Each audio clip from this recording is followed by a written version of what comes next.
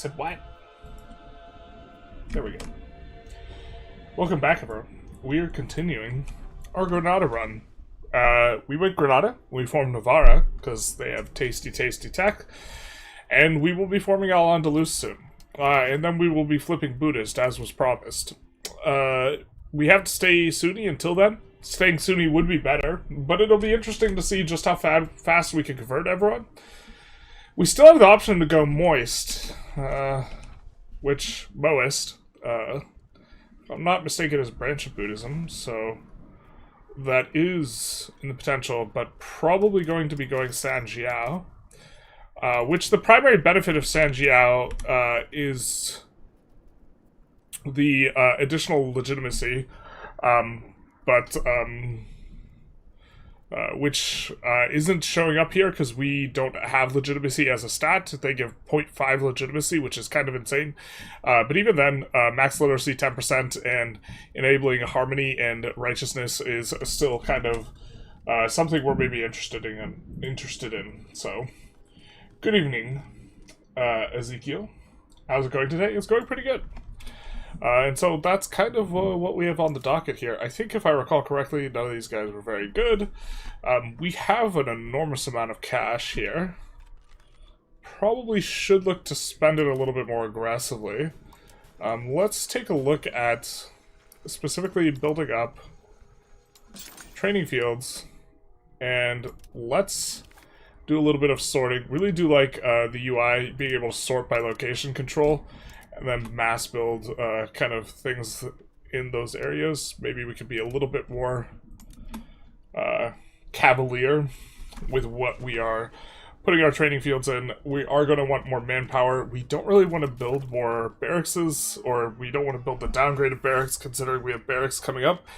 We have heavy lancer coming up as well.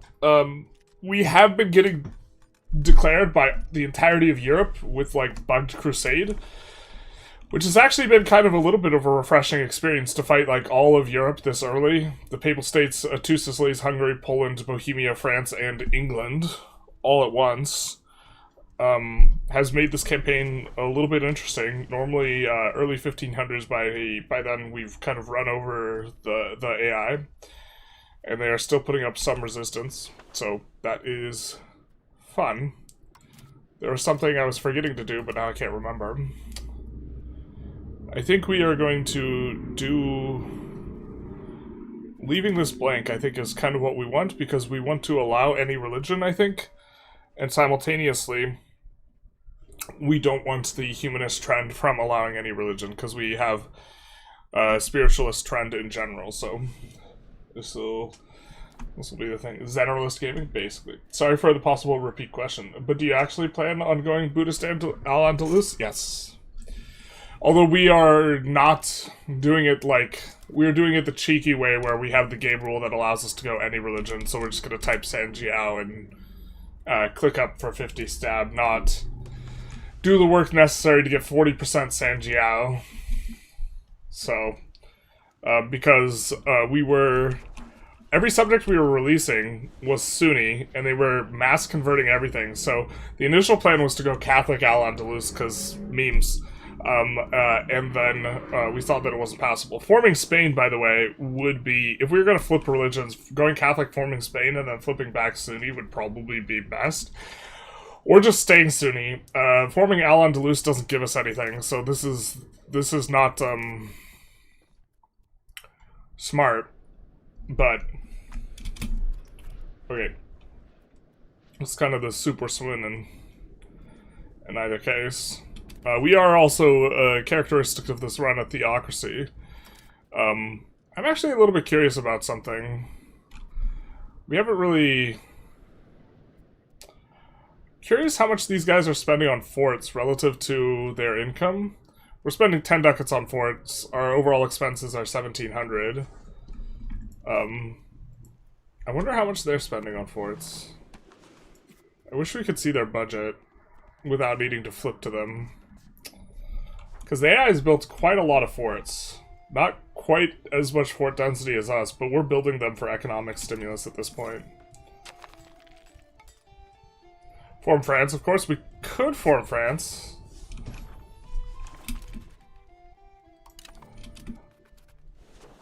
I think we might just form Al-Andalus and Ottomans if we do anything kind of like that.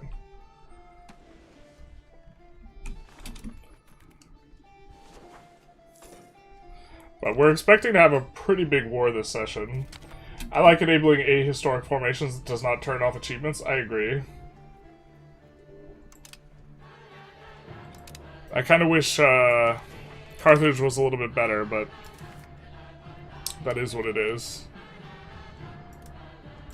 So we'll filter these out, we'll mass build some barracks, and then we kind of want more than one level in a lot of these locations. So we'll actually take a little bit of a pause, we'll see where the barracks are getting built, and then we'll just max them out.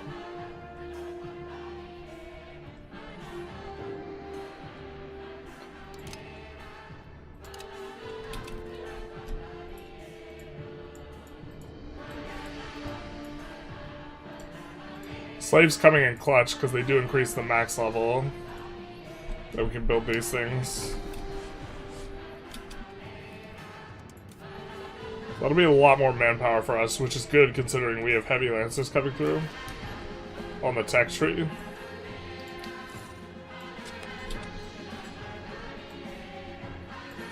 Maybe you have to have a little bit of a think regarding what we want to do next, though.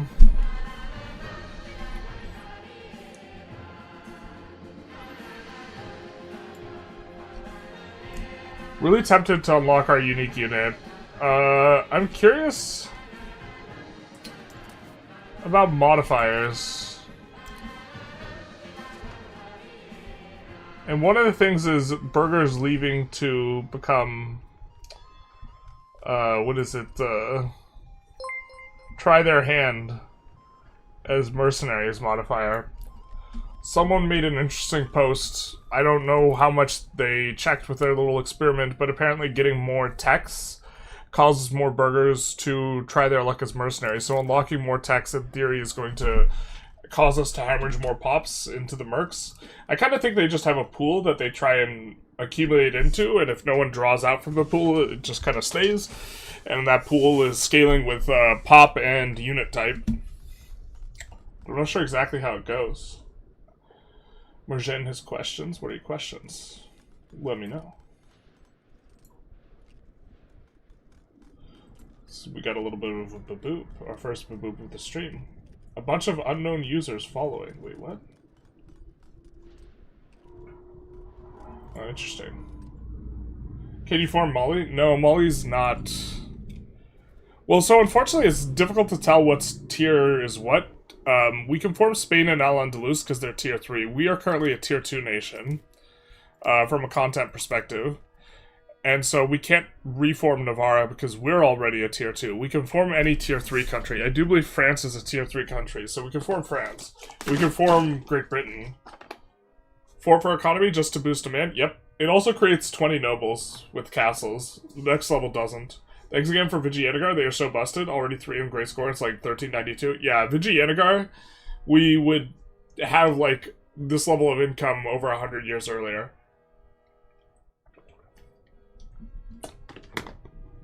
Instead, we're playing Navarra.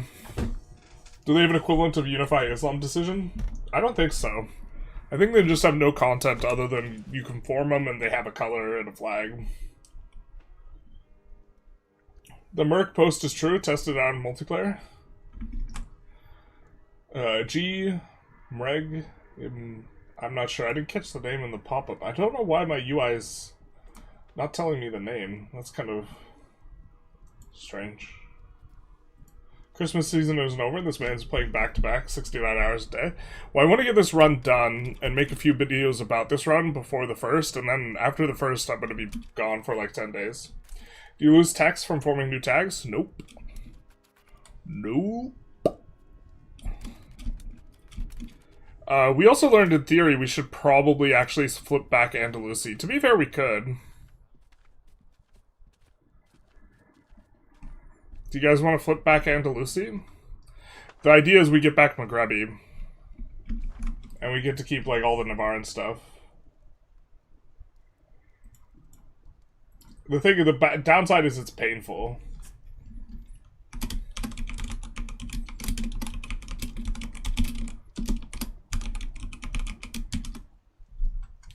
It also would brick a whole bunch of... It would brick all of our manpower buildings. So it would indeed be very extraordinarily painful.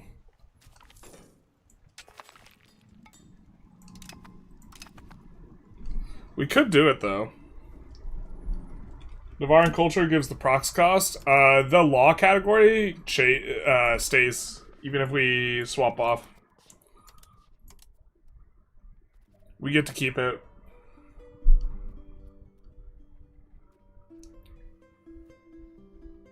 Where is it? I just want to show everyone what you're talking about. The Merindad division. The 10% prox cost on monthly dev. While he's a tier 2 formable? Oh, interesting. So we could form like Sokoto or something. That'd be very cute. I don't know. Andalusi does give us a building. Looks like people are kind of annoying. No shit, that's insane. Actually cooked? Yeah, basically. Apparently, like, I'm not even sure it requires you... I think you might just have to swap culture. Well, if people want us to flip back Andalusi, we're gonna need some more of this stuff. Actually, we're gonna wait for the event, because we do get an event soon. I think when we drop under 20, we get it, so... It's gonna give us plus 20 devotion.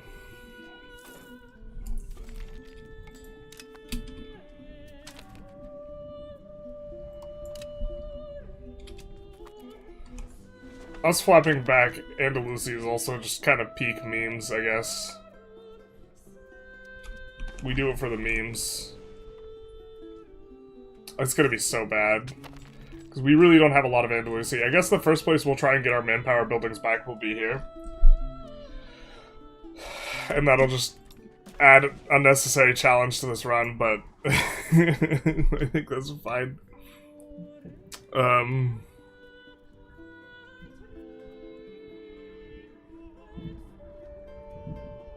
Leaning towards this, or support the state. This guy's old as hell, though. And we have some guys with bad loyalty. Yeah, let's go for it. Lessen levy obligation?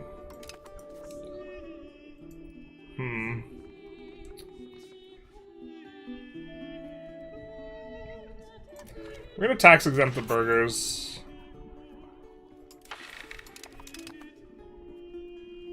We do want to be able to roll more stuff. And then we actually want mercantilism, so we're gonna do some of that.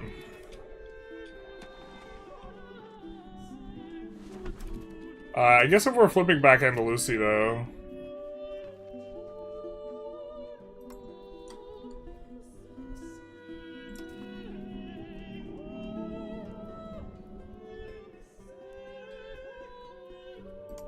we want to do this.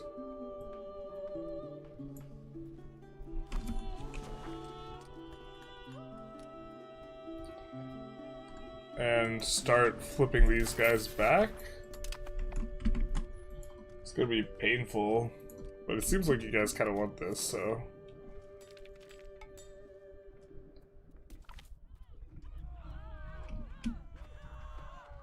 Here's the event. There's our cost of court pay.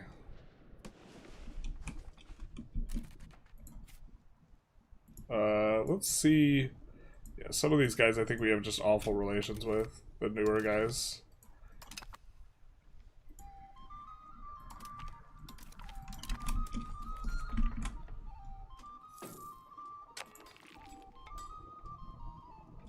How to stop colonial nations from declaring on every empire they border? I'm not sure.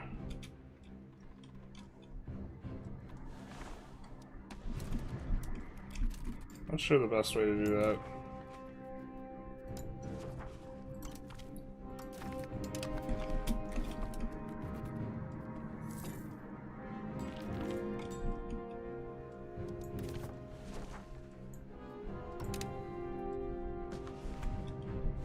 Interesting. Guess that's because Castile has the rest of it. Castile's still able to colonize despite, you know, their situation.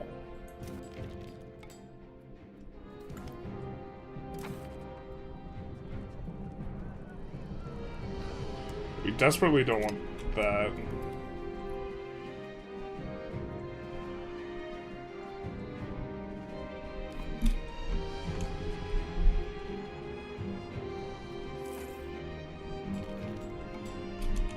Is that not part of this?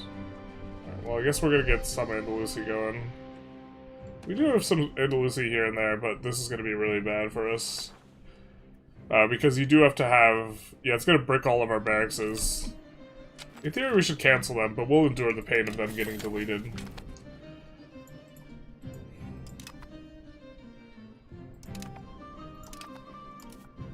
Let's see if we can integrate anything else useful.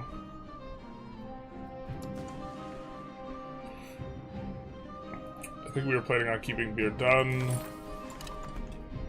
They're almost integrated just naturally. We're gonna let these naturally integrate, though.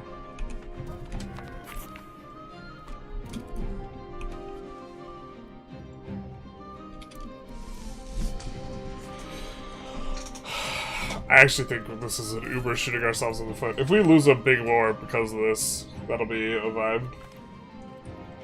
We're only restoring the timeline. This is, yeah, this guy gets it.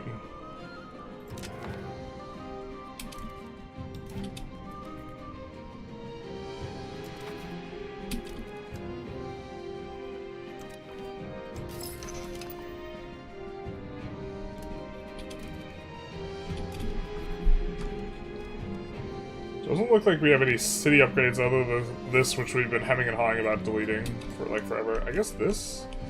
What is that, lumber? Yeah, that's also probably something we've been thinking about downgrading.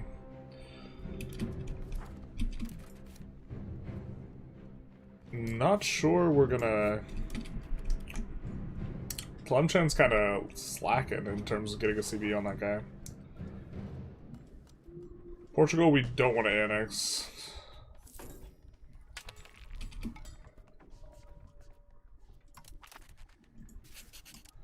It's also gonna brick all of our annexations, and we're gonna lose cultural hegemon when we flip cultures, because Andalusia's become long forgotten.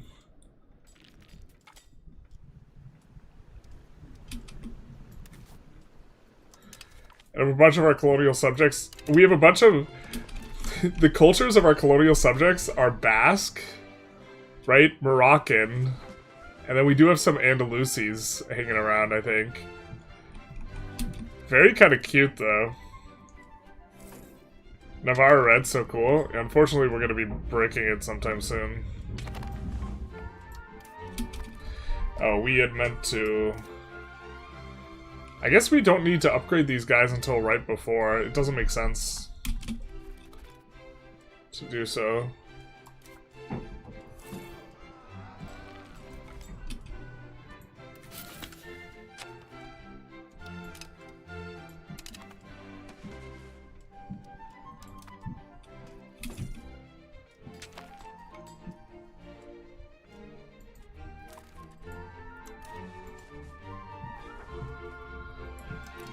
Let's make some more guys. I wish the colonial system worked a little bit differently, was a little bit more automated. Meow.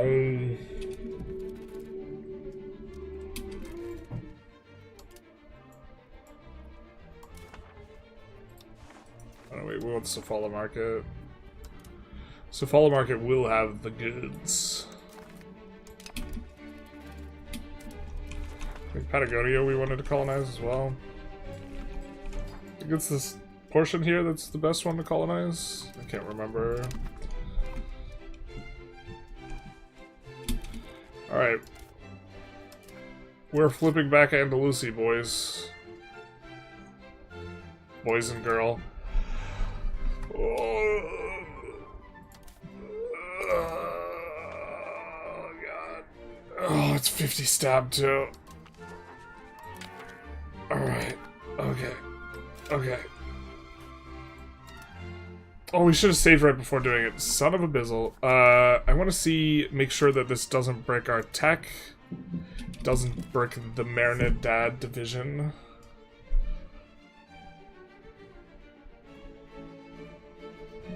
And it doesn't break us having the...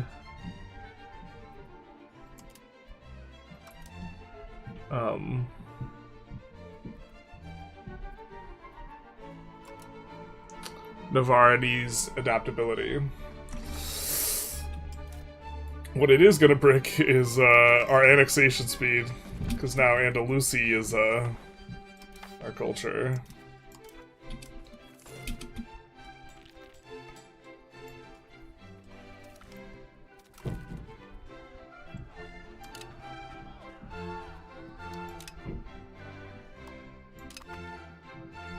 Alright.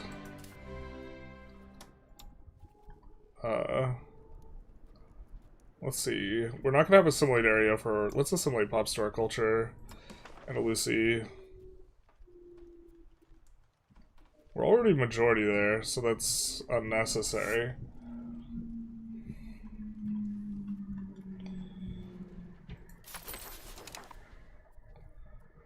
And then...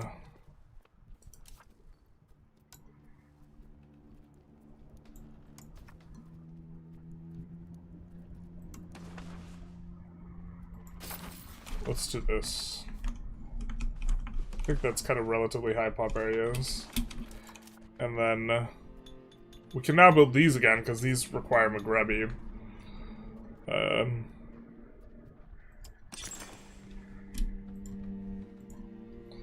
The super granary is online.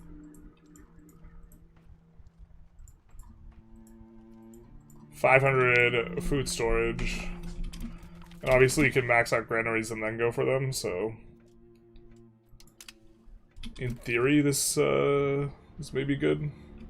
In practice, us flipping our culture is just probably bad, but... we don't have that much Navaran, such that it's, like, gonna be a huge issue. We do have an accepted culture issue. We can accept Castilian kind of a lot easier, though, because they do like us. We pipped that event twice in a row, back to back. It seems like anytime you drip below 20, you just pip it, and it's impossible to actually get to 0 of the stuff. Fortress Church, I think, requires us being Catholic, unfortunately. Are these random culture flips gonna get nerfed? It's a game rule. You can make it so that you need to be a majority, which is normally what you need. The reason we initially did it is... so we were gonna form Morocco. We were told by chat, I was told by chat, that you could form Morocco and then Navarre, and I was like, I don't think you can, and then someone's like, yeah, no, you definitely can. I was like, alright. And so we acquired way more Moroccan pops than we had planned on doing. If we were just going to form Navarra. And then we were, like, somewhat bricked from getting Basque. And so we changed the game rules so that we could flip Basque to form Navarra, because we weren't going to form Morocco anymore. And so we have the game rule on that. I do believe that,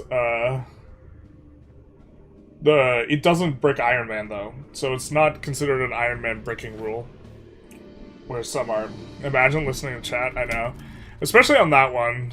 The thing is people conflate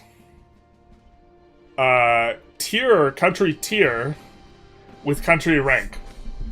Like, really, really hard. And these are two different things, and they're in the same place in the UI, and, like, this is, like, often unclear, but it is what it is.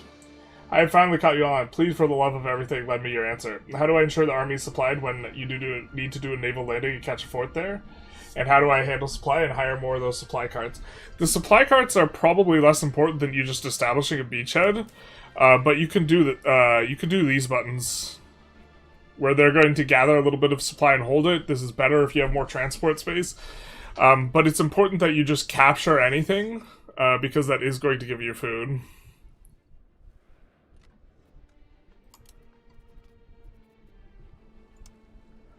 Capturing literally anything. will give you food that you can drain from the province. Buddhist Al-Andalus?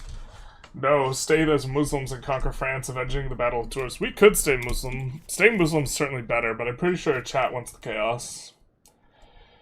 What about forming Castile? Well, we can't form Castile, but we can form Spain. This would be better. If chat has a really strong opinion on us, forming Spain, we could do it.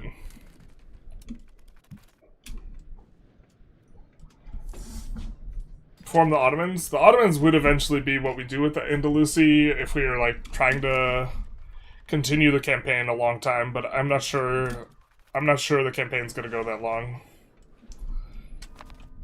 But in general, from a content perspective, it's best to just do the early thing. Okay, we're Diplo Hedge. Womp womp. Aren't our manpower buildings bricked? Do I not understand the rules here?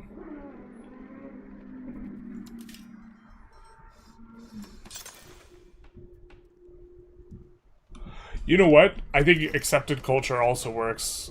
I forgot about this. So since we accept all these, we're fine. No bricky.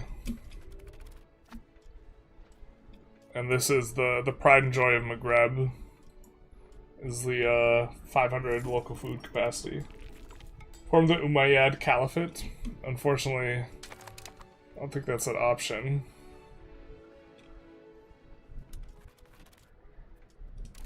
Are transports required for army supply? Yeah, it scales with how much you can transport units wise. So transports are better at supplying.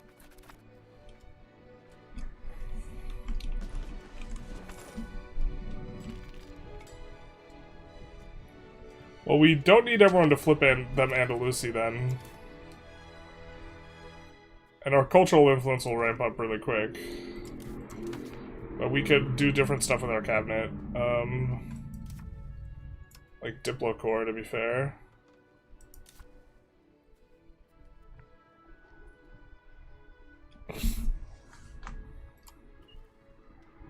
Yeah. That's just a placeholder. I wanted to switch this guy because he's less, or he's more specialized. He's less generalized to do diplomatic endeavors. Generally, Diplo Corps is pretty strong, though.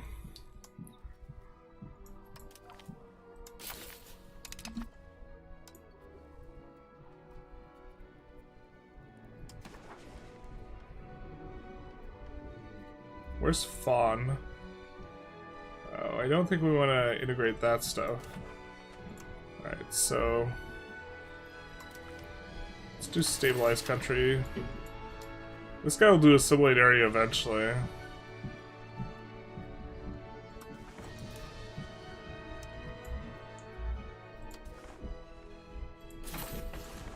We'll do this for now, I guess.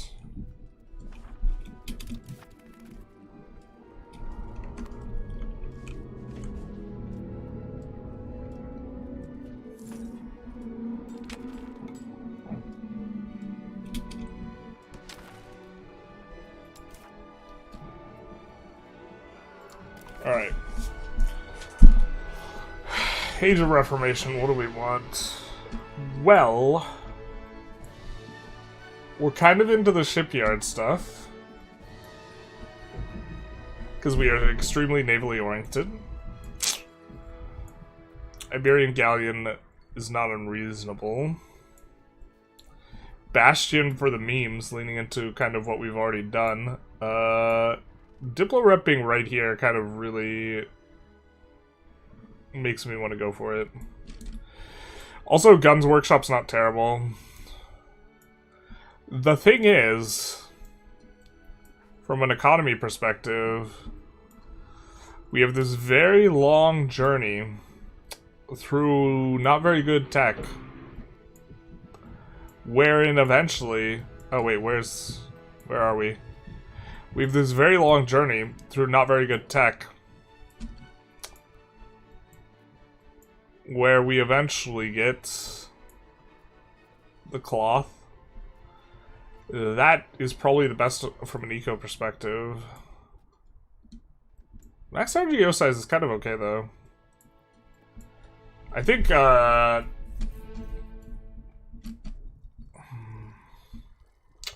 thing is it's like 8 not so good tech, or it's like 6 not so good techs to get the 2 best techs.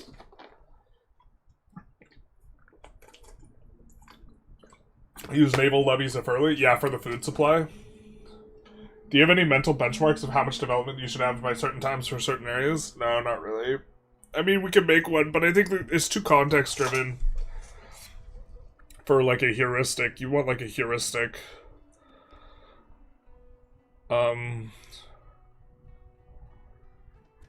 Let's go for the tertio.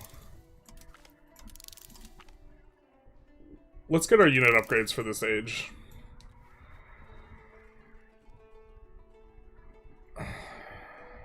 And then let's go for the Diplo rep. And then play it from here, from there.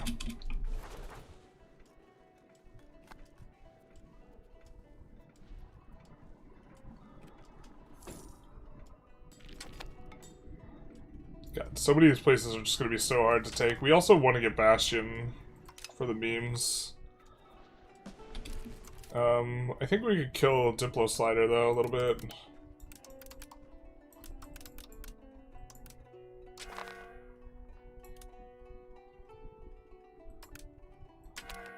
Because we're using Endeavors. Alright, we'll keep everyone at least loyal.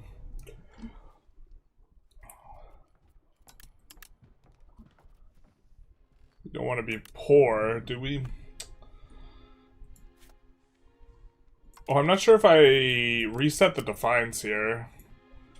Guess we might find out soon enough. Poland, could you please leave Brittany, and by Brittany I mean me, alone? Thanks. Thanks.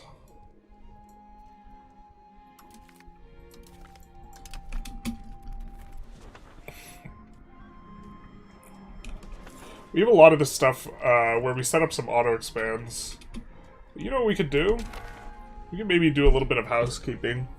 So, looking in the tax-based map mode to try and see where we might have just complete like dry spots where we don't have anything going on.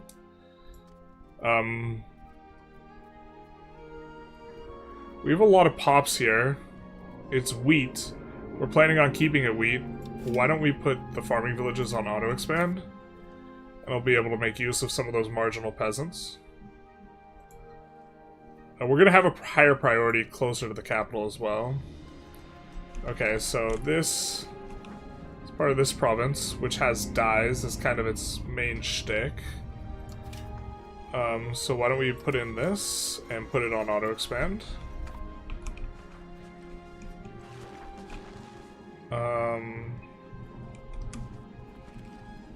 Again, looking for kind of the spots that are maybe not doing too hot.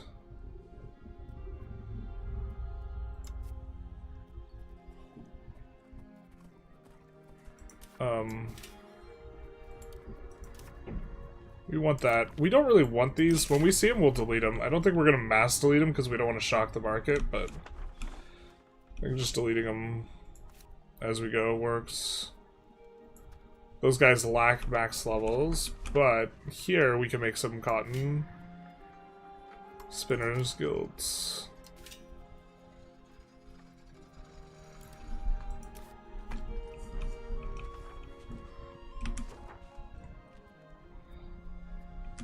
Is there any place that's urbanized that is underperforming a little bit? Like this entire back spot here a little bit. So what can we do here that would be reasonable? I think we have cotton in this province, so let's actually set the spinners guilds up. Yeah, there's the cotton. And then all of this kind of back here. It's all in a cotton province, so I think we're okay kind of all these guys spinning it up. Get it? Spinning it up. And if we're going to put cotton on... Yeah, like making 0.98 ducats is pretty solid.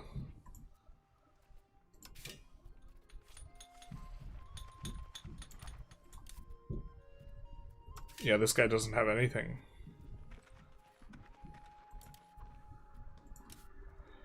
I think since we went out of our way to delete all the stuff in the bot market from this, we're gonna come to consumer goods here. We're gonna delete all the rural cloth makers.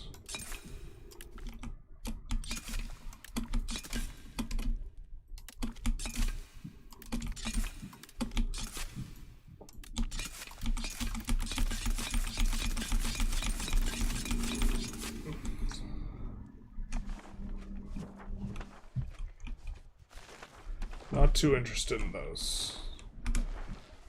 Alright. And then here, I think we had already... It's looking like kind of a food thing. In theory, also, we're pretty happy to have sheep farms. I know this one's not operating. Why are you maybe not operating? Profits, I assume? Lumber's maybe expensive. It will tend to get expensive in this particular market, so let's maybe do that. Generally going to be pretty good at that. Does Bastion give nobles? No, it does not. It gives tech only. Or it gives demand only.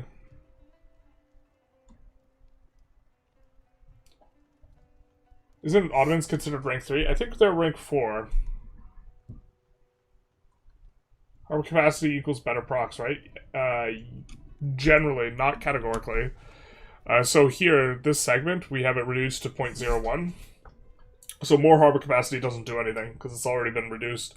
And so, specifically the enter and exit segments get a procs bonus, but if they've already been reduced to 0, it's not going to do anything. So, on your very best kind of segments, it very often won't do anything, so...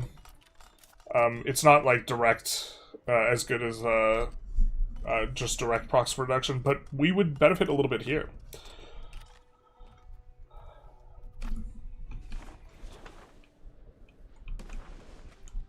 Alright, let's come in. This is not cord, so that's going to be one of the reasons why they are not performing as well. I think we have set up a lot of these, though, to be doing some stuff. All of this is just kind of an ass type of thing. They don't really have a lot of pops. Yeah. There's a lot more pops in this market down here. So I think we'll be content with this to some extent.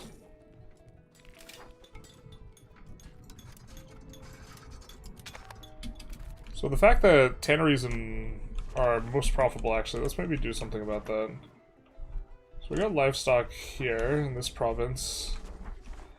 Let's see if we can find a province that doesn't have another good, kind of good to work off of. Like, this place has iron and fabric, this type of thing. Looks like looks like we don't have a single livestock province with livestock that doesn't have another, like, kind of premium input, either iron, wool, or cotton, or something like this. So, because of that, let's take a look here. This province, they're already producing leather. Cool. This province,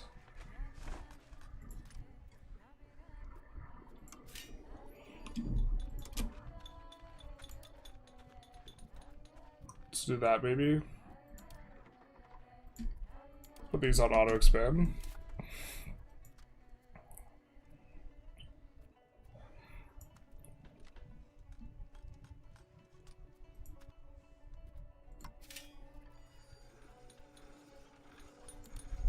Something like this. They should come up a little bit.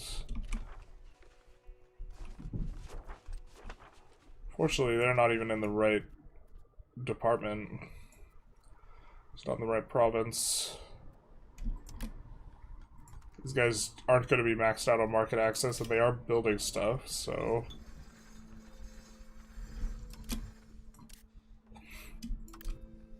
Let's maybe do some of this. They're not really close to the capacity, so this is good. Maybe take a look, perusal of where the most pops are. Yeah, this place is a travesty. But we have gold and alum there, so they have very little market access is the thing, so they just don't make much money.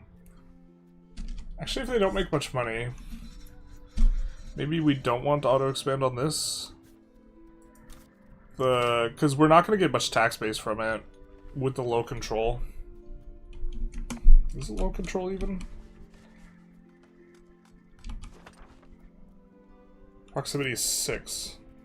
Well, that's actually solvable with the lieutenancy, but we have to move our capital back. So maybe just do this for now. We have to move our capital back to Iberia. Are forts really useful in the U5? No, I think deleting them is often pretty good, especially early on. They're useful to us, specifically, because we have minus 91% fort maintenance that we've stacked. 40% of which comes from us being theocracies, so this seems like a theocracy thing.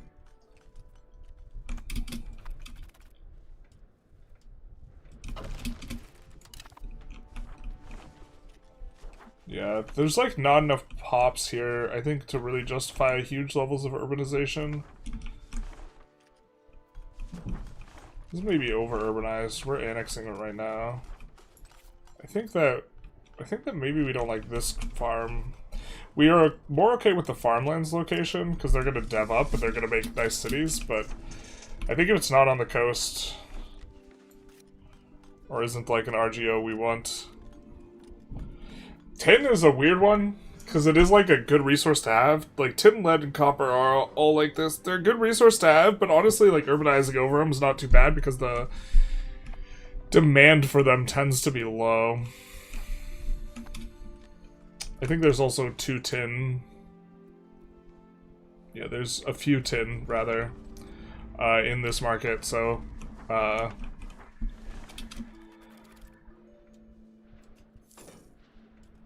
be grinding these live streams a little bit. I kind of want to finish this run, and then this might be the last live stream for, like, a couple weeks. If we get what we want to get done today. Otherwise, probably one more this week at some point in time. Want to finish the run, get some videos done, and then the first through the 11th, I'm going to be off electronics, I think.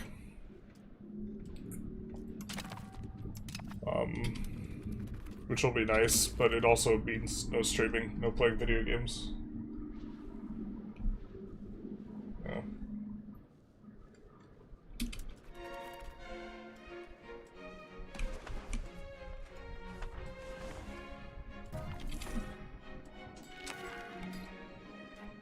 We get cultural hedge back.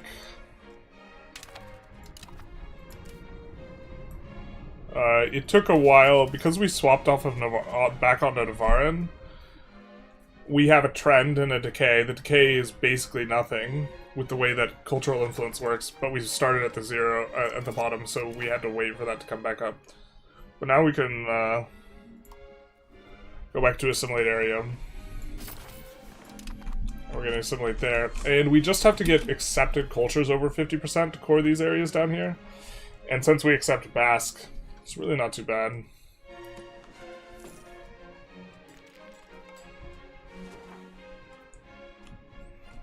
Andalusia is also going to be better at accepting all the Arabic kind of cultures and pops and stuff.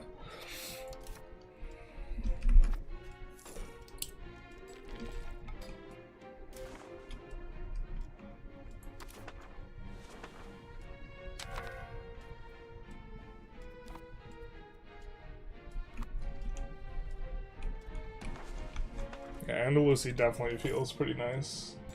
Buddhist Al-Andalus? Wild work. Do you actually have a formal option for Al-Andalus? Yeah, we started as Granada. You're just coming to the stream. We are, in fact, primary culture Andalusi. We just swapped to Navarin temporarily. Although now we're mostly Basque.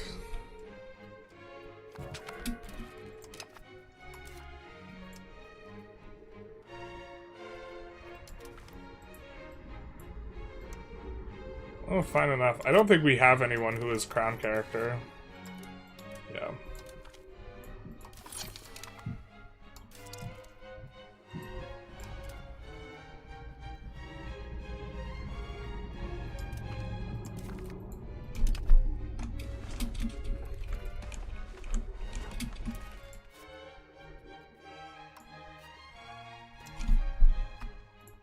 What's their truce look like with Castile?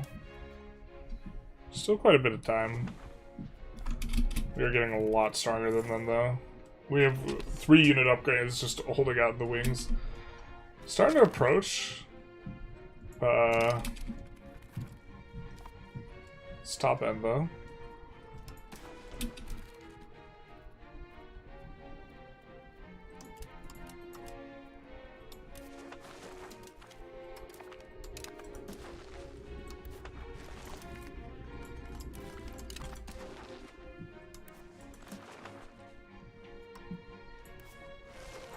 Let's improve relations. We can afford to dump our Diplocider a little bit more, I think.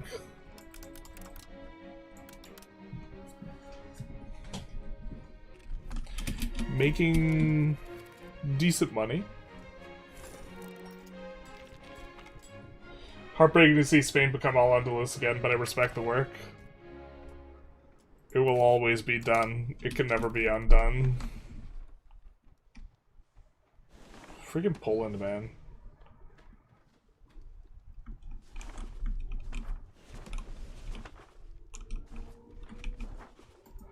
I wish we could explore inland. Someone was telling us last stream that we could spy on Society of Pops. Maybe that's what we have to do.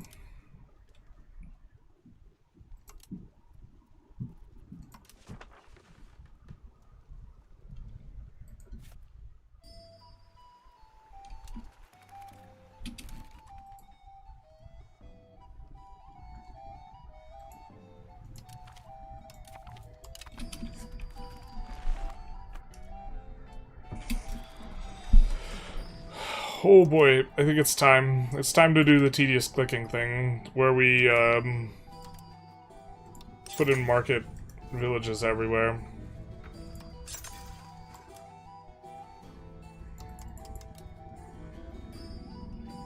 It's time to click the clacks. It's a knick-knack, paddywhack. Give the frog a loan.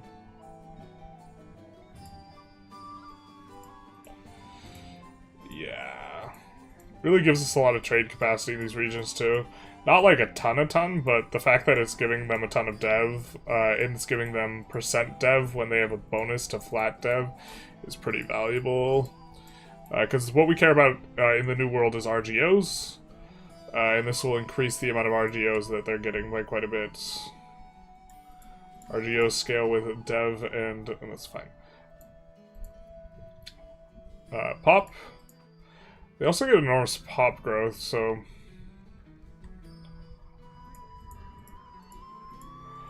And for a lot of these guys, it like kind of kickstarts their economy, fixes a lot of issues with the market. Overall, pretty solid.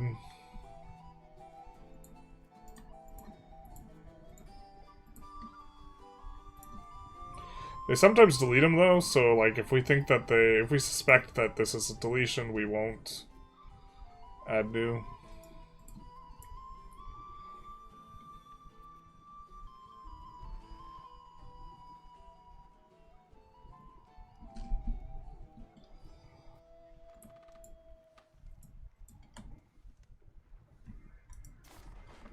And then...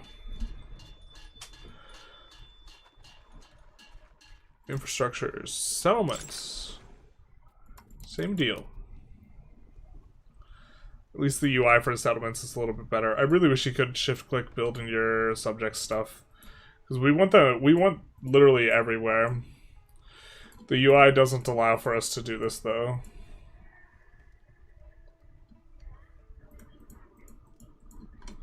This building gives so much pop growth percentage, it's just fundamentally insane.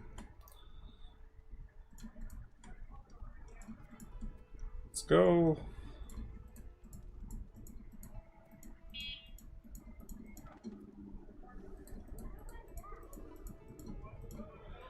And it, of course, scales the things we care about. Also, they are pulling a ton of slaves right now. We have the triangle trade, slavery stimulus, where they have a bunch of extra buy orders, so they pull the slaves. And then the slaves, the pop growth of these locations gets applied to the slaves, so... You know. The way you shorten the Andalusian culture is making me uncomfortable, bro. Andalusi?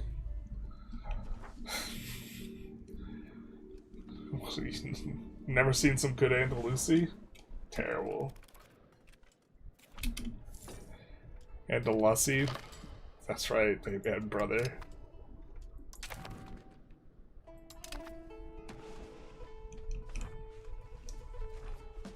Oh, freaking Poland is cramping our style, though.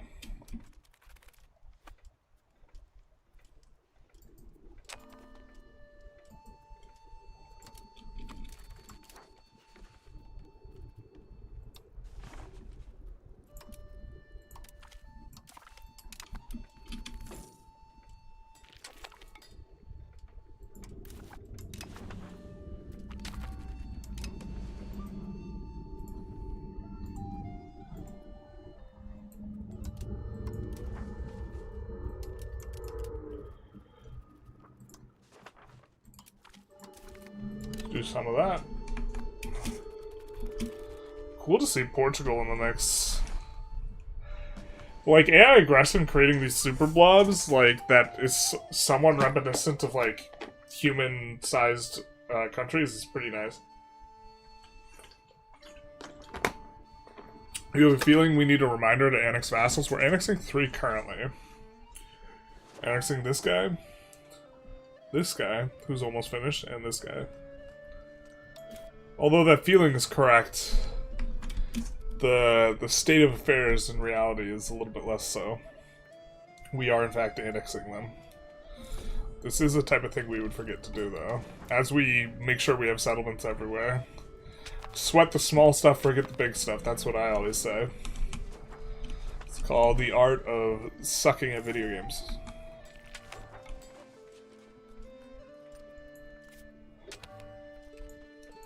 I do think we have RGOs on auto-expand at this point, so we don't really need to worry about that too much.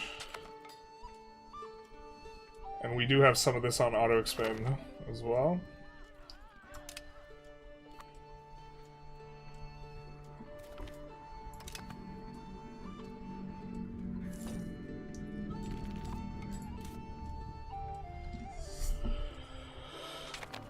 Chambered demi-cannons.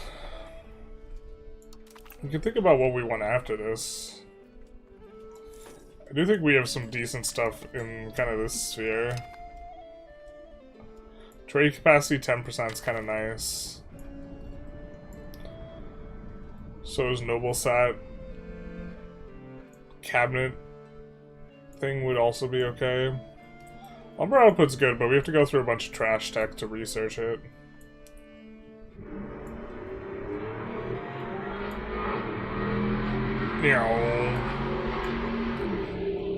Windows in fact closed, by the way.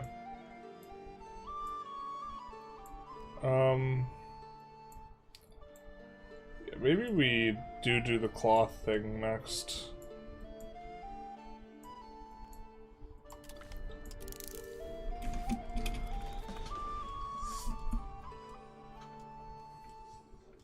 Us forming Morocco to Al-Andalus would probably have been more themed than Navarra. I was talking about towards the tail end of last stream how Aragon into Navarra is probably going to be like a very standard like run.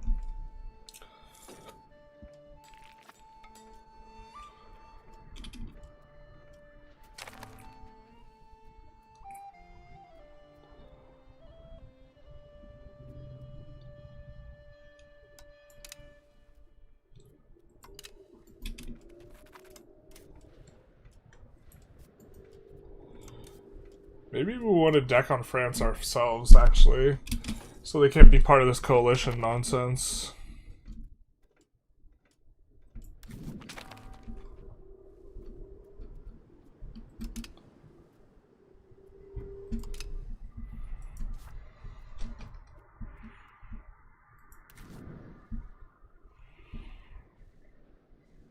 I kind of am feeling it. Because our truce with the Papal States is just about up, or it is up. And we know what's coming.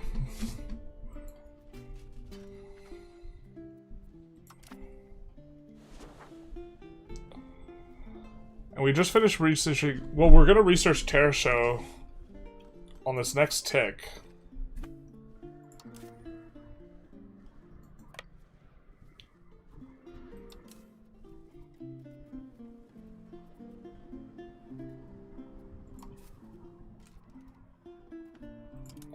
We don't want that guy in there because the transports actually move a lot faster than, the transports and the heavies move faster.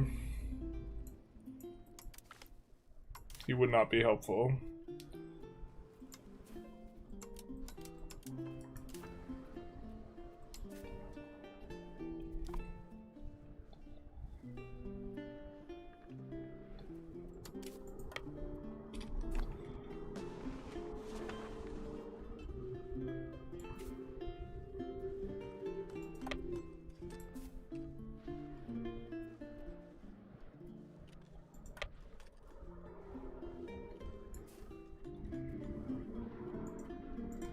Let's do this.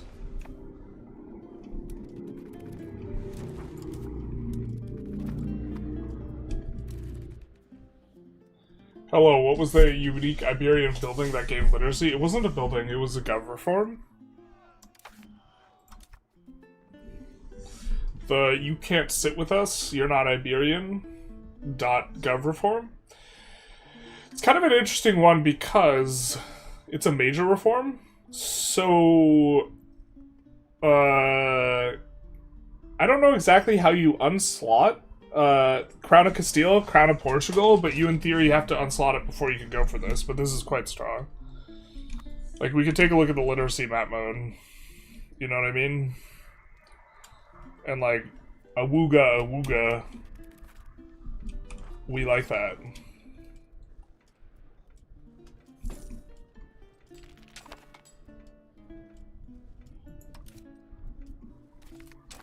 There we go.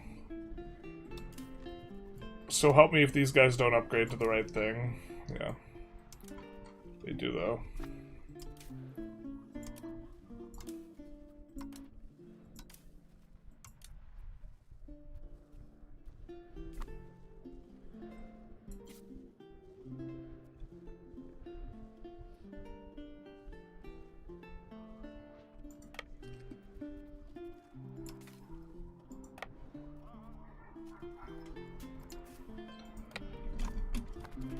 I think we'll peel another month or two, and then deck France.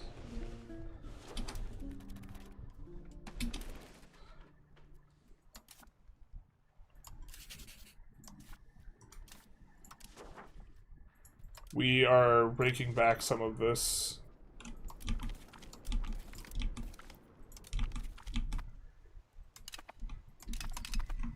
We need more Diplo. That's...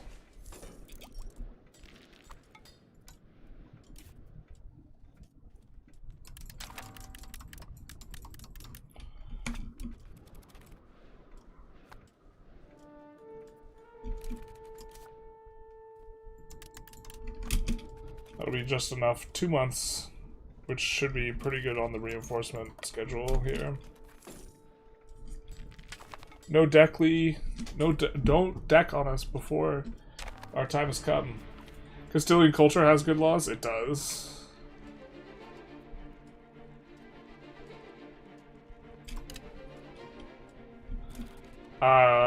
But Navarra also gets a lot of these. Like the most important one.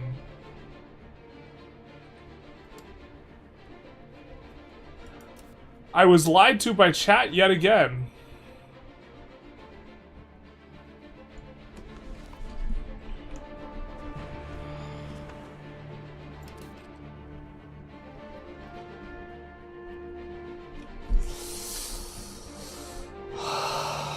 We don't want to flip off of that if we lose Merindad division.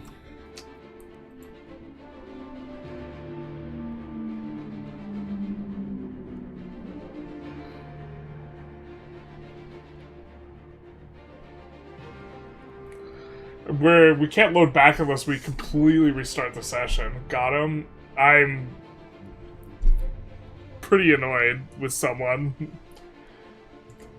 And that someone just arrived in the chat. Elia, you lied to me. You said the Merandad division did not brick if you flipped culture. It has bricked. We flipped back Andalusi. How the hell does chat know everything yet wrong? Yeah. This is the punishment I get for not knowing myself. Where's my Buddhist Naval? We're working on it, man. We're working on it. We can't form Al-Andalus unless we're Sunni, so we have to stay Sunni until then.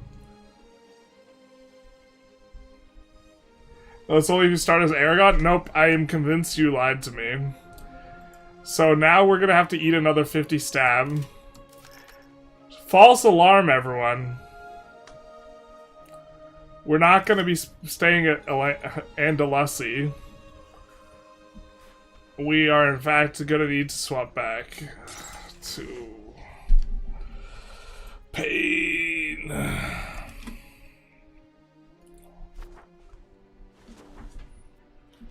Sorry if I didn't make that clear. I'm pretty sure you said we could swap off of what we had. Womp womp, yeah.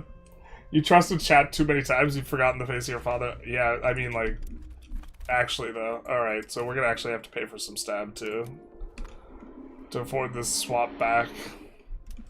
We don't know who... Truly, I mean, if there is something that's forgetting the face of your father, it's culture swapping 5 times in a run.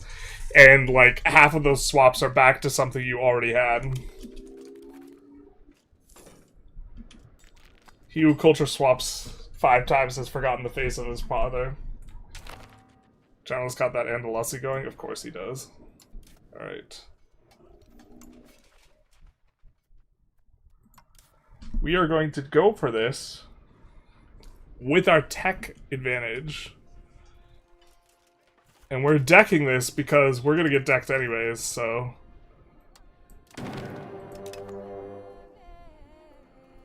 We would rather catch them with their pants down than catch ourselves with our pants down, if that makes sense. And I hope it doesn't, but if it does, then it do be doing. Do be do.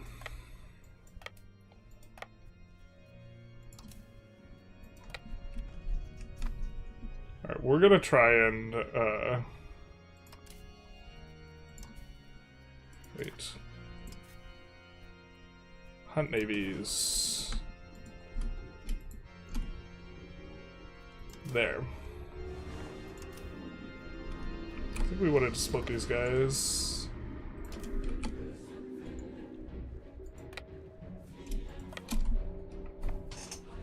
Yeah. Just lost a lot of money all in, forgive him. Yeah. I'm big Madge right now. Big Sag.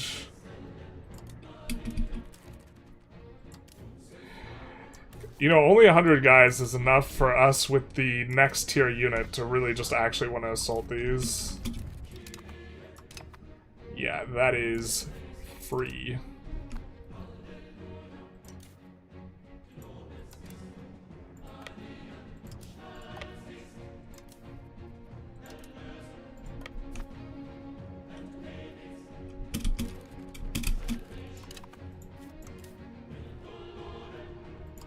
Oh yeah, this is run over them free because they weren't maintaining their forts.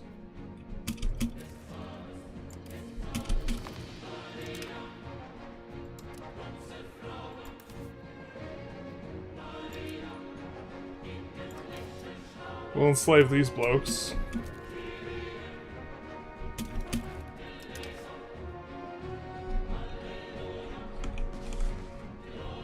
So we come up on the first fort that is a war goal.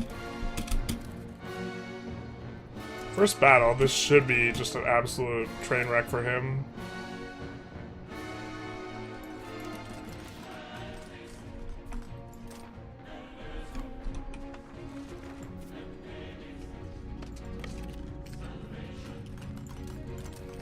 This guy's got the most dudes. Actually, you know what? We're gonna do this. Only lost 300 guys. Let's lower the speed. This is kind of like a critical period here.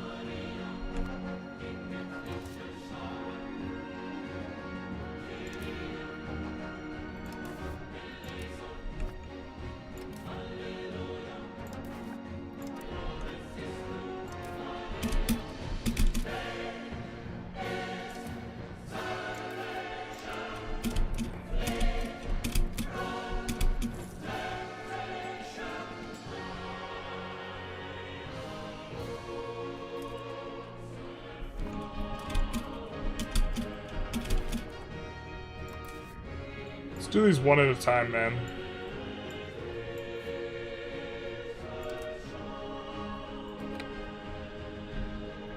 Bazzazz.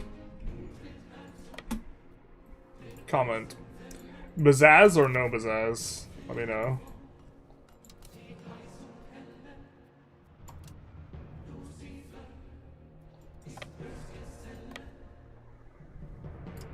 Bazzazz or Bazam? Truly.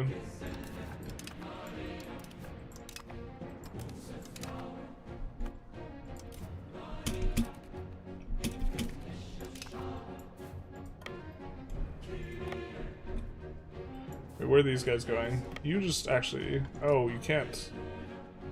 Maybe grab that.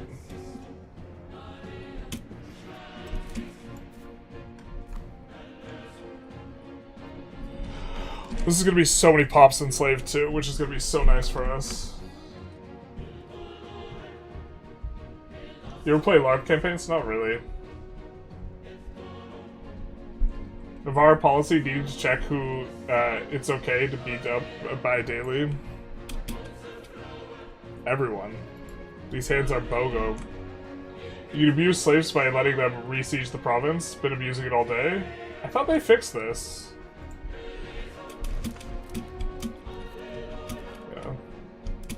Best thing, it works with forts desieging provinces.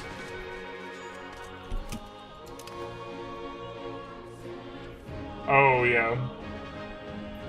Good luck taking Occitan, Mister? Night Mister? Good night. I'm not crazy, I have proof. Who needs proof when you have your own memory? Everyone who's ever studied psychology knows that, of course, eyewitness testimony is the most reliable form of evidence in existence. You can't prove me wrong.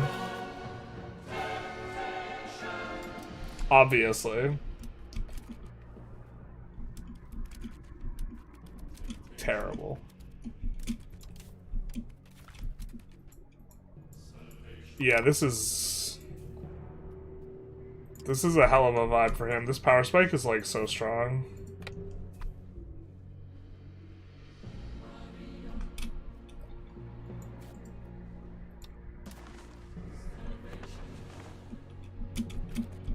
Yeah, good luck with Boho helping you, though. Boho more like boo-hoo.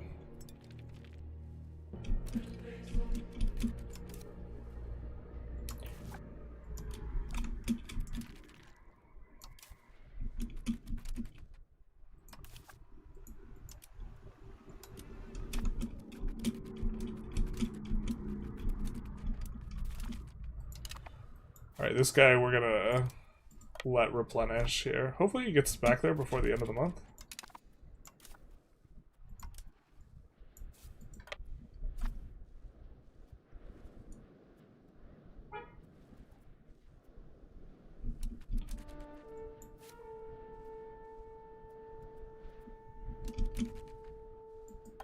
Let's do this, actually.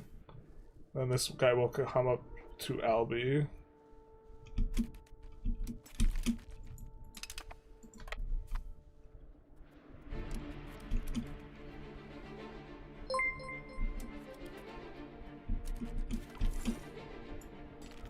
Nice.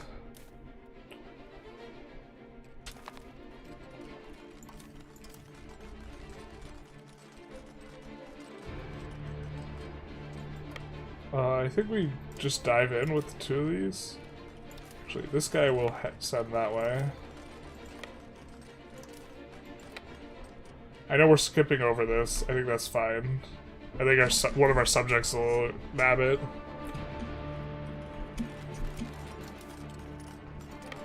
Let's actually maybe secure ourselves a battle here.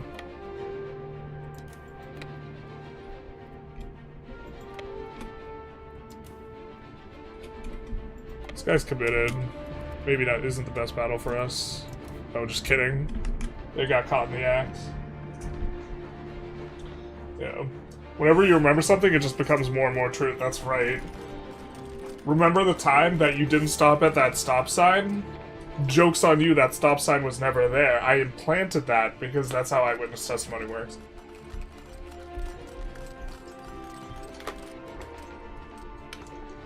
Yeah. Obviously. Hi, I can't sleep. Might as well watch this. True. Hey, Satarius, thank you for the raid. Much appreciated. How you doing? We're talking about how eyewitness testimony is awful. I mean, sorry, the most reliable form of evidence. Apologies. Except, what am I apologizing for? I said from the beginning that eyewitness testimony was useless. Sorry, was the best. You can't prove that I didn't say eyewitness testimony was, in fact, the most reliable form of evidence. That is my story. That's been my story all along. I have stuck to it. There's never been any evidence to the contrary.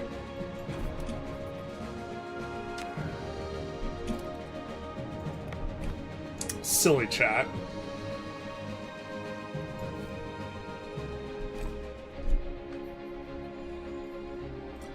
Well, I guess we'll go down to Albi with this guy now.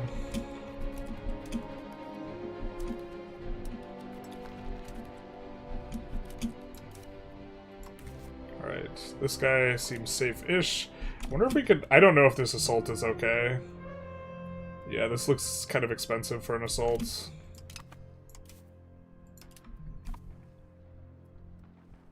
But we could assault from full health with the full stack, so... I think that we kind of will just get kind of our bearings here, our links up, and then go for that. Go from there.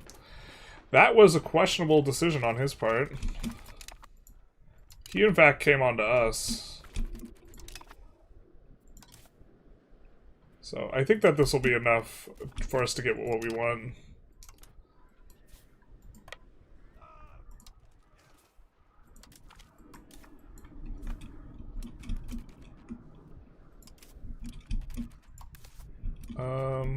This is only 250 men instead of the 300, so I think we're okay to go.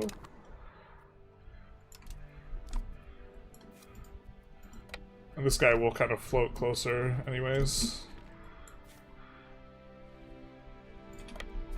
We will return here. The eyewitness, new Apple product, basically. Not to be confused with iRobot. Eyewitness, your most reliable form of testimony.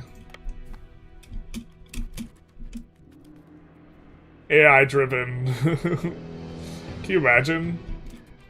Your eyewitness testimony is AI and it just makes shit up. It's like, welcome to the real world, bitch.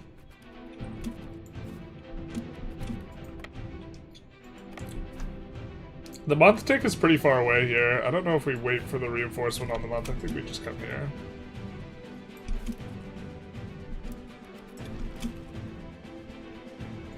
I think we here and then back.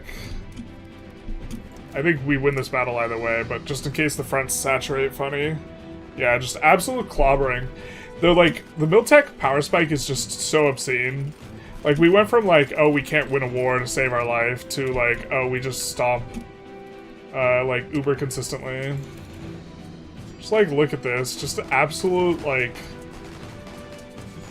slathering butter on before we stick them in the oven. Like, this guy's getting the business end of the business end, if you know what I mean. I mean, I don't, but if you do, let me know. Yeah. I think we'll come around here.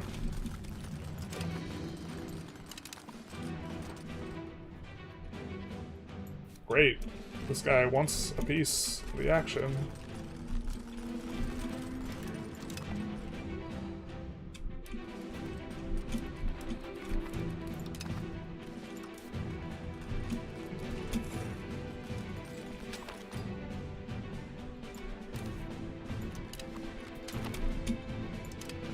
Ooh, I didn't even read that guy's stat line. I clicked the wrong button. That was a mistake. That was a vibe. Alright.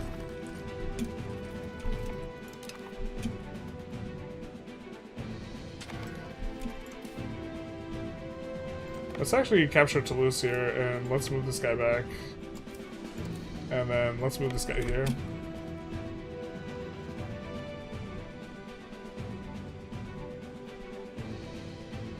We have the war goal.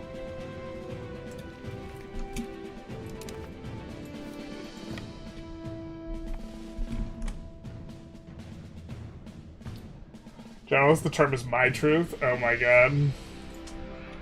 For real though. Actually. Those people trigger me so much.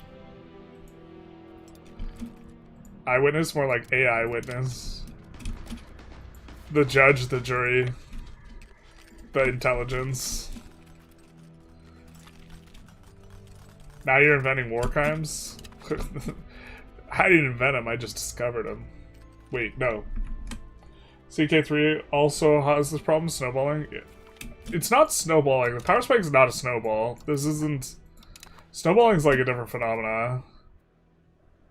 Like the power spike is, 5 years ago, they were slapping us around, but it was close. Now, we have occupied half of their country within the first couple months of a war, because we are like, an order of magnitude better at assaulting, and the battles aren't remotely close. We're killing a 100k stack with our 12k stack, where we're like, oh, do we want to detach a siege and reinforce, or do we just want to let these guys just like absolutely shred and get pitted, so pitted? Actually, let's let them shred. Let's not reinforce here. Let's kind of prove a point where we're going to win a 10-to-1 battle because these guys have forgotten the face of their fathers. And woohoo, it's actually like a 15-to-1, but who's counting? Certainly their mothers. You know, war is hell. But these guys are... Oh, they reinforced again. Well, okay, if they reinforce again, then we have to do it. We gotta do it to them. Right? No, maybe this was actually still winnable. Actually still winnable. Jesus. You guys like that one? You guys, that is not them beating us up and us having to give a peace deal we didn't want to 5 years ago to that. That's not power creep. That's power spike.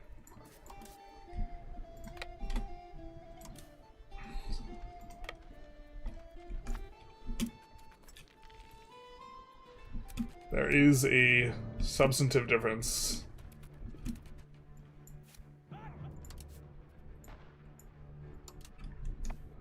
Mind you, we haven't even gotten chambered cannon yet. What troop is the one that lets you stomp France? We got a unique terror show and also the Cav for this age, and they're so 2000 and late with their tech. We have this, which, okay, we do extra morale and strength damage as well, and have a little bit of an extra initiative juice, and then we also have the heavy lancers here. They're just walking single file into the guns, yeah. That's why Hoey feels best in this respect. In terms of power spikes, yeah. I see you outline for, again, for what should be my bedtime before workday, womp womp. But, Gamer Guy PT, thank you for the follow. Big nice. Much appreciated. But, fundamentally,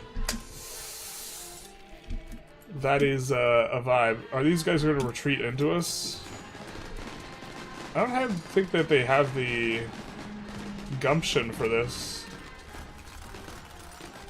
Oh, I suppose we actually have a huge dice penalty here. So despite them not having a lot of morale, maybe they still win this. Especially with the like current state of affairs regarding reinforcements like not working maybe the way they ought to. They're not saturating this box. We might hang out here for a second, but this might be a retreat, actually. Alright, our general's dead. I think we'll be out. I think we'll see our way out.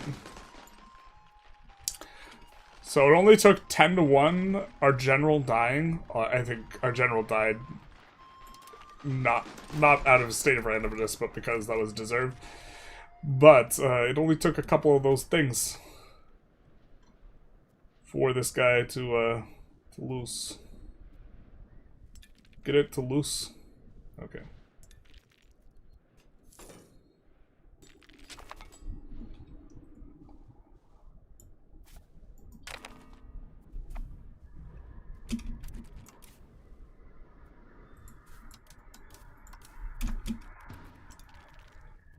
I'll see my way out.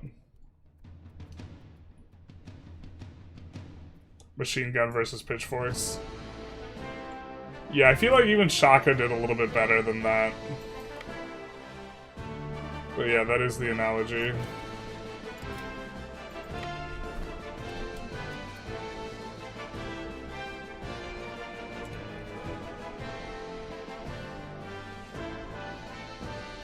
Like, he's just gonna get eviscerated here. It's not gonna be close whatsoever. Again, only 2/3 of our units have the power sky. To be fair, that's like multiple text though, so there is that. Let's look at the casualties. Let's see Paul Allen's deaths. That's not as bad as I thought, but I think that a lot of that's our subjects getting wrecked.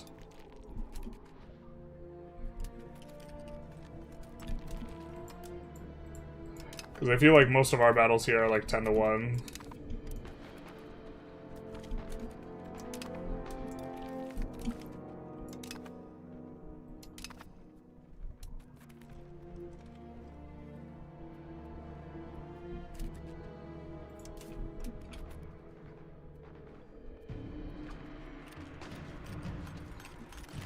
So here we have a dice penalty, and are still doing fine.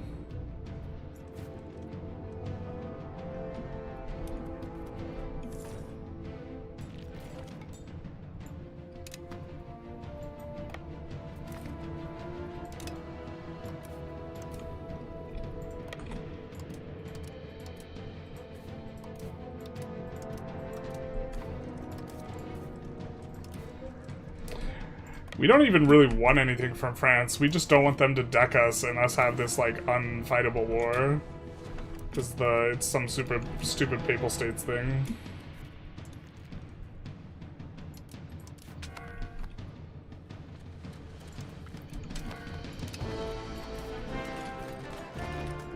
Did that guy retreat during the bombard phase? That is a vibe.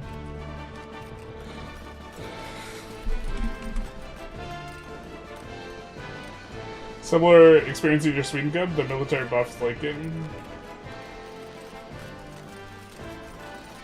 You lose horribly, then kill the enemy you retreat into. Big brain. You're approaching 2k hours in this. How many hours do you have in Vic 3 for comparison? 3.8k. So I have around half the EU5 hours that I do Vic 3 hours. Like, the level of push I did for this game, like, is actually, like, enough to, like, warp my perspective of time. Like, honestly, like, half the year just feels like a blur.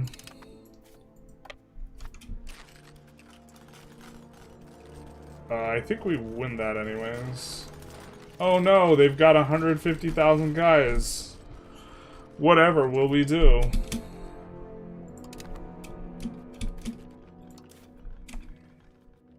Well, I think we want to switch these guys up, though.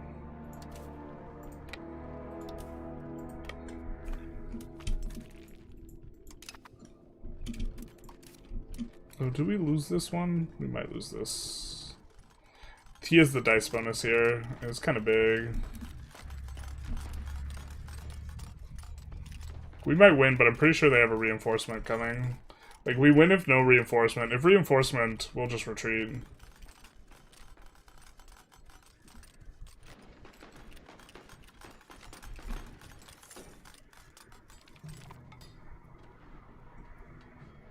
Because we saw a guy moving up from this lower down angle. Wave of Innovation's nice. Yeah, their flank is failing on the left.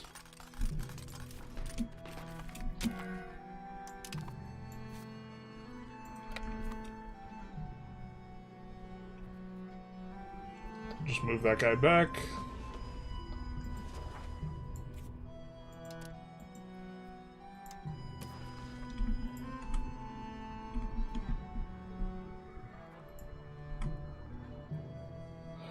Oh, not the would-be too fractured penalty. So if we wanted to give that guy a full province, we'd have to do this. Could give him more of a province.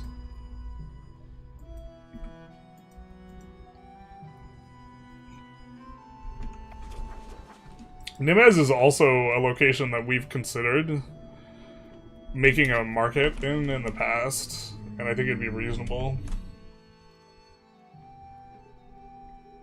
So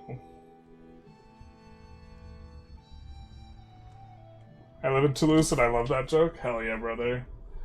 So the TLDR is you have H4 infantry and cavalry, but France is still on H3, which gives half the troops per frontage. Yes. And they even have the levies for the age. But like, it's just like the power spikes are too hard, like and it's H4 is like particularly acute because H4 is really when infantry gets its first bump as well.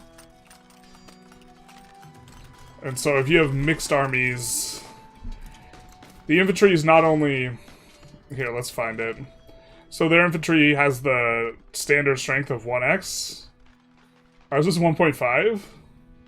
So, to put it in perspective from, like, a damage perspective, we find a regular... These are also all, like, levies. They do have levies from the Third Age levy, but, like, levies are also weak right now. Them not having professionals is another aspect of why the power spike is so spiky. But they would have... When we are fighting professionals, because they do have some, there are going to be 400 units with 1 power. So they're going to do 400 damage. Our units are going to be 800 units with 1.5 power. So that's 1,200, right? 800 times 1.5, that's 1,200 times... we are going to do extra morale, or... Sorry, 20% extra strength damage done. Wait. Morale damage done. Let's forget about that. The point is, we do effectively 3 times as much damage as they do with our infantry, and that's like with our infantry, which are the defensive unit. Like, look, this guy's trying to relieve the siege, and then he's like, now he's trying to cry and run home at the same time. Which everyone knows, multitasking. Yeah, we even win this with, like, our beleaguered, like, stack that's running back to reinforce. That, like, is out of their element or whatever.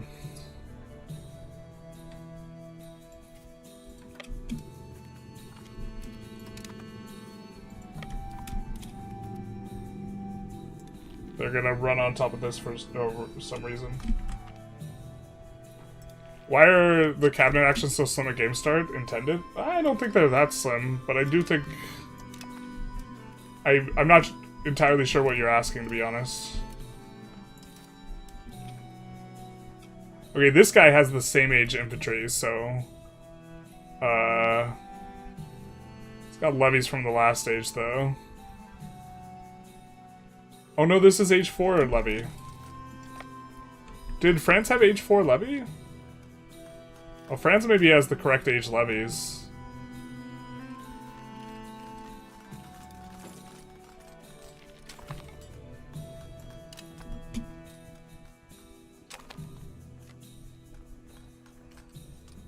Matchlock levy? No, they have H3. These guys have H4 levies, so these guys are gonna actually kind of hurt.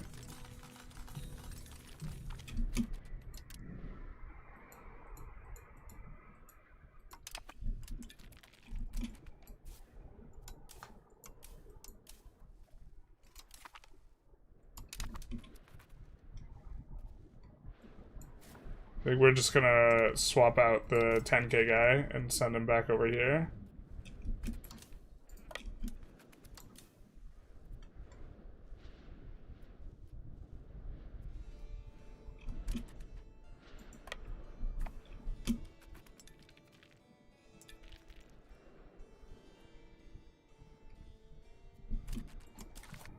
This guy has to think that this is going really poorly.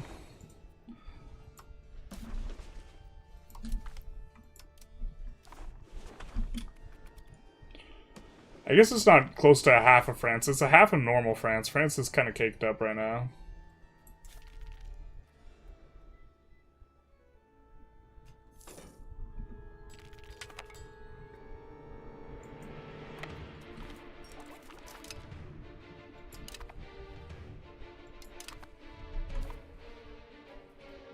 Wait, who the hell did we annex? Oh, these guys. We didn't even take a look at what we maybe wanted to downgrade from a city. This has a good harbor and is fish. More than happy to upgrade it to city. Lumber is kind of attractive for actually downgrading this, so a little bit of a mistake. I think we will downgrade it. I think we'll downgrade the actual lumber itself as well. I think we'll upgrade the fish. Actually, it only has 10k pops. We'll leave it for now.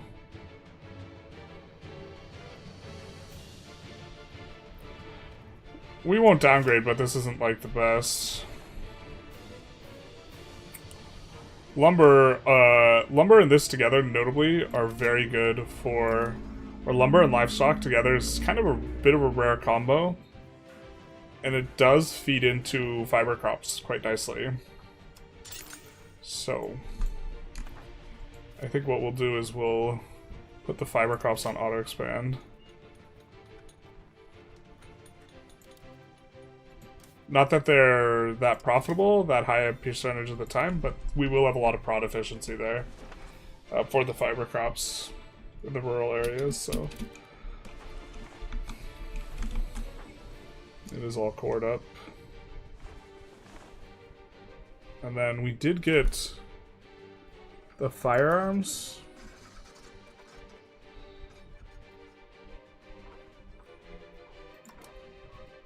Level 2.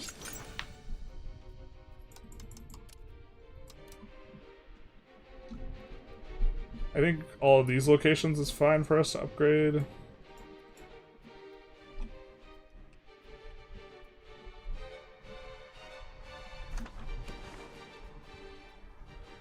And then we probably have them built out if they're in here.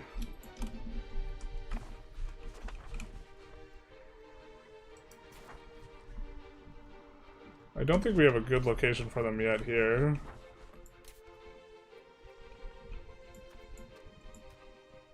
This guy doesn't really have tools yet though in Lagos, so... I'll even annex that. Just kidding. I think that's maybe a good start. Kind of focused on this war a little bit. I missed the other streams. Is the goal to form Spain? No, the goal is to form Al-Andalus. We started it as Andalusi. 2K is how many hours I have in EU for after almost a decade? Yeah, but this is my job.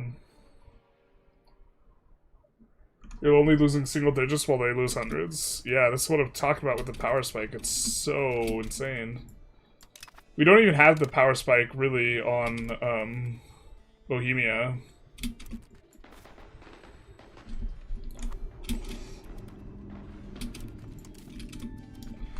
And we're like eating terrain penalties, I think, in this location. Pretty sure we win this, but Boho is getting in the mix, so maybe we don't.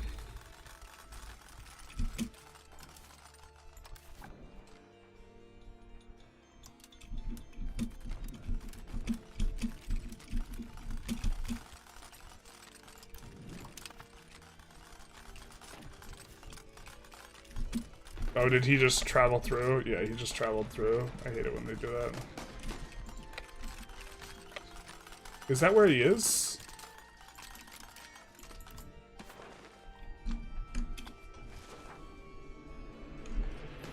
Or is that fake where he is?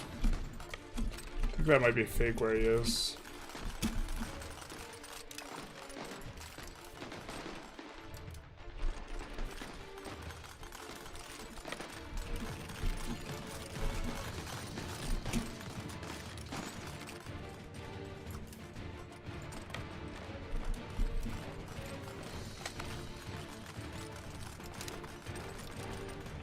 If he wants to chase us, he can.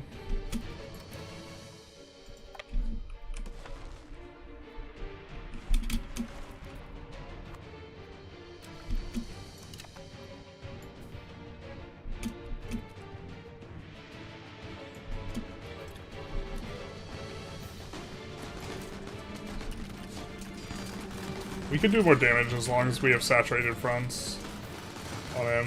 We might retreat though. M's a lot of boys. Yeah, this is not a favorable exchange for us. It turns out when they have double the amount of troops as you and you split your guys up into 5 armies, maybe you get punished a little bit.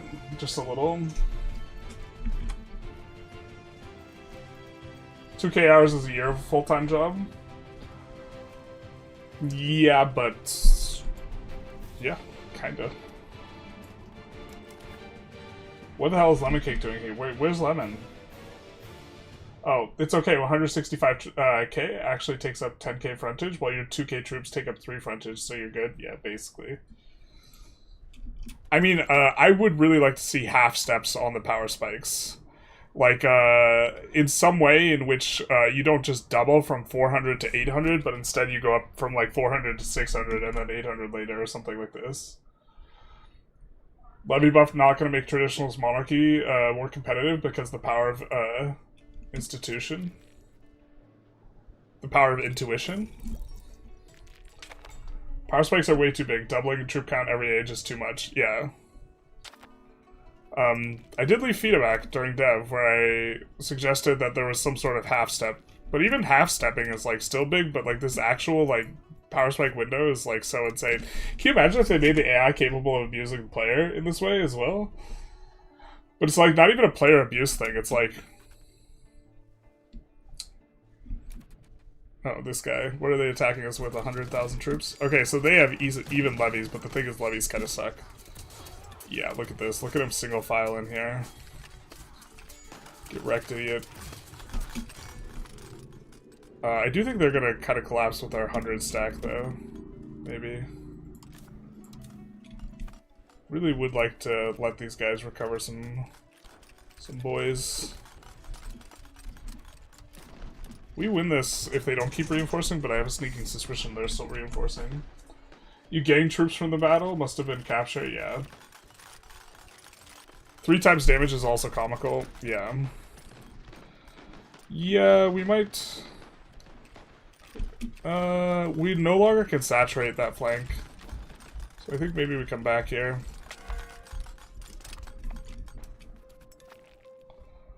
Even when we're losing, we're winning. Anyone here have the answer to my question? I don't see where what it was. What should be my bed time for a work day? I don't know, you should try and give yourself 8 hours. That's not what I do, but that's what you should do.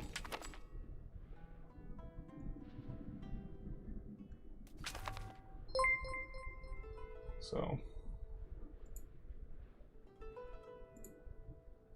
The Wizard, thank you for the follow. Big dice.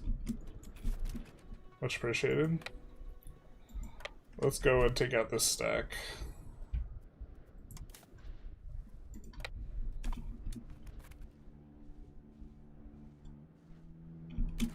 We will, of course, single file it, as is tradition now. On the topic, do you think levies should just be disabled at age 4? No. Probably not. That seems like a really harsh approach when, like, some of your advantages might be in levies or this type of thing.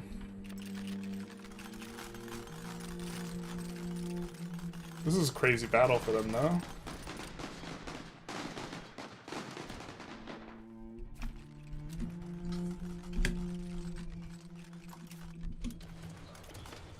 Alright, so we're about to get to the point where I think we're gonna want the reinforcements, so let's do it. Just because all of our stacks are even, so whichever one gets throttled first.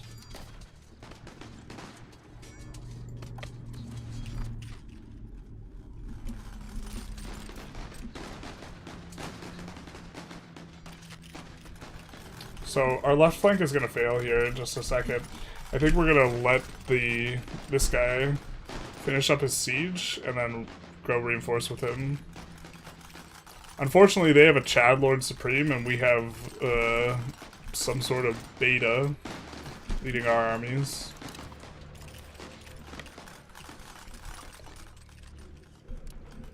Pretty sure we win this over here, yeah. That is a-okay. This is the maybe we lose one. Looks like we're way stronger in the center, but we're having to eat some issues. Probably could have just reinforced faster with this guy. Alright, we'll come here and go to the Nemez. Now our fronts go on the other sides. They have nothing in the center, so their center fails and they get wrecked.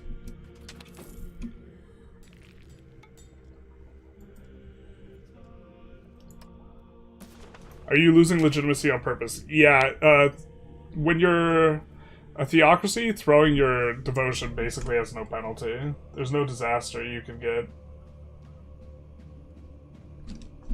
I want to choose a specific location to subject, not just a big blobby clique that randomly assigns whole provinces. I'm not sure if you can create just a single location subject. If there is, I'm not familiar with it in the UI. Also, you get this event anytime you drop under 20 devotion that just doesn't do anything except nuke your prestige. So...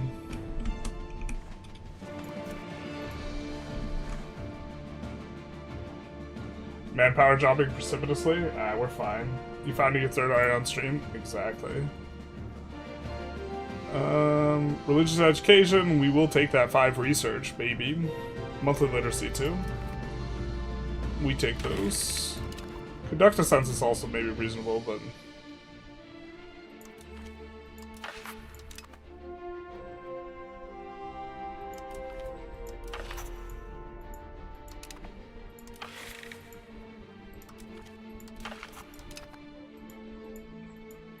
We don't have to address the complaints, but we will.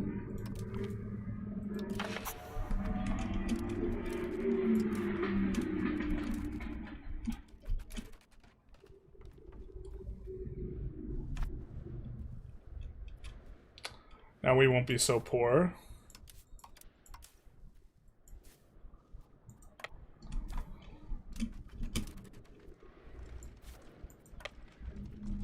Where did this guy come from? Alright.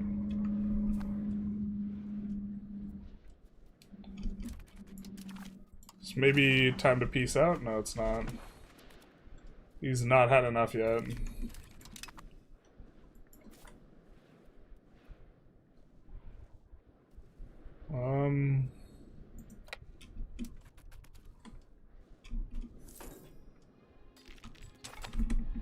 Sanjiao is strong.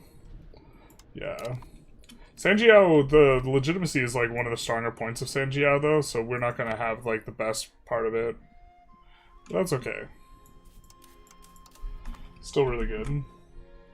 Also, instead of troop count, you can see troop strength because it's confusing to see 10k regulars are much stronger than 10k levies. Yeah, it's very unclear.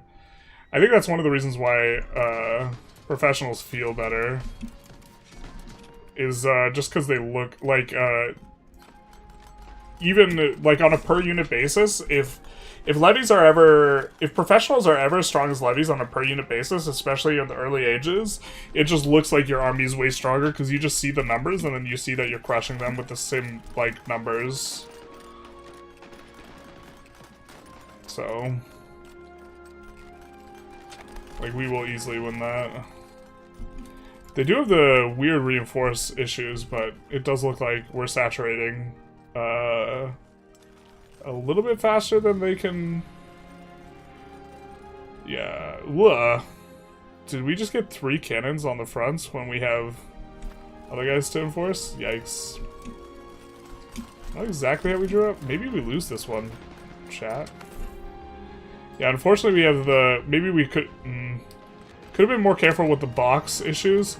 Our issue now is that our units are all in the center and the left flank box and not in the right flank box, so we'll just retreat out.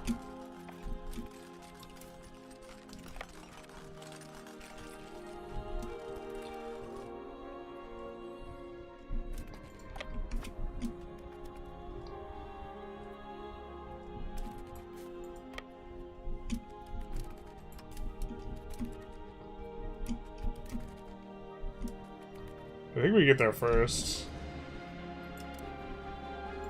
Alright, we're gonna come with the reinforcements.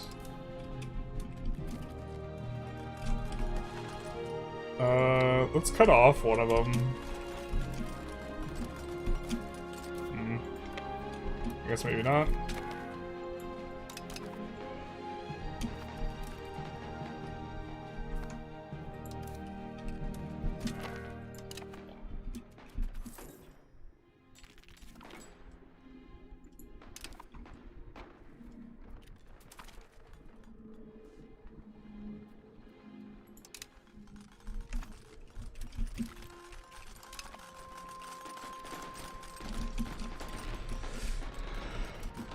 Looks like we're saturating.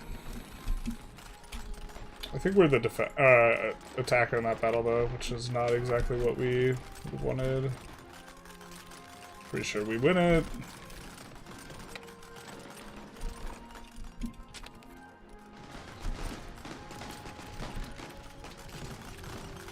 We have to wait for one of our flanks to fail until we want to reinforce, unfortunately. And they're gonna overstack. Looks like they're overstacking the right. Of course, if you come in piecemeal, it's gonna help.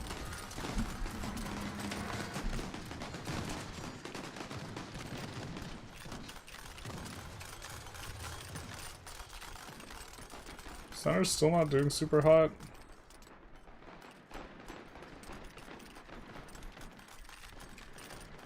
I guess theirs isn't either.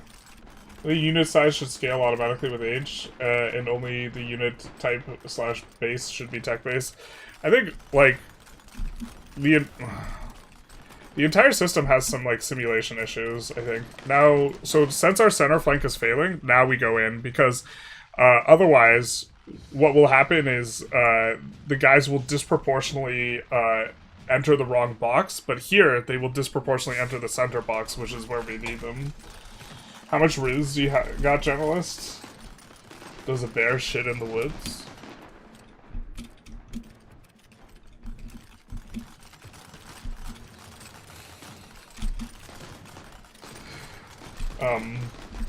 Could phase out levies instead of reducing their efficiency and cost. Yeah, I mean, you could do that. I don't know. I think I like the idea of having... like, the... Okay, from a simulation perspective, like, this entire frontage, like, thing, where there's a limited amount of frontage, just actually doesn't make any sense. And using frontage to allow more guys, and the more guys being the simulation of technology, also just, like, is... in terms of way of simulating it, is, like, strange. Because the thing is that better military equipment allowed the guys to be more efficient per person. And better training systems and, like, this type of stuff. And instead, what it is, the way it's represented is there's this artificial bottleneck that's created by frontage that, from a simulation perspective, I don't, like... From a gameplay perspective, it's fine, but from a simulation perspective, like... it doesn't necessarily make sense, and it really lends to this, like, absolutely massive power spike, whereas, like, an equipment thing, where you would need guys to acquire new equipment, train on the new equipment, something like this, would be a lot more granular ramp-up if such a, like, system was implemented. Our flank is really failing, but this guy is going to almost entirely saturate the center, because you see here, our guys right now can only roll to enter the center. So until the center gets fully saturated, all these guys will roll into the center. And so what often happens is too many guys roll into various flanks that don't really need more help. Now they're rolling into both of these, just because the guy happened to die on the flank. And so, yeah. We'll get this guy in... No, we won't get him in position. Alright.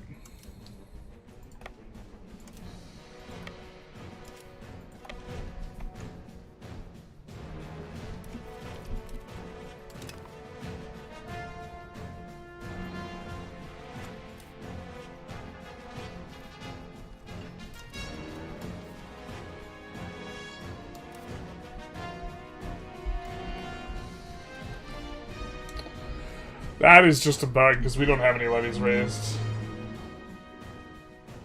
I feel like the system should upgrade instead. Like, I think that, the system just, like, levies being, like, bad at, like, doing the lined... Being bad at engaging in the firearm, like, oriented, meta in terms of military equipment should be... Like, if you wanted a proper simulation, that would be the way you phase it out, because it needs more military training to, like, reload at a fast pace.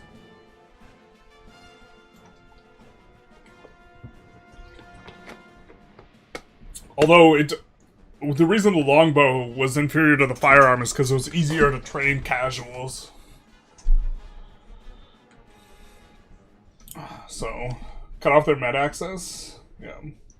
Do you still use mod to actually see your money? Yeah.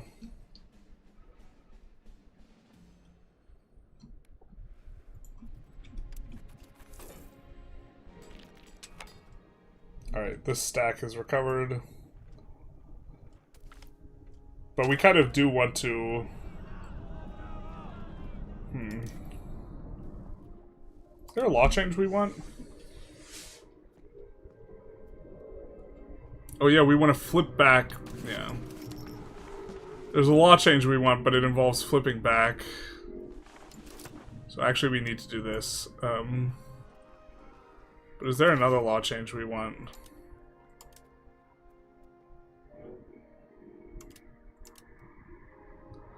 I don't think so, but we haven't checked in a hot minute.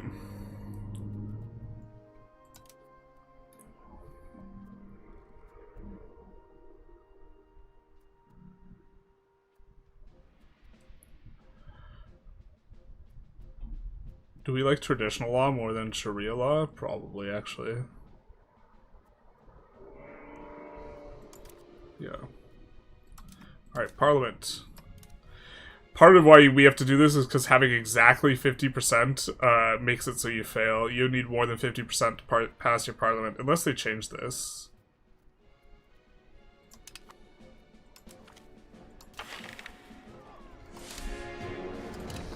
So if we clicked that and then did the thing, we would not pass the Religious Education Parliament.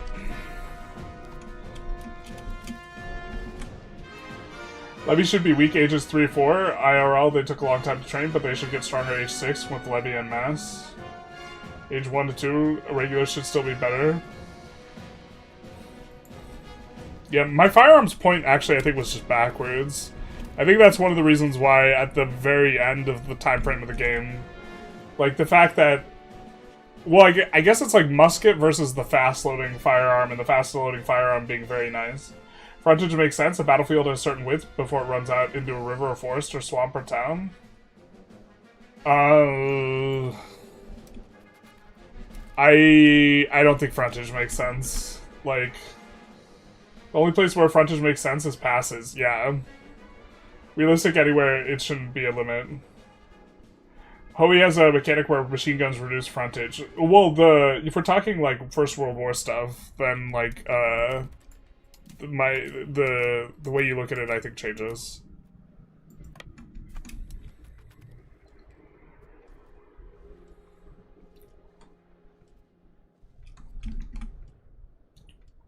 Frontage should be dynamic throughout the game. I mean, it is semi-dynamic, but like the passes only being in a +3, like making it so you only get 3 frontage is like kind of weird. Also, it makes it so frontage modifiers are actually stone dead unless you're on like open plains, unless you're +1 or smaller on your bonus, because you don't have enough to add an additional frontage. Also, it seems like they went from being able to count units proportionally to, like, only rounding up to the nearest complete unit, which isn't how they initially did frontage.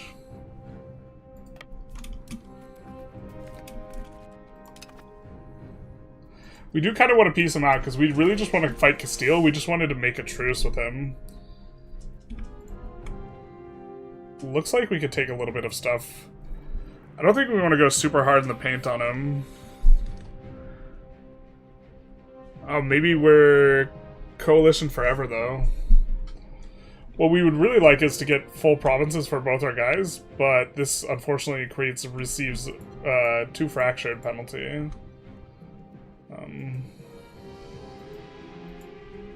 And this is quite a bit more war score. And Antag, but maybe we don't care about Antag anymore. Maybe we've crossed the... notably, Antag does decay parallel with sources from vassalizing someone versus other stuff, so... Us just swapping that guy.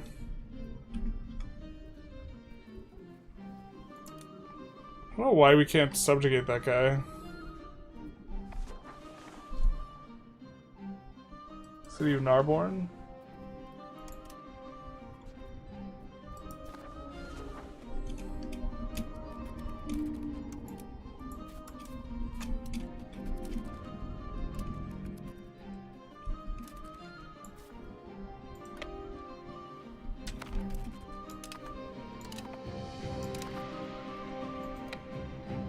Why did our shit go down?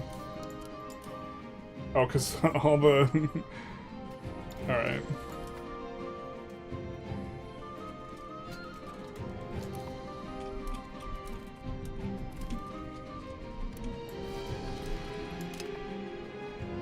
Well. I guess we'll send this guy this way, because we're not, like... With all the stacks getting self-wiped, I think we're in good shape. Oh, you have more money than you can spend? Can you look at your eco? What buildings do you build? Put a lot of stuff on auto-expand.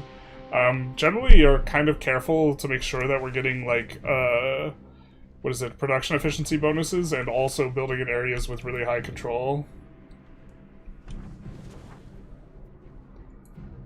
I really find naval combat kind of very unsatisfying.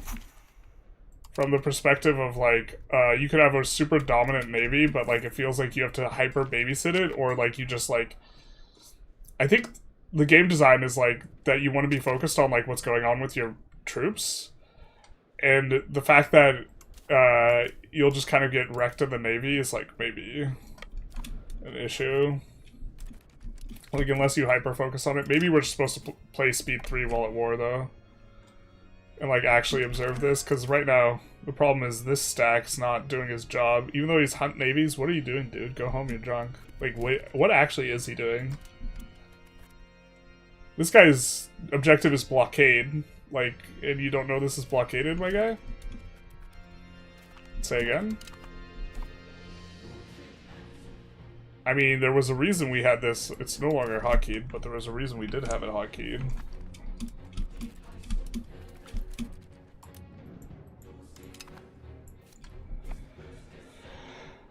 Like, our navy's much stronger than France's. France has 34 heavies, we have like 80 heavies. Capture Lower Egypt as Byzantium. Should I keep the market in Alexandria, or is it better to have it in Cairo? I think I like it in Alexandria.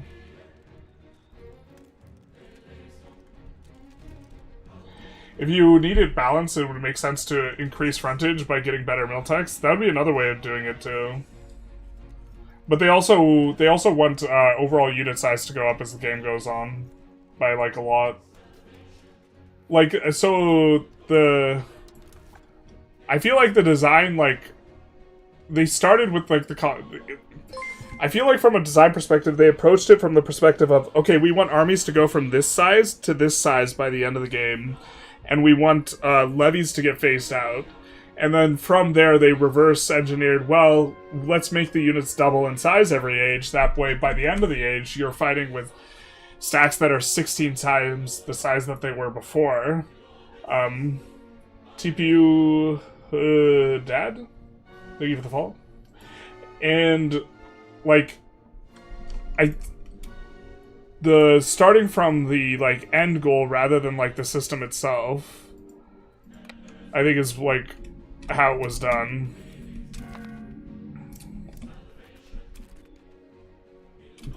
What dice is this? Do we actually want to attack in on this dice? Yeah, we kind of do. We went attacking this dice to force a battle over here. Because this battle is better for us than the other one. And then we'll bring this guy in. Unfortunately, we need to, like, babysit this because of the way the box and the reinforcements work. Also, it makes it so that, like, the stack sizes you want for a lot of stuff just change. Like, the stack size you would want, if we are on a +0, we cannot saturate the fronts without our cannons. If we're on a +1, we can saturate the fronts without our cannons. And this is, like, kind of a big gameplay pattern, because either our cannons get to barrage and then they, like, just sit in reserves, or sit on the box, or they, like, push in. And this is, like, a symptom of, whether or not your cannons get frontlined is a product of how frontage works and how it interacts with terrain. Starting a new playthrough, I legit got the devastation event through nearby outbreaks 8 or 9 times. Womp womp. You reach the pinnacle of how angry Europe can be with you, basically. I mean, they're all decking me anyways, because with a bugged crusade, so, like, us going full coalition mode maybe doesn't matter at all.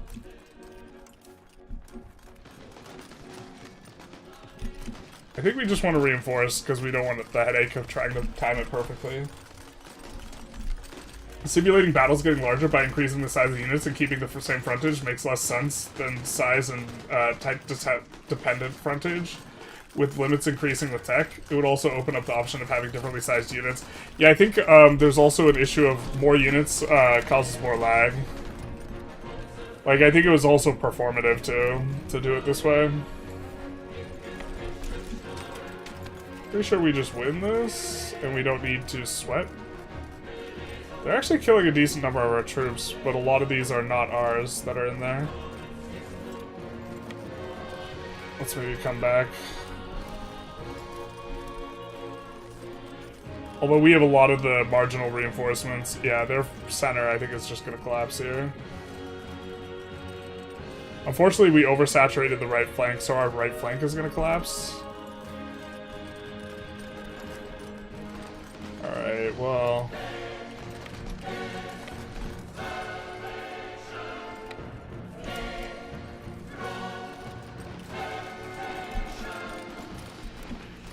yeah, they're done.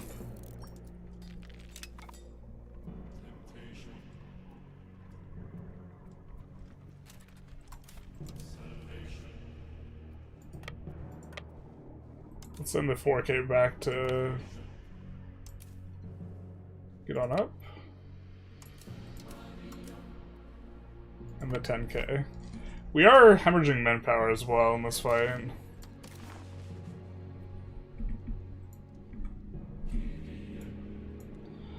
A little bit nasty. I kind of don't want to take this.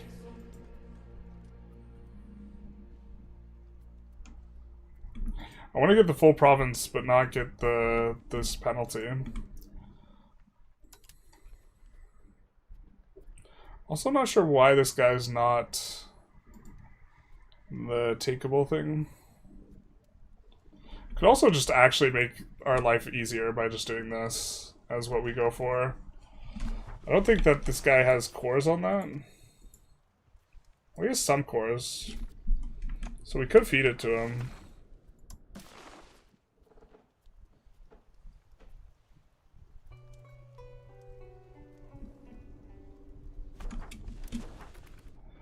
We're also getting decent slaves, though.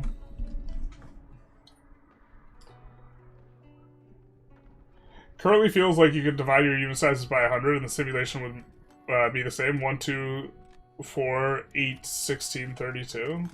I'm not sure what you mean. You don't want, like, actually more, like, units for things to track. World Conquest when? I'm not that interested in that much clicking. Oh no, not our guy getting stack wiped and losing the siege. Wah. Terrible.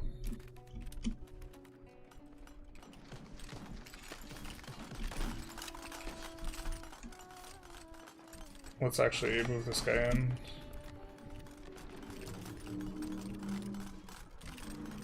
Ooh, do we lose this?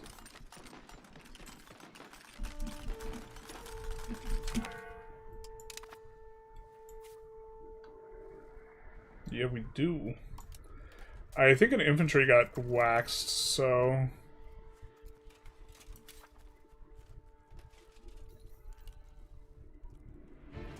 So we'll recruit another infantry.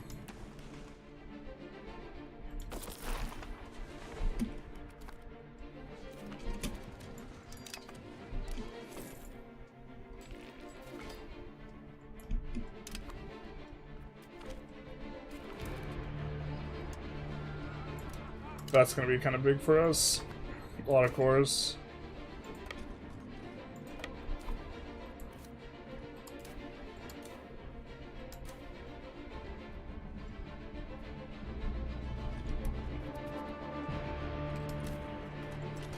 Yeah, this guy's single filing in. Not enough combat speed on some of these units for him to get kind of that done.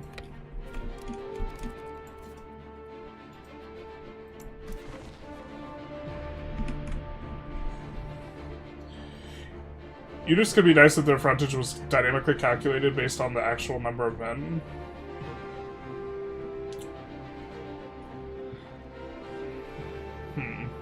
So if cannons aren't in the front row during the bombard phase, do they just do nothing? No, they go to the bombard, to the front row, and then they get yeeted back. They just have a chance to roll into the bombard.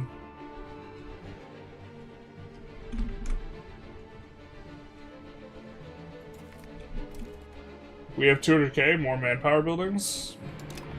We already maxed out the manpower buildings that are in relatively high control areas. I'm not sure we also need more.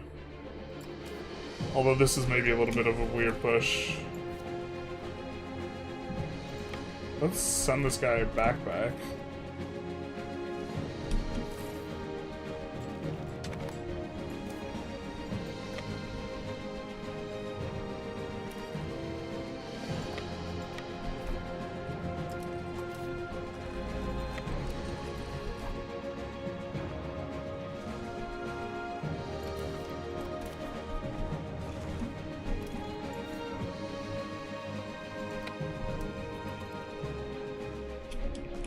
What dice is this? +1.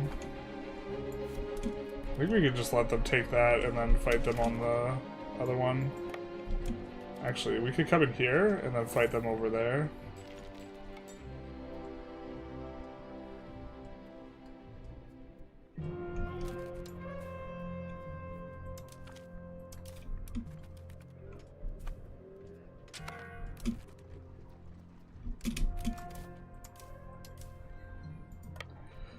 Alright.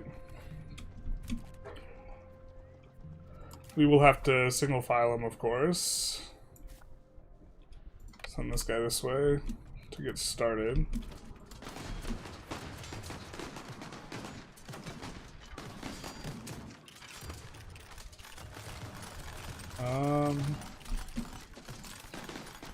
Alright. I guess we could have done the 2 in initially, but then need to trickle 3 and 4 in terms of unit sizes. Because you don't, if you have anyone in reserves, you don't want to add another unit, basically, is how it shakes out because of the way the reinforcement works, to avoid getting super oversaturated fronts. So you can see here, because this front is empty, or because this front has available base, it is trying to reinforce. because it's trying to reinforce, this means that the reserves can add to the box. Because this is the only one, the only box you could add to, they're all added to the left flank. And the number of guys who can potentially roll to engage is smaller than the amount that can roll to get into the box. So you oversaturate the box of the first place where a unit dies. And so now it's just getting oversaturated. You get a couple rolls into the right flank, but now the flank that is going to fail as a result of how this is all rolled up is going to be the center. So what you want to do is now wait on the next reinforcement, which is going to be this guy, until the center flank fails. Specifically.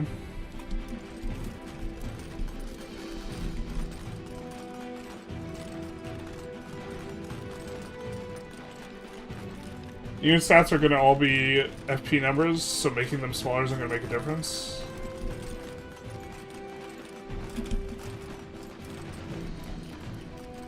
Okay, this is non-max frontage, right? I think we're 1 under frontage. So that means we can reinforce immediately. And when this guy gets here, he will disproportionately come into the center box. But if he were here, when we were disproportionately rolling into the left and right, then we would have rolled the entirety of the stack to the left and right. So now we'll see the reinforcement hit. Most of the guy will go into the center box. And his issue is his left box is oversaturated. So he has a bunch of guys in the left box. They can't reinforce the middle. His middle is going to collapse. Our center might not even collapse. But we roll most of the guys into the center, or we will. Looks like we had a timing where the right opened up at the same time, basically. But now they can only roll up into the center. They're getting onto the flank very quickly. This is some new behavior that we're actually seeing them enforce the right and left.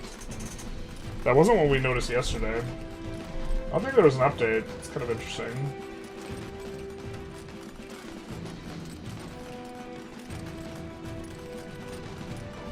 I tried using 30 cannons and 30 normal units arranged in frontline sections. Mostly worked since the other units are faster at moving to front. Yeah, they have more combat speed in initiative.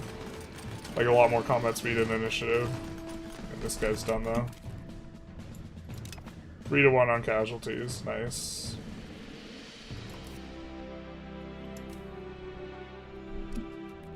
Was this the single guy? Yeah, I guess. I guess.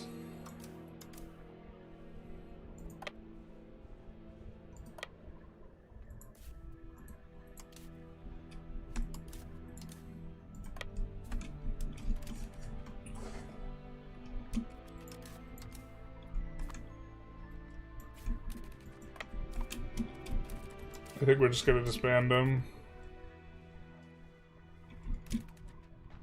This is the guy we annexed, by the way. Yeah, this guy's tired of this war, it seems.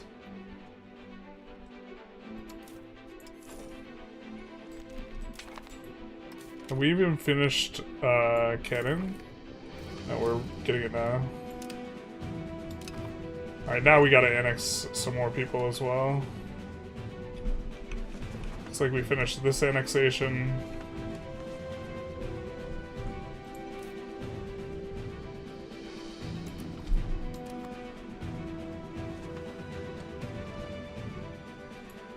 Make sure that we're doing the things.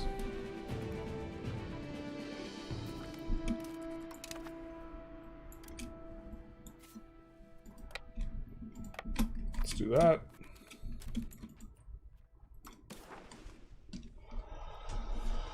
Oh, I don't know how much we want to take off of him either, though, here.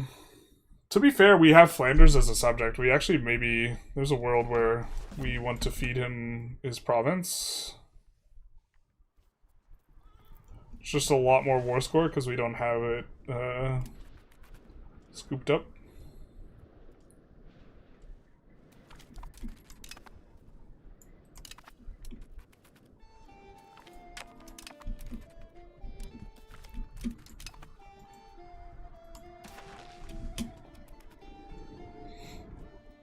don't think we need to humiliate or take money off of him. Suddenly hates the idea of peace, because we have a battle, yeah.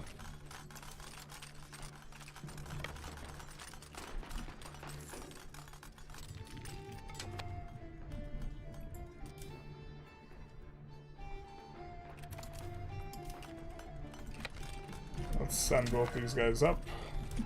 Not necessarily into that battle, because that looks like we would just be eating a +2 for no reason, really. But we're ready to fight this guy. Or, if he does something like this...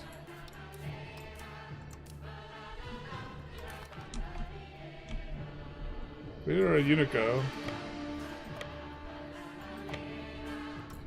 Very suspect.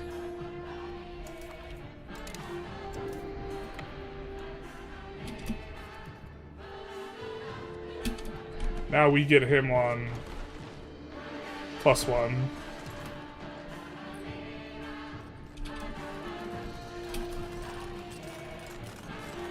I think on the +1, no, we have oversaturation. So we have to wait for a box to not be at full strength before reinforcement looks good.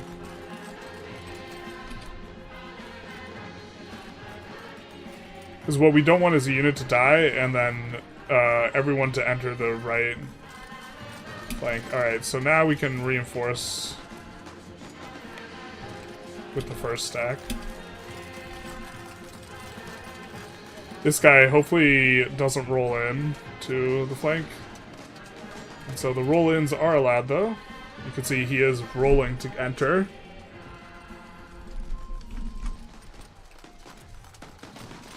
I think how combat works in this game is more confusing. I think that they had some recent changes that were not intended. It created not intended consequences, like the chain reinforcement was a play pattern I think that they were trying to eliminate. And it just isn't the case because of the asymmetry between how many guys in the box that can roll into a flank and how many guys in reserves can roll into a box, which leads to oversaturated boxes. Like, our right box is oversaturated, our middle box, that's the box we want filled. We want it stuffed, and unfortunately, they're rolling into the wrong boxes, because when a flank opens, it opens the rolls to get into the box. But we noticed them reinforcing not in that way a couple times, which I'm not sure what that's about, if that's even working as designed. But the throttle for the purpose of having the throttle for the people in the box to roll onto engaged is to make initiative relevant. Otherwise, overstacking the box is just OP and it makes initiative fundamentally irrelevant. So that's why this gets throttled, but then combat speed's not throttled, so we have plenty of guys in each box, so we're not going to even need this stack.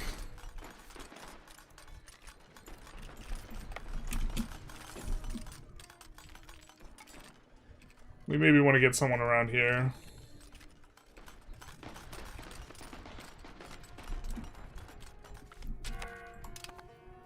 I'm gonna have to make some tough choices because chat deceived us. We hate to see it.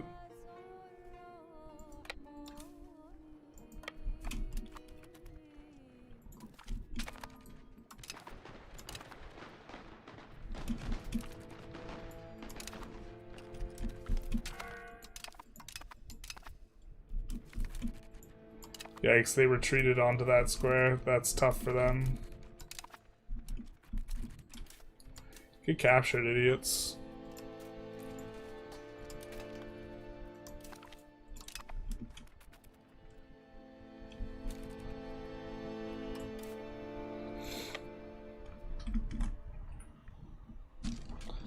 Is it worth keeping one province subjects for the development until a certain point? Yeah. And other cat actions. Currently they're like bugged in terms of them culture converting, but culture converting is probably the biggest one. Or they don't culture convert properly. Wow. Wow-wee-wee.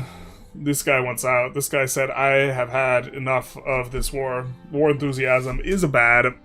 Defending against sieges, progressing sieges, peace offer. Yeah, okay.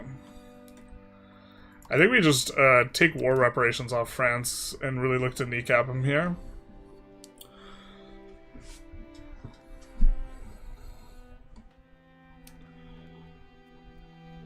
And maybe money.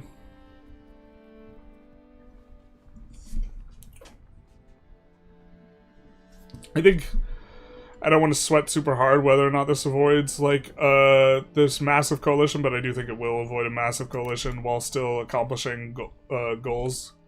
You also do like money, so 6k to us.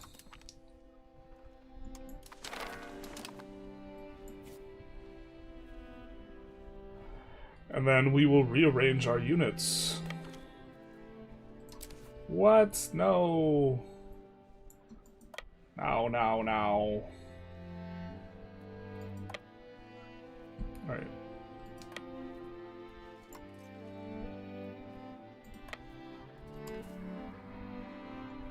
Keeping in mind that, you get a bonus to... Oh my god, I'm blanking super hard. You get a bonus to control 4 units. Alright. Let's have these guys do their thing now. That's another reason to want to peace out relatively earlier. But now, if we get decked on, it won't be quite so bad. We could wait for these guys to... Actually, we could wait for it to get a little bit more manpower. Let's get some more manpower. Someone recommended it earlier, and then we said we'd already built the buildings, but we can build more. Let's do this. Let's do this. Let's say anywhere over 70 control. 69, close enough. Nice. Now, can build a barracks. We want to build them, and then I think we're just going to max them out. Maybe not max out there, but just build a big chunk in places where they think it's good.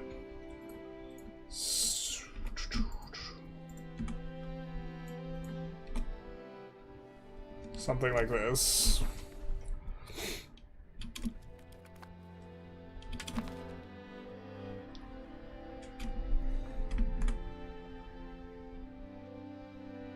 Feels like deja vu. Peace deal forced by having literally no manpower. I don't know if that's what I would call it, because it feels like we actually took major concessions off of France. We kind of took all that we really wanted from them. We mainly wanted to create a truce. Than, like, actually wanted to, like, take stuff from France. Because it doesn't help us with the, like, overall goal, but it means that we're less likely to get this massive... Like, fighting just France and Boho is a lot easier than fighting France, Boho, Hungary, 2 Sicilies, Papal States, Poland, England, Castile, all simultaneously, which is what we've had to do a couple times now. Which is why we were able to make progress into them.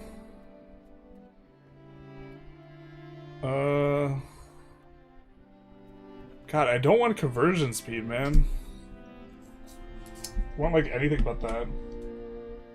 Still deathpouring AI over crusades? No, we decked France before they could do the crusade, was our thought there. That's what we did. So... I think we'll just disband this guy.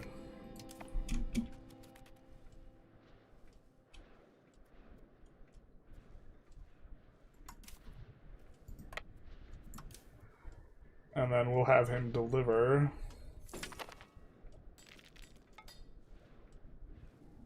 to Sevilla.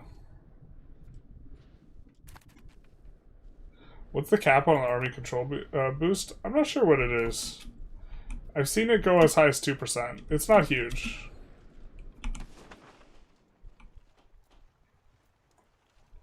Friendly army here is giving 0.19%.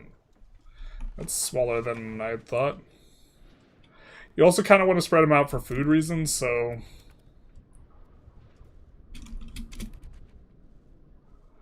We do have some territory to maybe take a closer look at, though. I think we're kind of okay with this lumber being urban, because it's farmland, it's nice. But we did pick up this. A little bit of territory over here. These 2 provinces.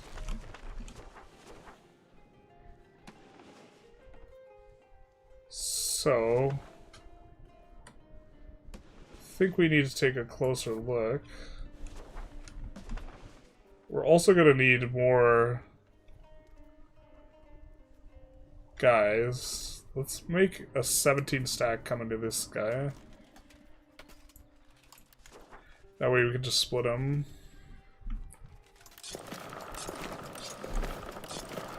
Keep the 15 stacks. It's like this area is really the one that got dunked on. Call upon faithful. It gives us 20 jurisprudence, and we're trying to stay trended towards mysticism. Not because I think it's better, but I wanted to experiment with it. I think it's kind of worse, but that is the soup we're swimming in. We're one more tick away from being able to flip back Navarre in because we were deceived by chat. Chat lied to us. Can you guys believe it? Terrible.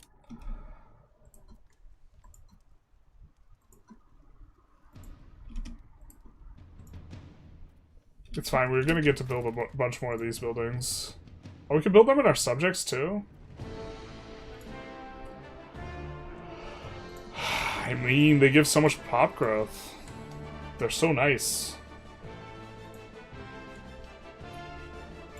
So maybe we do this before we flip.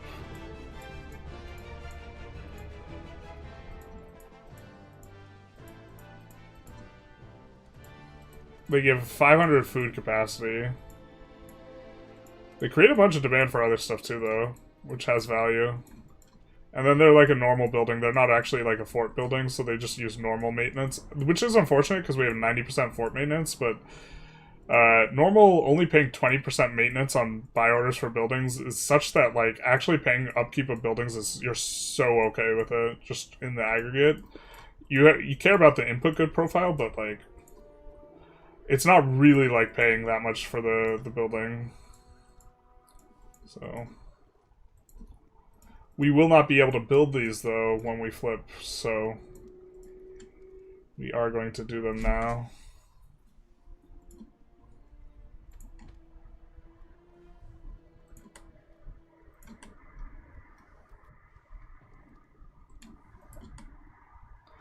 God, we can even build them overseas.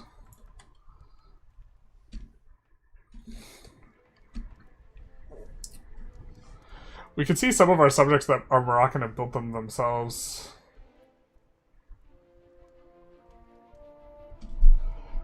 This probably requires a little bit more of a light touch, where there's areas where we are going to want to de-urbanize.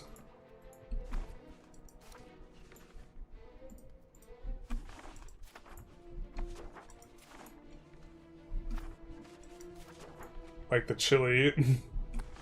Like in the abstract. And if we think we want to de-urbanize there, we don't want to add.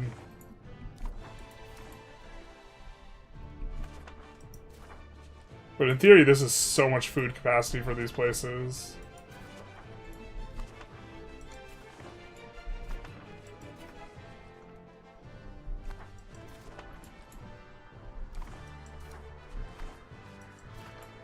He's got a ton of lumber.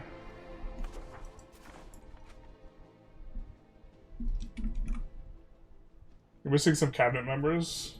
Oh, my bad.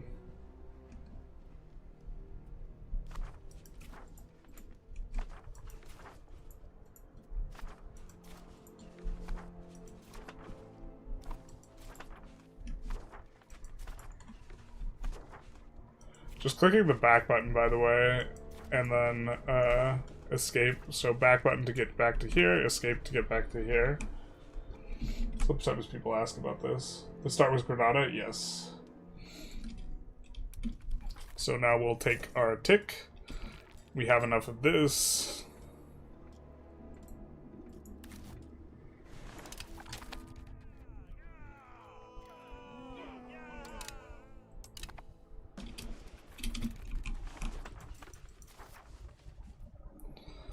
One more for the road. Huh? Alright.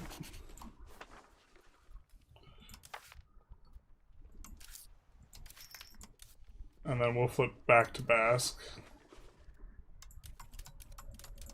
Just kidding, we have to wait 5 years.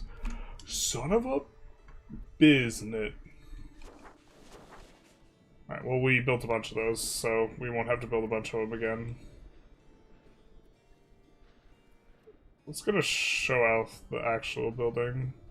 So I don't think we showed it, we just said it had 500 food storage. I have to use the restroom as well. But you can see here, it's going to create a bunch of demand. Also, I think, low-key, tin and copper are hard things to create demand for. We actually have a lot of tin and copper, so I think the demand on those is super good.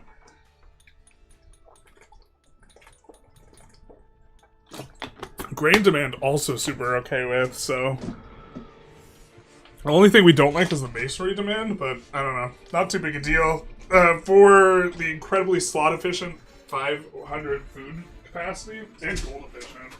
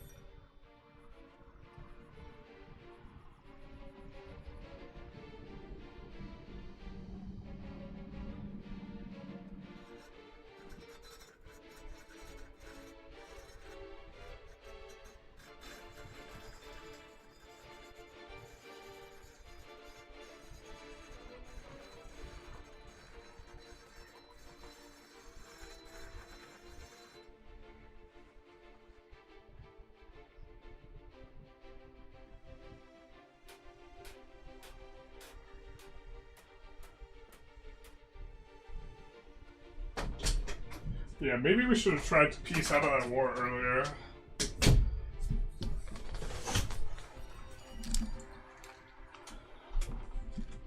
Alright, so cabinet members, someone said. Diplo rep. Okay, assimilating. Wait.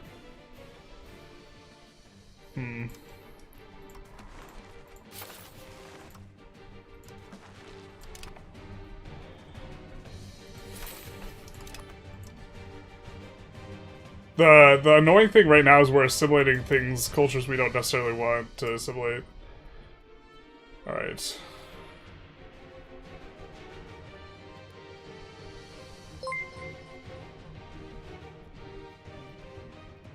I forgot which cabinet action we were using here.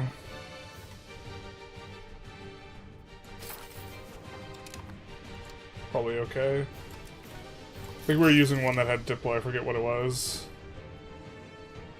Oh, we were using one that had Diplo. I remember what it was now. Damn it. We'll switch this guy up. Diplo endeavors. You can't choose assimilate area? What do you mean? No, I know we're switching. The issue right now is we're overriding Basque pops as well as Castilian pops. We don't accept Castilian, now we're overriding Basque and Castilian. It doesn't matter, we need 50% of both. Of either or. It doesn't matter which one it is. In order to get the cores in this area. But they override each other, which is obnoxious.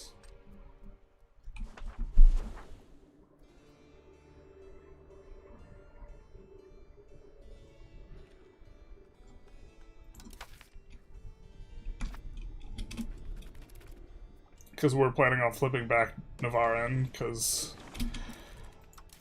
I mean, you know what's cute? Because we could even flip Castilian.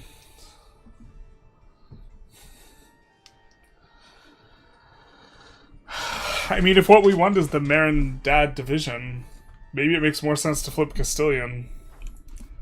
That would get us cores. God, this is so insipid. If we flipped Castilian...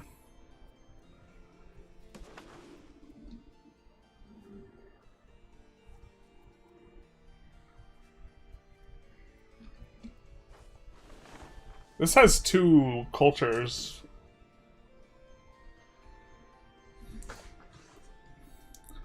It's not a big deal. The Pyrenean does unlock some stuff, though. I think it does give... A gov reform somewhere? I don't know if we need an event for it, though. We haven't seen one.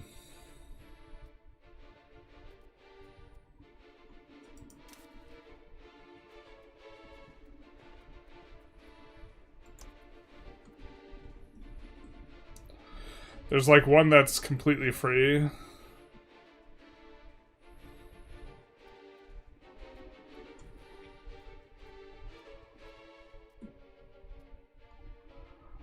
It gives you another gov reform slot. I think there's actually two, but we haven't seen either of them. I think it's an event or something needed to unlock it.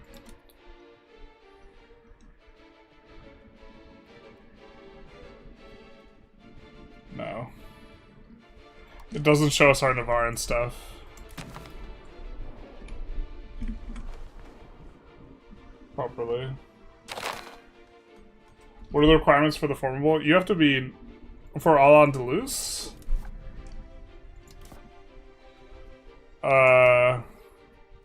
We just have to... Every location in Iberia must be owned by a Muslim country or one of our subjects.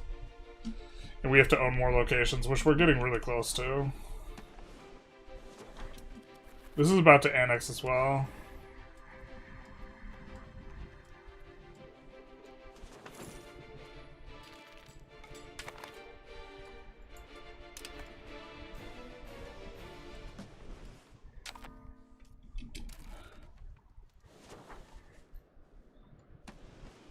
Oh, get him. Get him, Maya. Get him.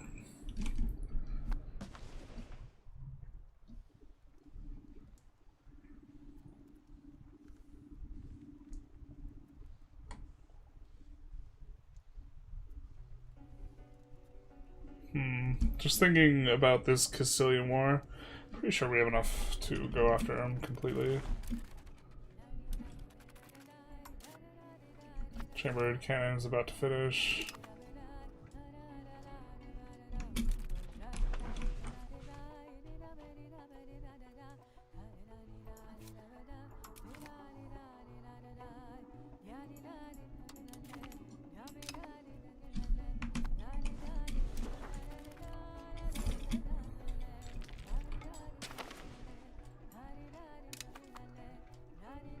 Can we get conquistadors? I believe you can, because I believe the requirement's Iberian.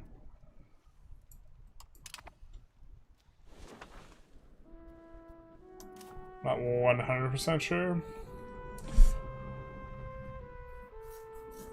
The Pope is too powerful. Yeah, he's too dangerous to be kept alive. Okay, we did pick up all this. Unfortunately, not very much production bonuses other than from the wood or wool. This one has the sand. It's got sand, fiber crops, and lumber, so...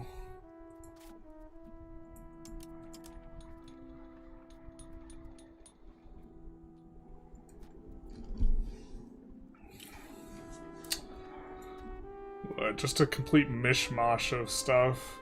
I don't think we want cloth, anything cloth-oriented in these, because we have cloth options over here. So... I think we're more than happy to put the Spinners Guilds on auto-expand over here.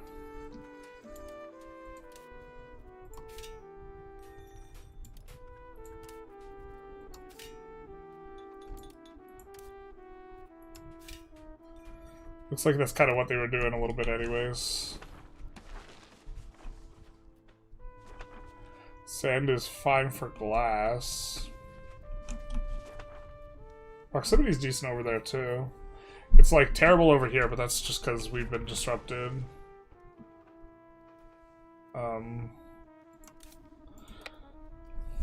Let's have this guy help out with that.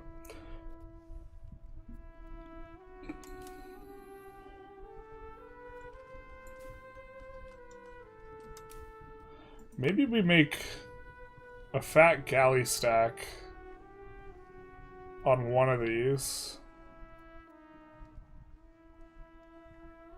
With the understanding that they're gonna catch guys in the strait. And this maybe saves us a bit of a headache.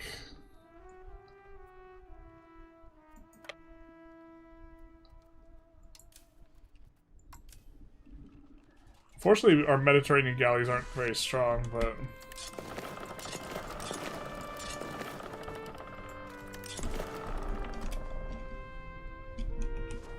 Because we have plenty of this.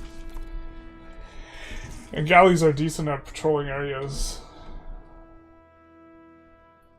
Will you lose Navarre's Capo when, content when flipping to something other than Spain? No, because we're state Navarran culture. That's my understanding. I don't know, if we lose it, we lose it. It's not the worst. It's not the end of the world. I mean, we were mostly doing this run for the memes, because people had gotten mad at me for flipping Sunni on Castile, so the idea was we were going to flip, what is it, Catholic on Al-Andalus. But then flipping Catholic, like, looked kind of... Like, we had to change the game rule to flip Catholic, was how it was looking, but not as much anymore. So we could do the initial intention of the thing.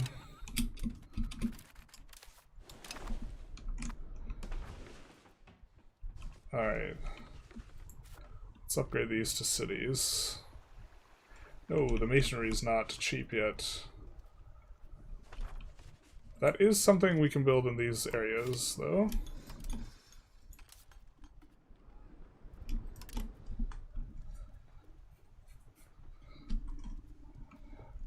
Yeah, probably courtesy of us building all of these right now, actually, as well, so... Maybe need to chill out on us actually having some impact.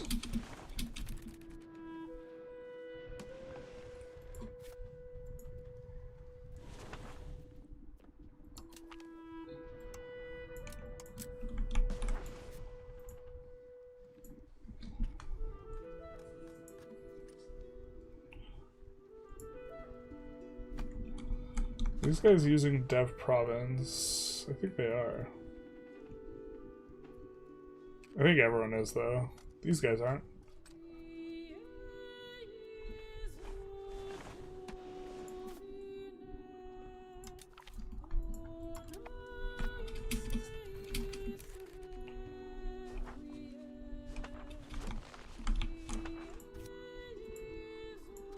These guys are now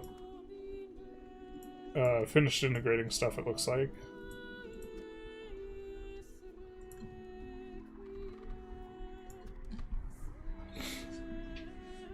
Flanders got some weird cores.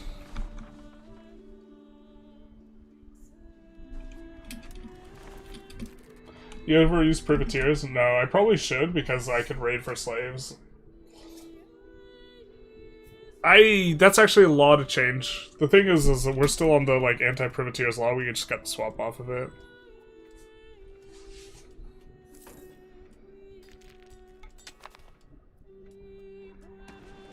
I don't think you keep the country bonuses even if you get off the culture. The strangeness only applies to Iberian nations for some reason.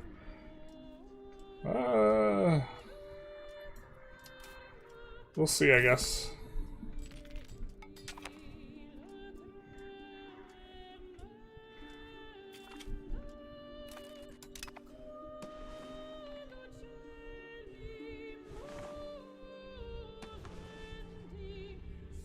We have 2 locations there. There's some more down here. I hope we have all of them explored.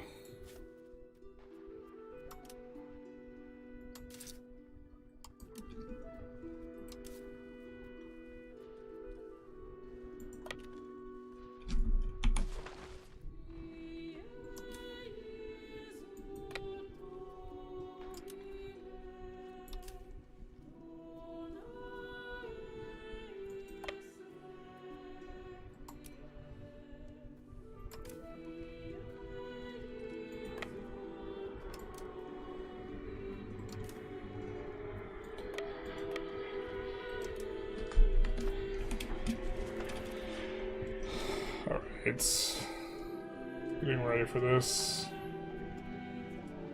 I don't think we really need full manpower to fight Castile. Castile's just gonna, like, fall over.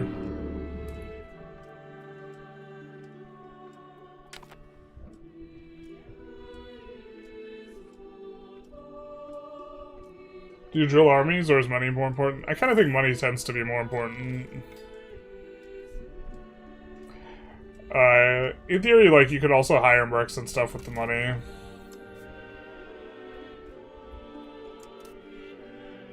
Doesn't really matter which of these we go for. Wow, their allies abandoned them, so it's just... Wow, Peruzzi and the Thuggers, basically. Alright.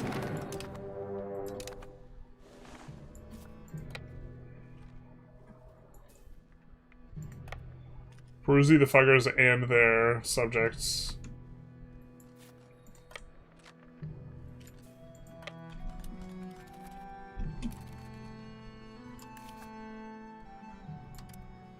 Which I think we're gonna assault all of these.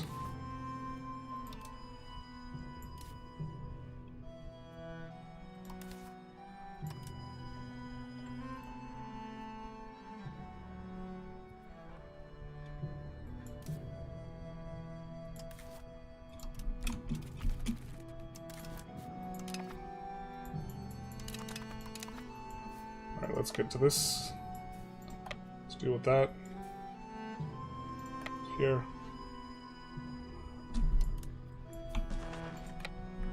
Here?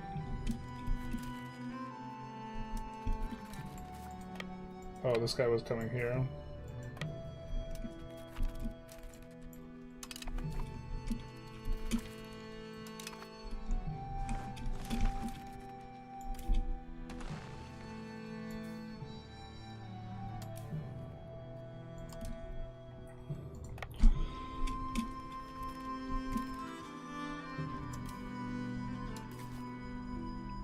Just 60 guys.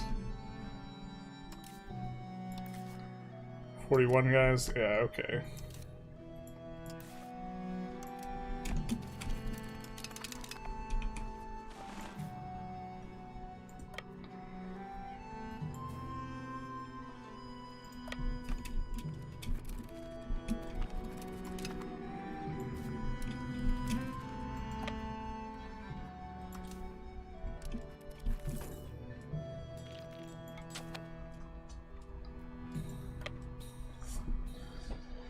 Peruzzi and who?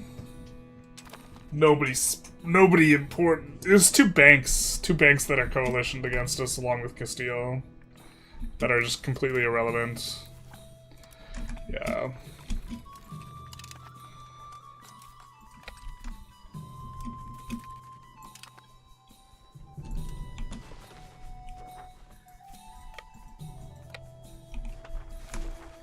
This is like over in span of like 1 month.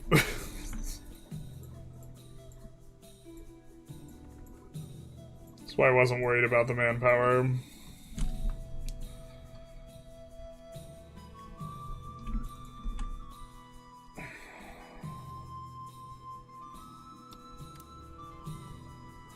They have so many provinces I can't see. Dude, no.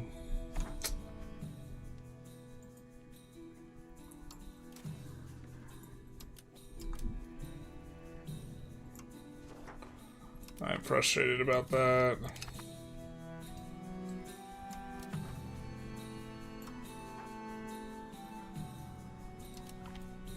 They can keep colonizing. It's so silly when they're landlocked. Okay, I think we were...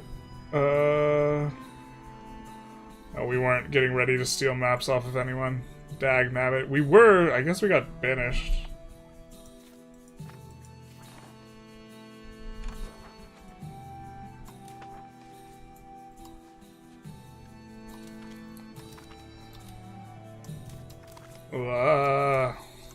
Right?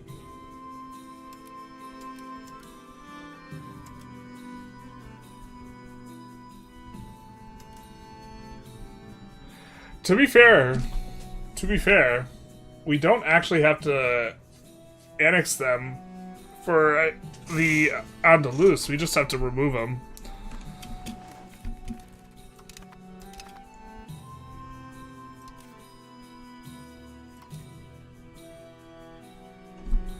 And we need 128 more locations, so we could actually just sit on their locations instead of distributing them to subjects while we annex some people.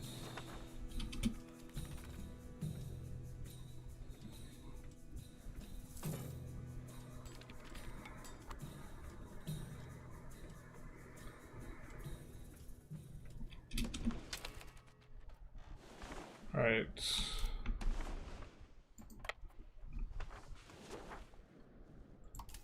I think we send this guy down.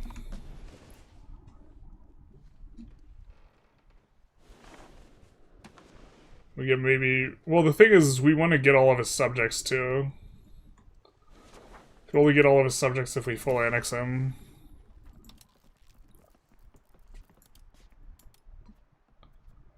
I mean, we have vision on some of this.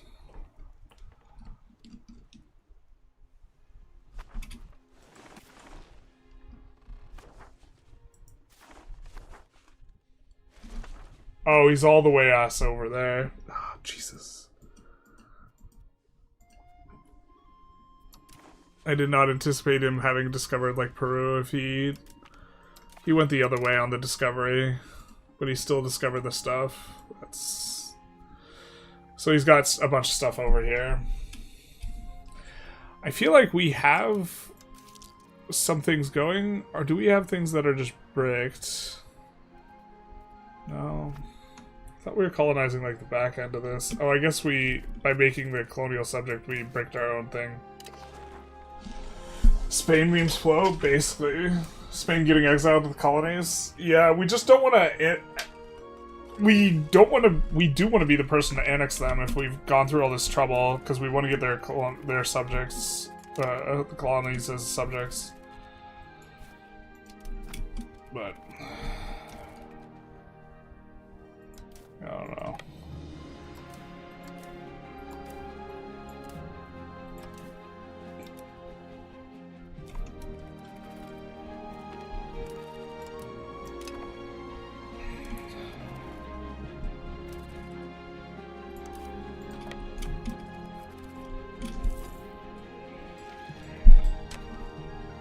Right now, almost all their power is in their subjects. So that's why, despite, like, full occupying them, we can't do anything.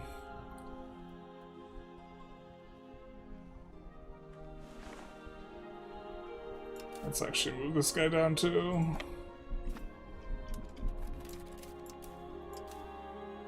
And then this guy goes that way.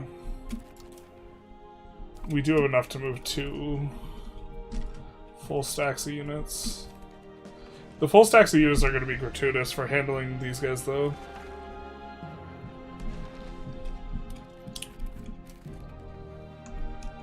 It's ironic because we're actually going to slave raid them.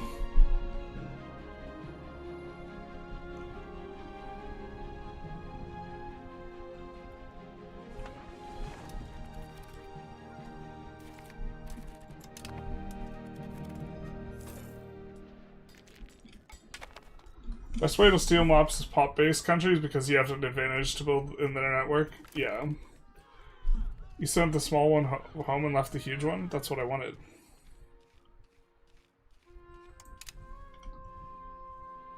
I wanted the huge one here. This is where I was moving the 2 stacks of units.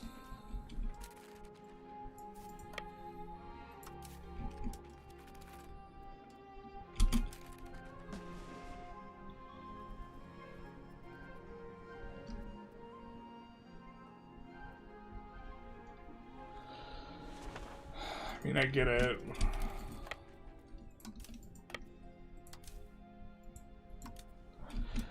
Galleys make them slow.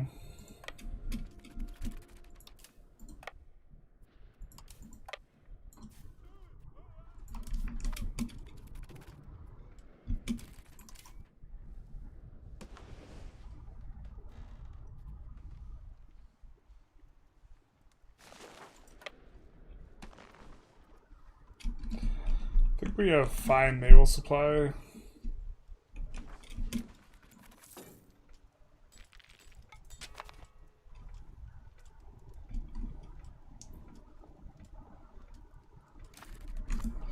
Oh, this is one of the things we don't like. They don't have stuff to repair boats, so our boats might run into trouble if they're down there, so we're gonna add a bunch of things to repair boats. Just kidding. They can't build cannon things. Do you have cannons? Where are your cannons, dog?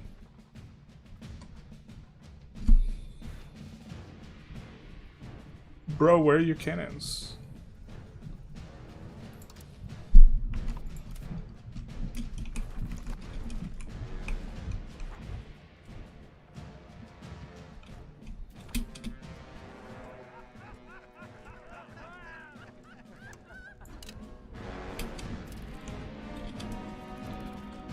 Yeah, we can't do anything until after all these forts finish and masonry prices return to normal. What EU5 really needs is NPCs to give side quests. That doesn't sound right.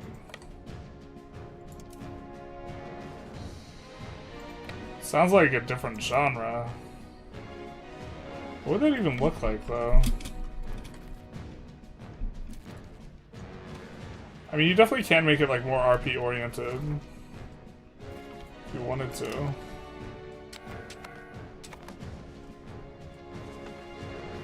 No whammies. Nobody die on the sail over.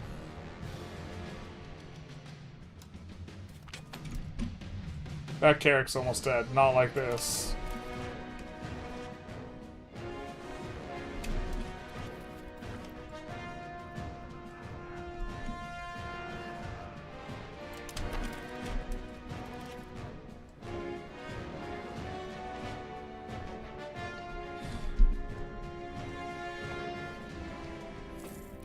Don't lose it. Oh, what is this? 8 ships. We're right outside.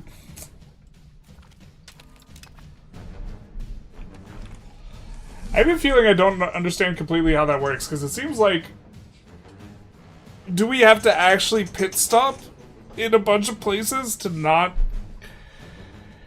get a roll like that?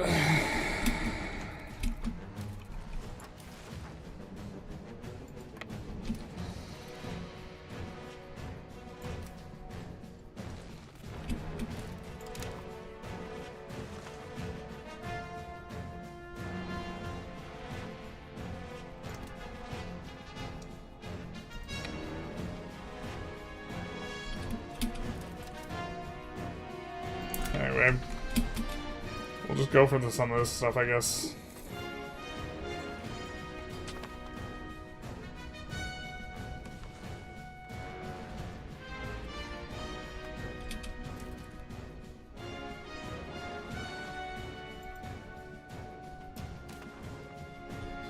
Yeah, he's not into this peace deal despite being full occupied. But, well, I guess he's not full occupied because he's got all these colonies.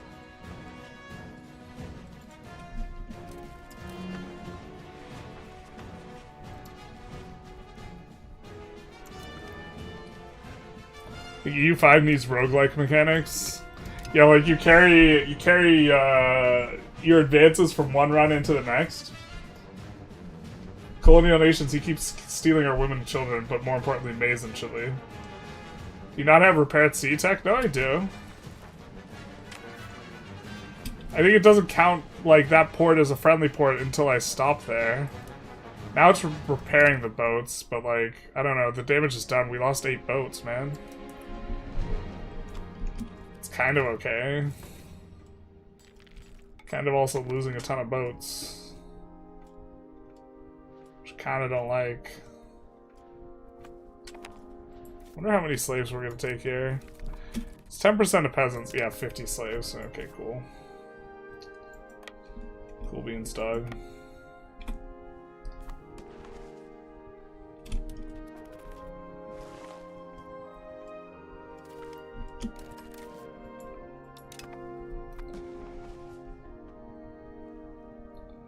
Cool beanstalk. I really wanted to do this war. Oh, it looks like we don't even have enough war score though, even if we had the discovery on the guy. But I think, again, we want to take, like, overseas stuff more. The fact that he can keep colonizing is just super obnoxious. It makes these guys like cockroaches.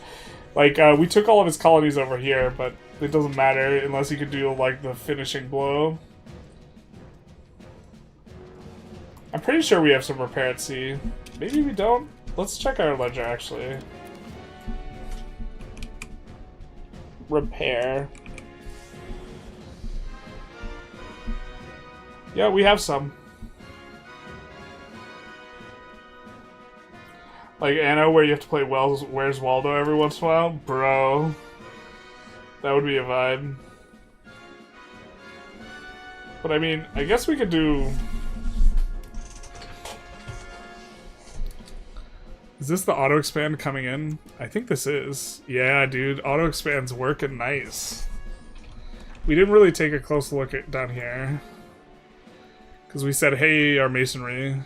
To be fair, our masonry is still. So these are auto expanding into expensive masonry prices, which is like, I guess, like, the auto expander doesn't consider a price collapse, which I think I would prefer that it did, but not like a super hyper strong preference for that.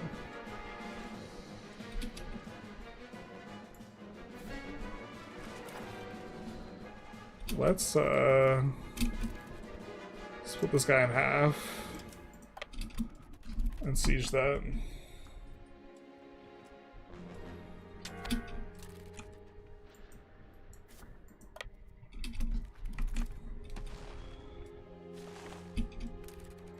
Brother, have you not enough food? I mean, I guess I'm just gonna backtrack and try and siege this instead. What's the global population cap? I have no idea. That'd be a neat little statistic, but I have no idea.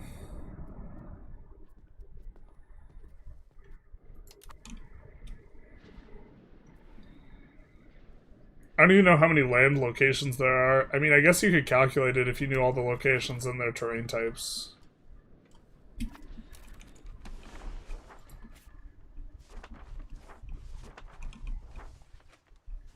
Alright, we're annexing this guy currently. I think that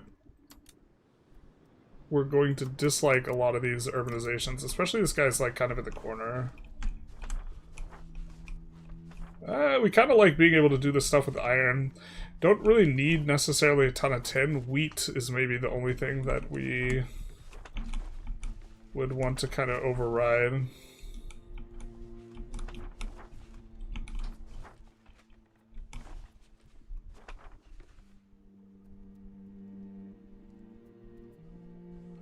I think this doesn't have enough pops to like one it urban. Marble, 10k pops. No, thank you.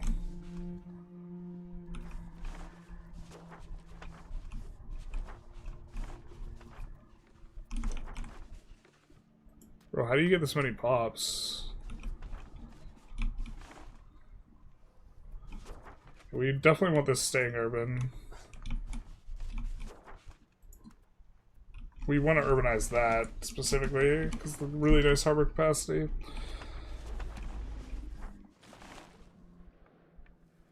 I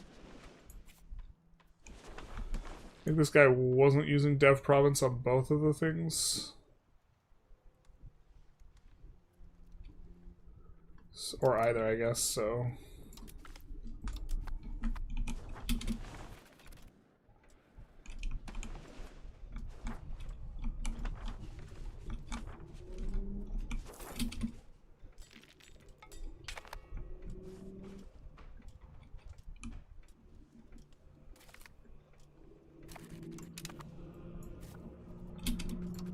Here, let's make another caravel.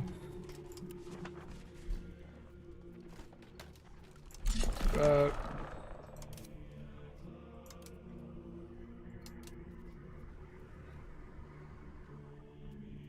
These guys are also in the Narrows, so they will fight reasonably well.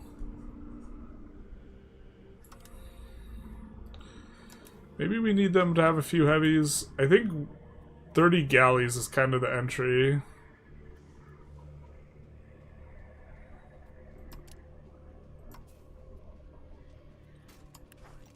Looks like they're building another 5.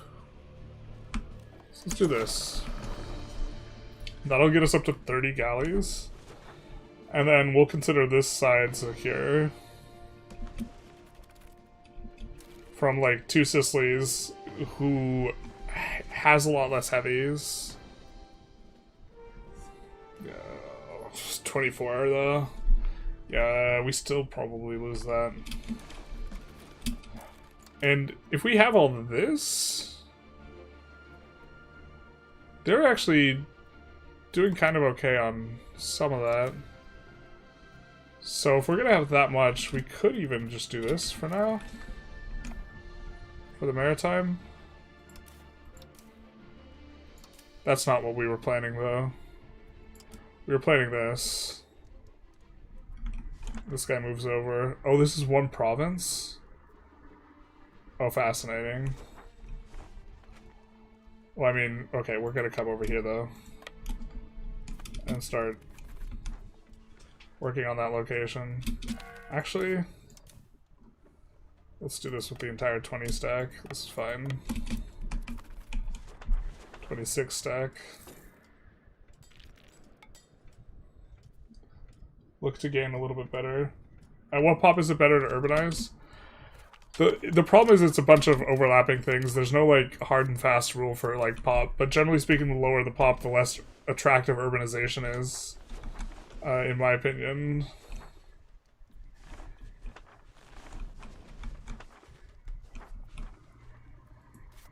Wouldn't hate urbanizing. So like this, I was about to say wouldn't hate urbanizing, and then I saw the pop, but it's like 12k, and it's like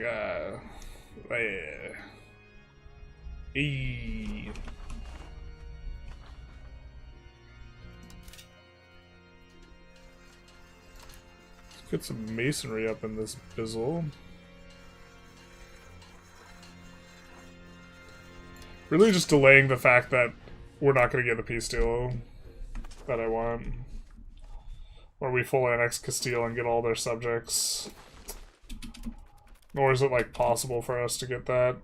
And if that's the soup that we're swimming in, what do we want?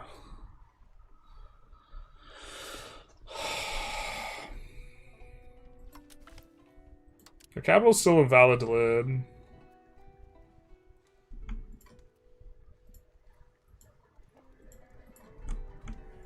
Could do like this.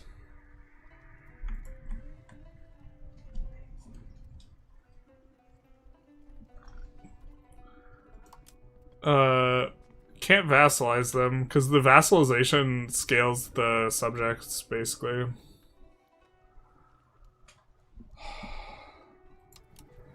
I mean, we could try and wait out colonization from them. That seems like super miserable. I also don't even know if it works from like a timing window perspective. Having 30 and mothball heavies in reserve wouldn't be bad. I always do it if it hits the cap. Won't be too expensive. Global population cap is billions, and billions is literally impossible to reach in an integer overflow. Oh, if you integer overflow every location? I don't know about that. You're SUNY Christopher Columbus? Maybe. We're trying to be.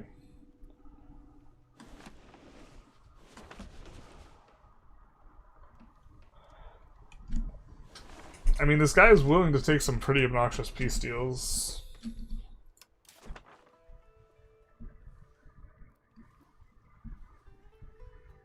But maybe we force him to release like a subject or something.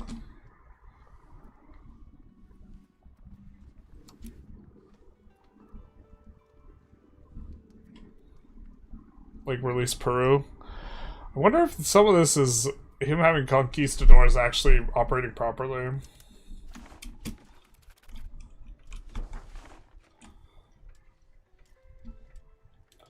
Devon's looking hella nice though.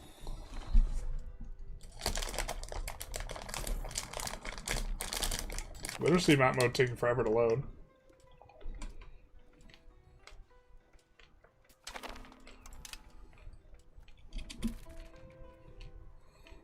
Nice.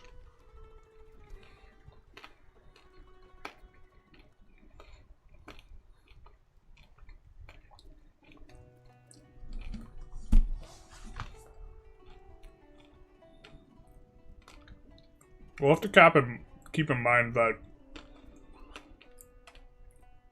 this is dead modifier for us. How far are we over by?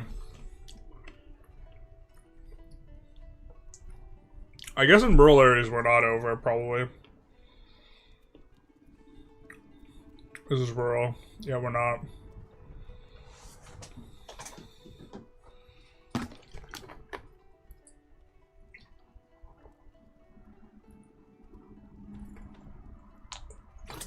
So 10% more could still be useful.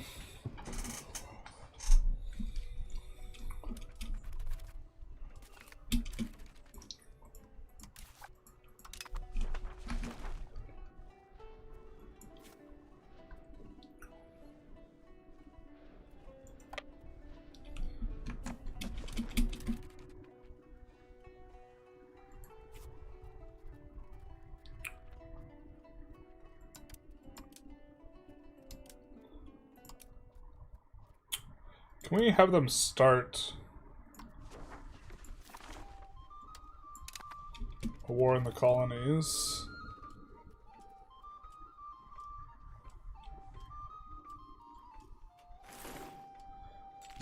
And when we will clip any type of unit they might encounter, that's an issue.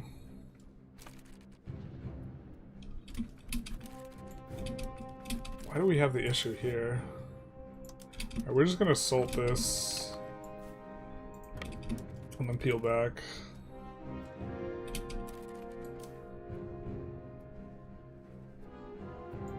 Wait, why the hell does he have units now? I'm seeing a single unit this entire time? What's this about? So they won't raise units to fight in their overlord's war, but they get included in the war?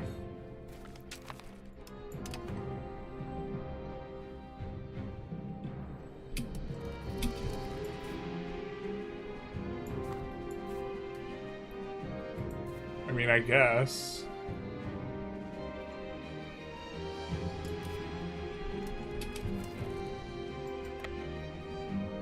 Can we transfer occupations to them? No, we can't. I don't know. I don't like the way colonial combat feels, to be honest.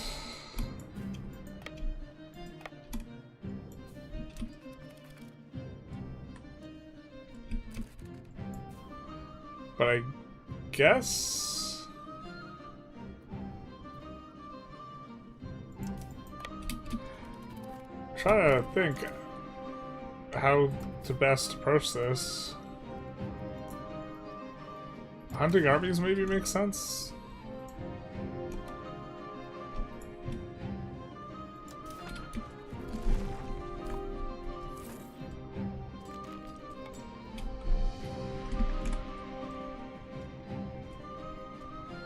We have to kick them out of the mainland. Yeah, that's all we have to do. I guess we can do that this war and deal with whatever's left. We still need to take more stuff, though. But we can leave them even with, like, locations in Africa.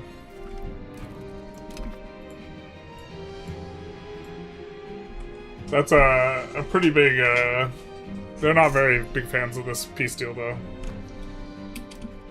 It's a decent-sized ask.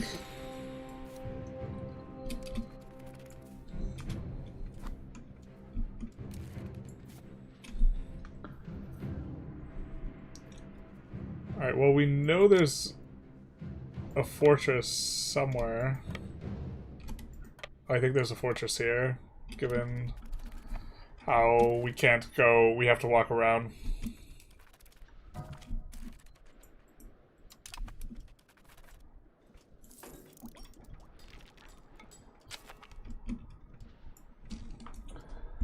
Low loyalty because you weakened Castile so much?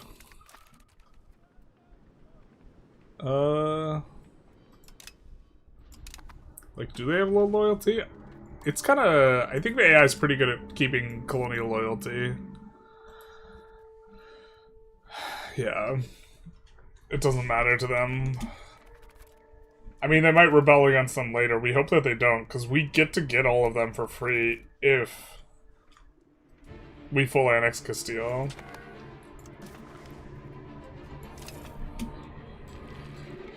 But now we made them start a fight in the colonies.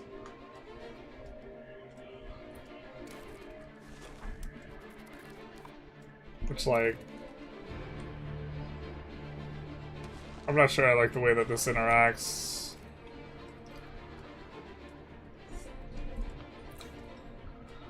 Because we just wanted them to join our war and fight these guys. I guess it's kind of okay that it's segmented, because it's annoying when you, like, don't want them to join.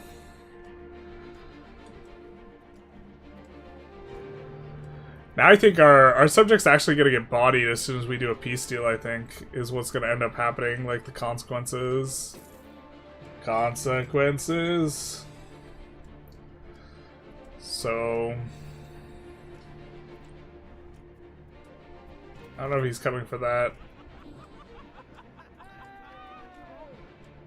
What is this? Harnessing the mines. Our theocracy is blessed with the ownership of several mines of value, playing close to high quality metals. I'm not sure I've seen this event. Is this from production quota bonuses? We don't need innovative. That's kind of a lot of development of these locations.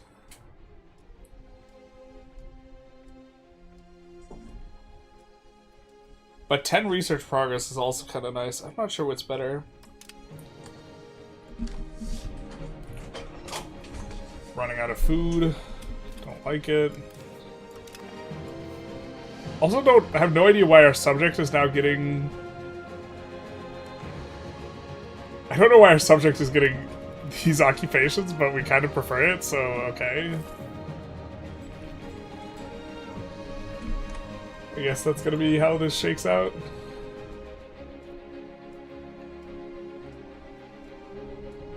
Because I think those occupations will stay because the other guy's other war.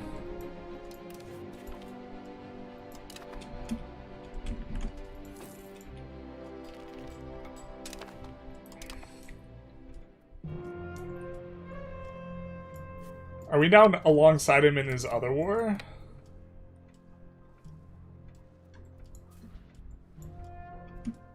But this is counting for both wars? Some weirdness going on here.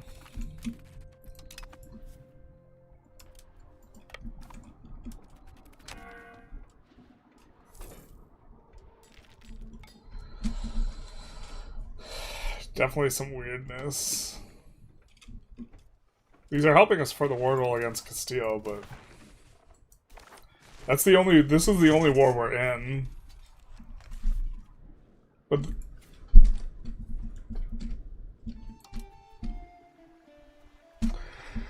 he's not in our war. We're not in his war. We can occupy land for him. Am I getting that right?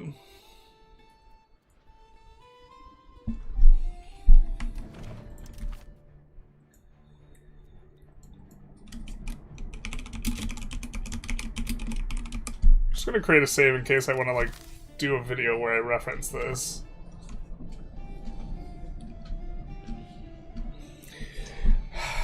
Because before it used to be that colonies would just always join your wars, and colonies were actually super useful in fights because they were decently strong. I feel like this really just shouldn't be the way that this all works. I understand that it's avoiding some problems by doing it this way, but that's like trying to avoid the loud card outside by sitting in your bathtub.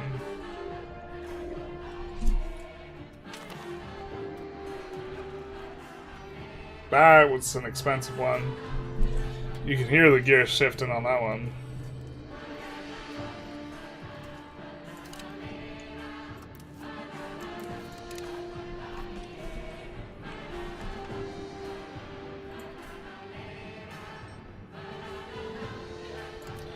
Alright, the price has come down.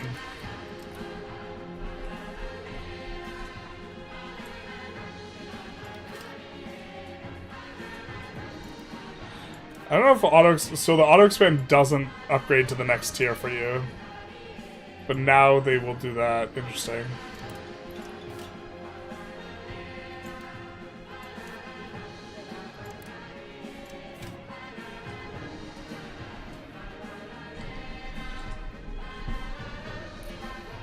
Really loving this auto expand mod though. I think I might make a video about it. Sand and livestock also together give you the immortal combo for tanneries. They don't have much demand for it, but they will have a really good production efficiency and they will have high control, so maybe they could export it somewhere else.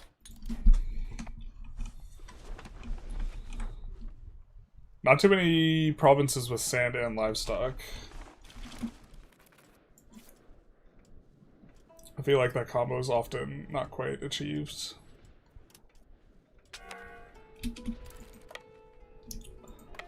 Let's do that.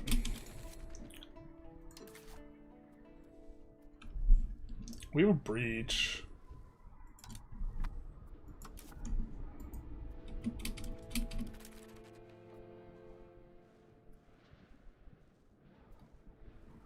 So we can see kind of where we have vision, or where he has finished colonial areas. I think we're still supposed to sit there and replenish, but I'm not sure he has the firearms for us to be able to replenish.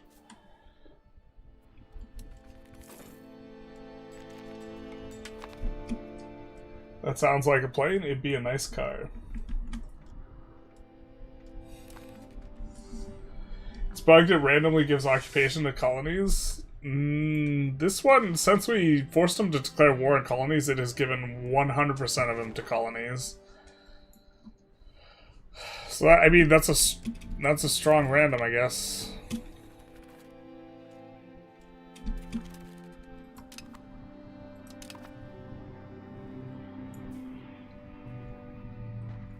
Not impossible, but certainly interesting.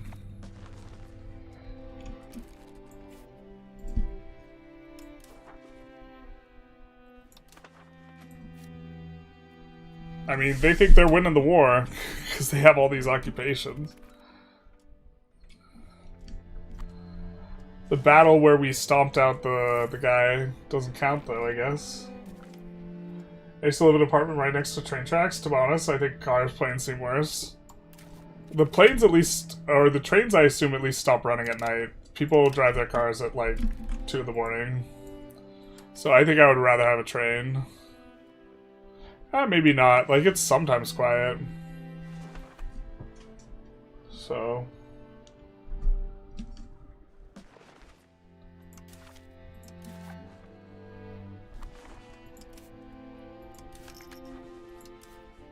what's our cooldown? 77 to flip back Basque. Just pure unadulterated pain. Flipping back Basque here. See, every single 100% of the time it has gone to him.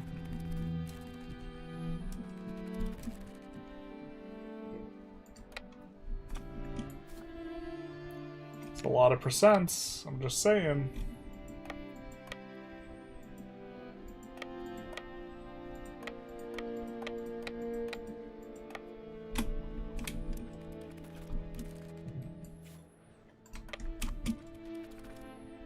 But this one was before the war started.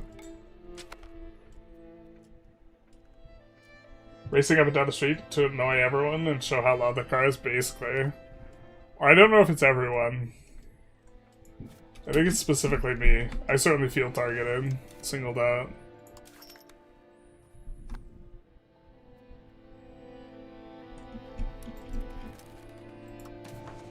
Okay, well... I guess we're gonna take this partial victory. The unfortunate thing is we have to wipe out this guy's army before our war with him is done. Just because it's defensive, Castile gets the guy inside their army, but we don't get the guy, or inside their war, but we don't. For us, like we don't get our subjects, I guess. God, our subjects are gonna get shit on here, though.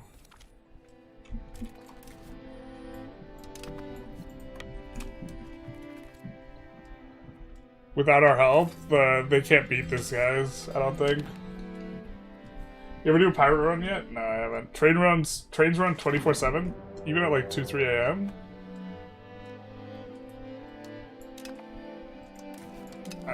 This is a vibe.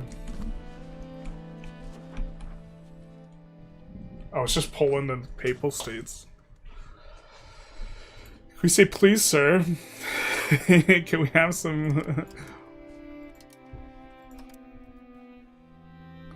Can we have some military access? I don't think so. I don't think they'd say yes.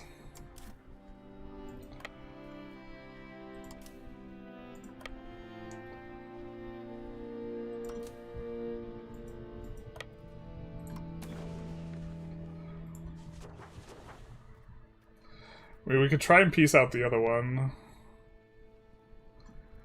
Kind of a... Could do this. They might just be building in random nonsense locations, though. I think we're gonna go with this.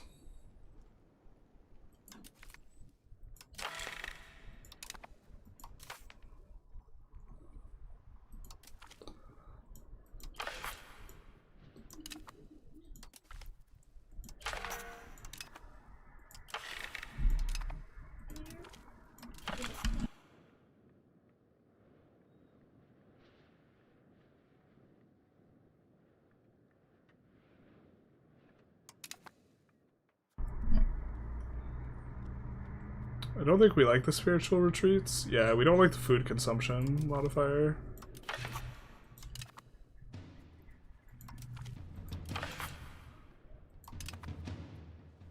Okay, cool. We could do opinions to peak. Take a look at this one. Alright, we were looking for outward on the values.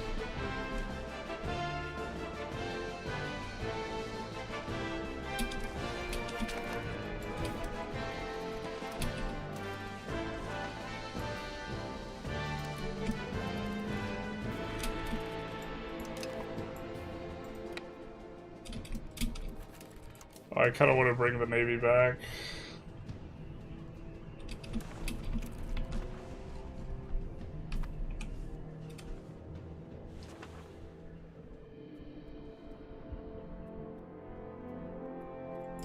Just the one brave subject.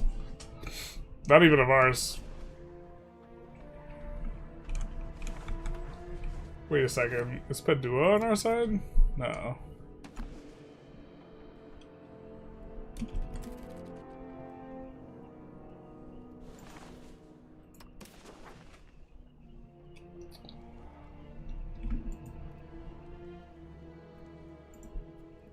I mean, we could just leave him with this.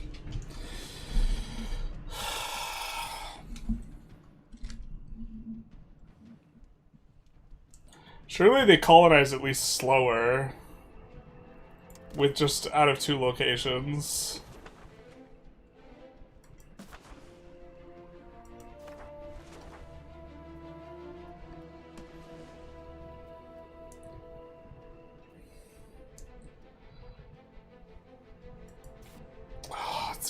Bad. If we can't remove them, we can't, like, finish our thing.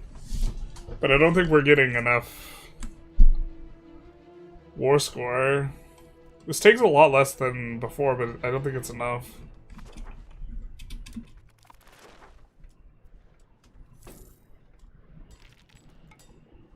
My trade routes are at capacity, so cargo... Oh! Cargo are... That makes sense.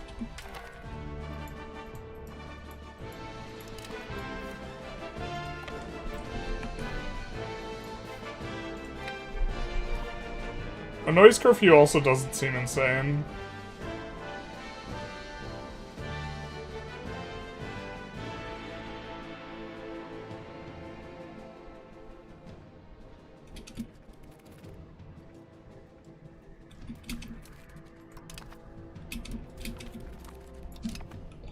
So fascinating that it, like, 100% hands it over to them.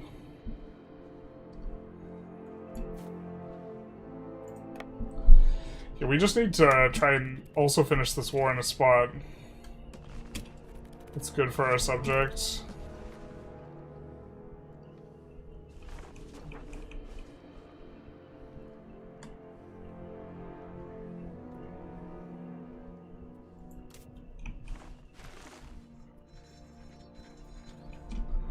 Having masonry problems up here. To be fair, this is the market we have, like, the least control over. We're at least confident where we want to place the things. Ooh, maybe we should have grabbed Bordeaux. If we move this over to the left, I don't know if this guy gets poor market access. You know what we're going to try and do here? Let's do this. I wanted to give them market access preference. That way they won't randomly decide to make their own market if we move this to the left a little, which I think is kind of the plan. Go might be okay. Actually, you know what? I think this is probably the new best. Like, it wasn't that good before, but honestly, Valladolid and, like, a lot of these places that have higher pops, which, to be fair, we've slave rated out to not have higher pops, like, or even remotely close to high pops. These guys have become ghost towns. Like, northern Spain, look how the mighty have fallen. There's 1,800 pops here. Part of it's also they're colonizing, right? Look at all these colonizations that are going down.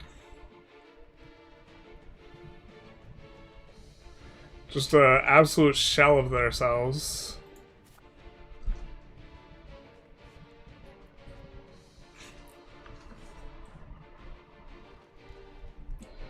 As I understand, the USA, there are whole trade networks owned by individual companies for specific purposes. Yeah. There are. It was like, something I was annoyed about a couple years ago was that there was, like, the trains union went on strike, which, okay, that doesn't annoy me, that's just is whatever it is. But I was annoyed because, like, it got busted up, like, the government busted up the strike, basically. I was like, bro, if it's, like, too big for it to fail or whatever, then, it should be just nationalized. We should actually leave it with this instead of Valladolid. The reason being is we have subjects that have claims on these things. So we could still get our CBs. I think this might be the peace deal we have to go with. But then Castile's like uber weak, man. Like you're gonna make colonies with this ish? You got like what was it? 60,000. They got 140,000 pops not in the colonies if we take this. You probably build settlements if you haven't already. We have checked, yeah. Some of them we can.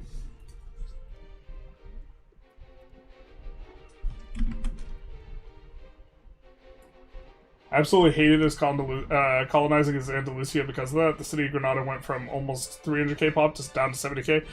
The choice where it doesn't let you pick where you're colonizing from, I really hate. I understand why they did it, I just don't like it. I think that the gameplay trade-off just kind of sucks.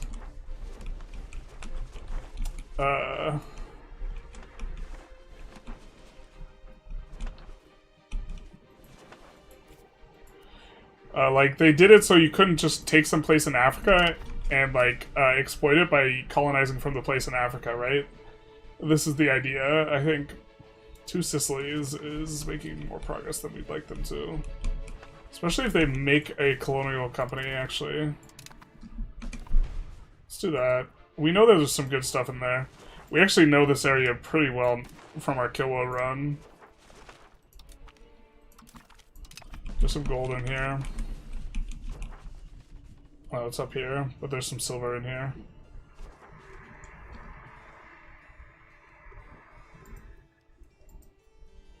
And we actually want to be able to continue forward. Which we're actually, like, bricked. We should have been a little bit more proactive about this. We can use the Explorer guy, though. He'll do it quickly.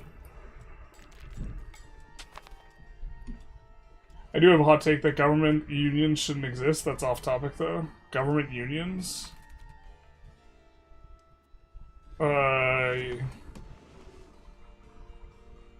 Like government labor unions? I'm actually not entirely sure how those work. It was a private union for the railroads in the US.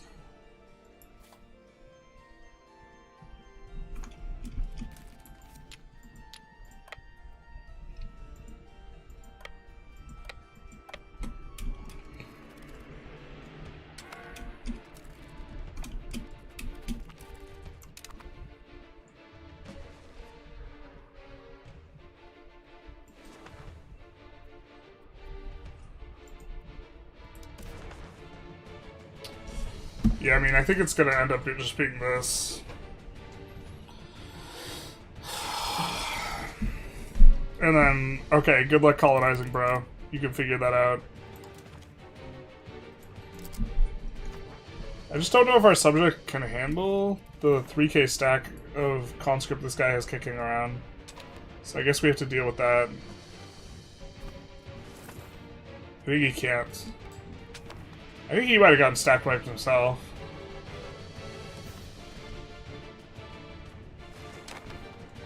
So we'll look to feed him some more locations first. With this very strange thing where we are parallel wars, but we can feed him occupations, but we're not on the same side in the war.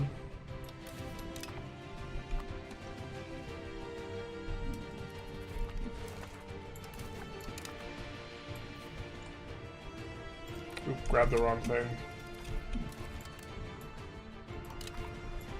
Fair enough.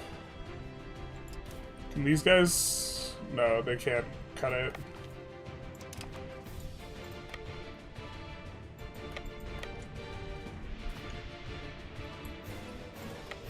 Oh, the micro continues with the fleets.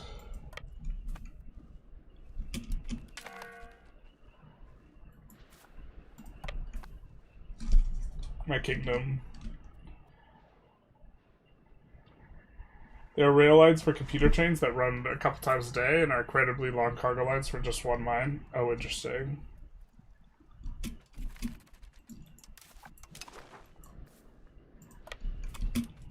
I think just as soon as we stack wipe this guy, we're going to try to.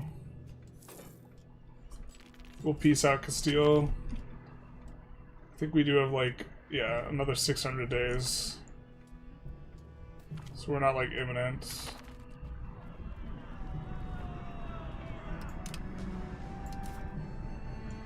You have to keep an eye on that. The support's relatively low.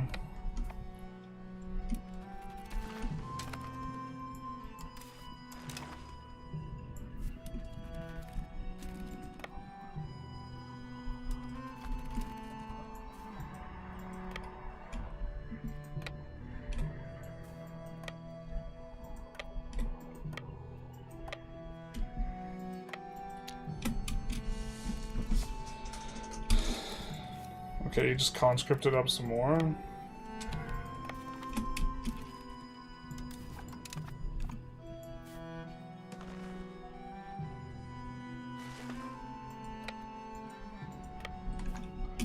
Our subjects are gonna get dusted up, I feel like. Right? I don't see any of his army.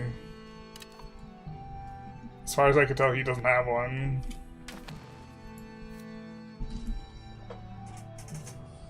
He's got 200,000 dudes.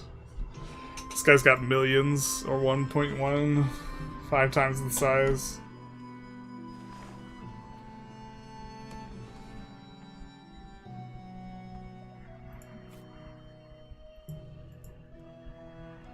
Anyone remotely as strong? He's kind of strong. He's got 1k stack. I think it's just going to start another war, though.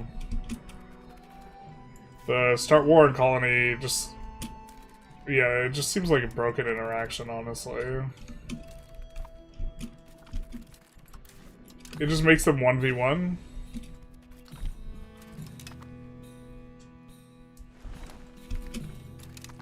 I guess that's a reason to want to make big colonies.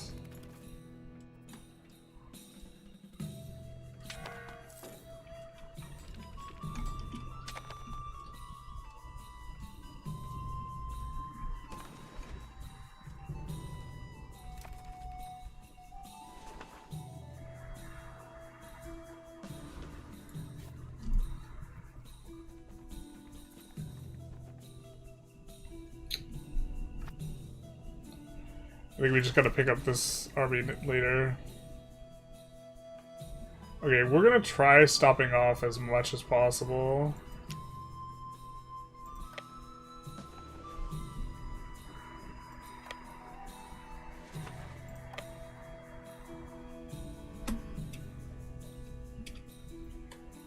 Or that's not exactly the...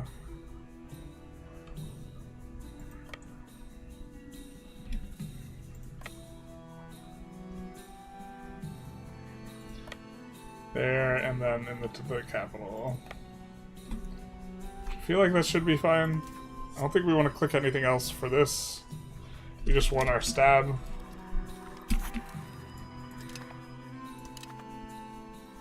It's effectively 14 stab. That one gives you... A lot of them give you the minus stab, but that one also gives you plus stab for passing it. Or it's plus 7 stab if you think all failures are minus 7 stab. Type of way of looking at it. Is Leon using... They're using dev problems, but only on one. But Leon is capable of giving us... CBs.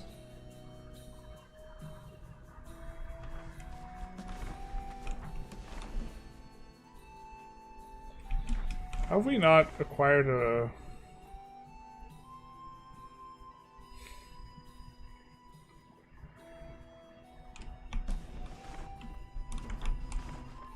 I guess we're starting to get these places cored. Just barely.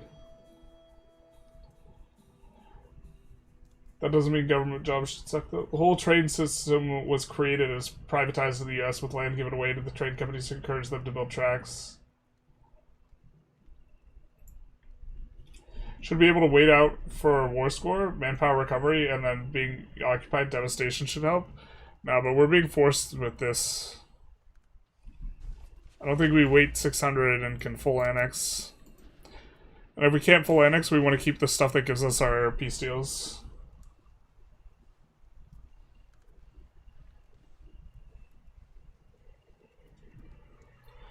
But I guess if we could grab some of this, maybe we're into that.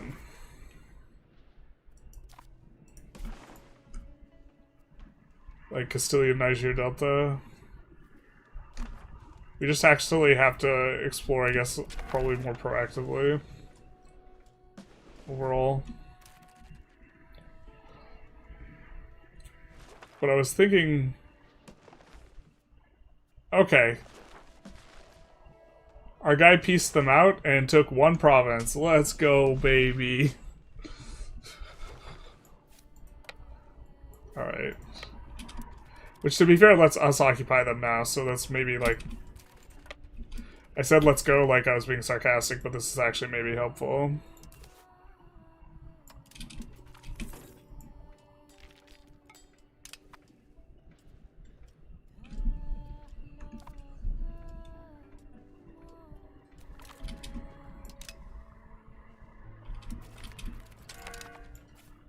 Yeah.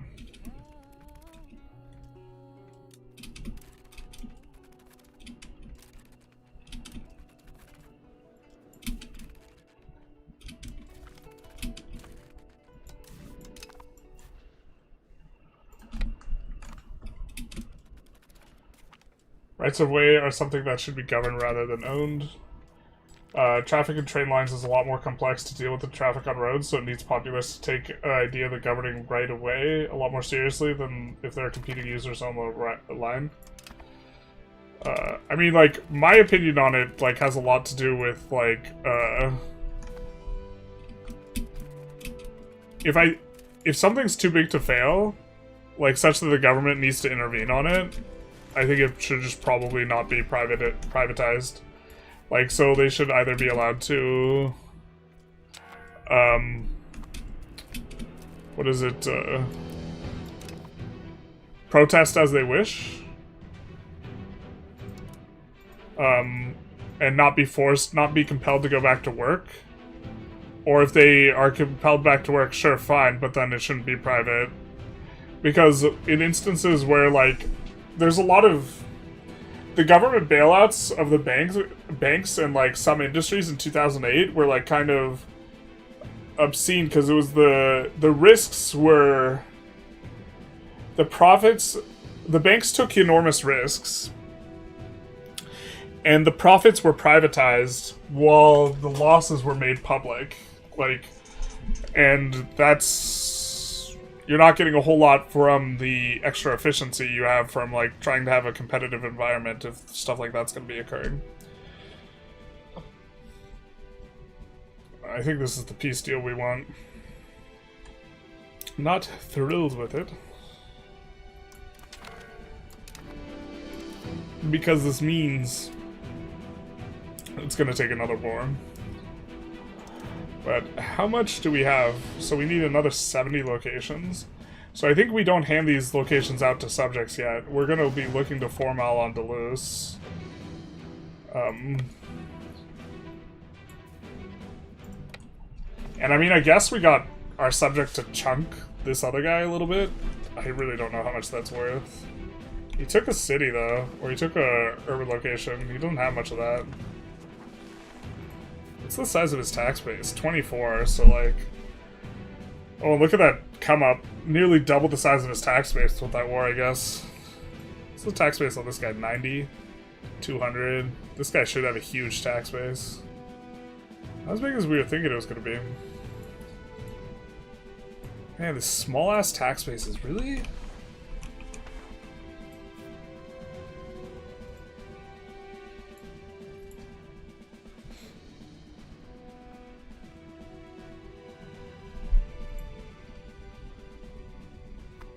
I don't like you can't... Oh, just... So many things about colonization are frustrating. Like, you can't explore inland off of your subjects, so you have to own the stuff yourself. It's like a little bit silly. So maybe we choose to own this just so we can colonize, or explore inland so we can colonize inland, basically. Or we have to steal maps. Here, do we own territory? Why can we explore this? I mean, I guess while we can, we're gonna put it in.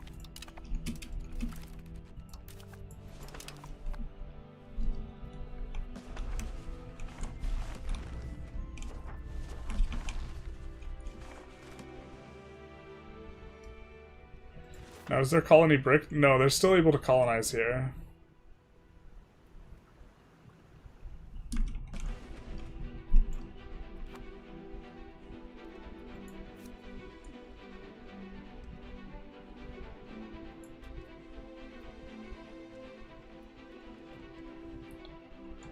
Where's the colony coming from?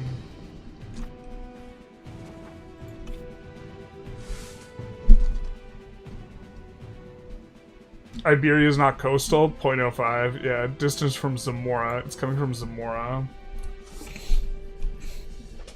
But it's slow as hell because it's not coastal. I guess being reduced to 5% because you don't have a coast is a vibe. So they have no coast remaining. Other than... Yeah, because we took this away.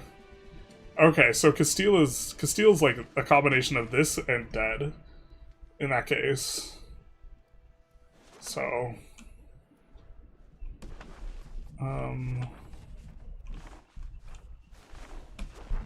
I think we don't really touch this other than making market villages. Maybe roads.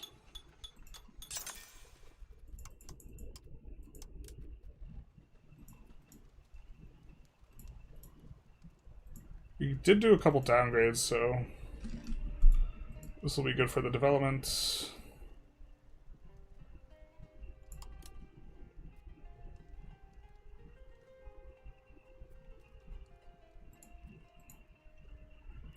Then here we'll just add all this. You know what though, like in terms of recomping Iberia, we moved basically, so normally in like all the pop starts in the north, and it's kind of annoying. And there's not much you could do about it as Castile.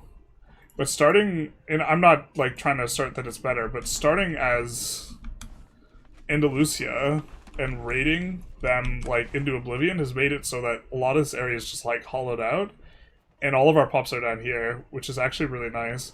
To be fair, we should have built way more slave centers in some places to specifically pull pops. So that's probably a bit of a leak. Yeah.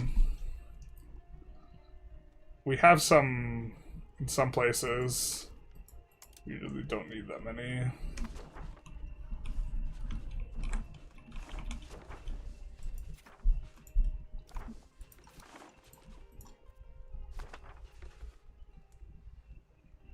Just putting a couple down on the farmlands, I think. It's fine enough.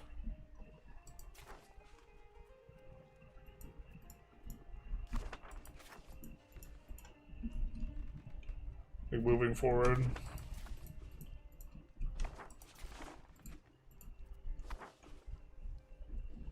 terms of getting a nice spread. But yeah, some of these will be depopulated enough that we should be able to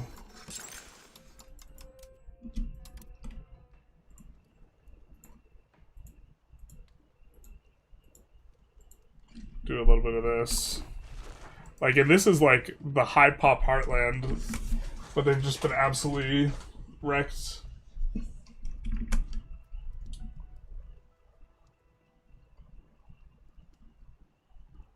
I agree, otherwise it's just privatizing profits and socializing losses. Yeah.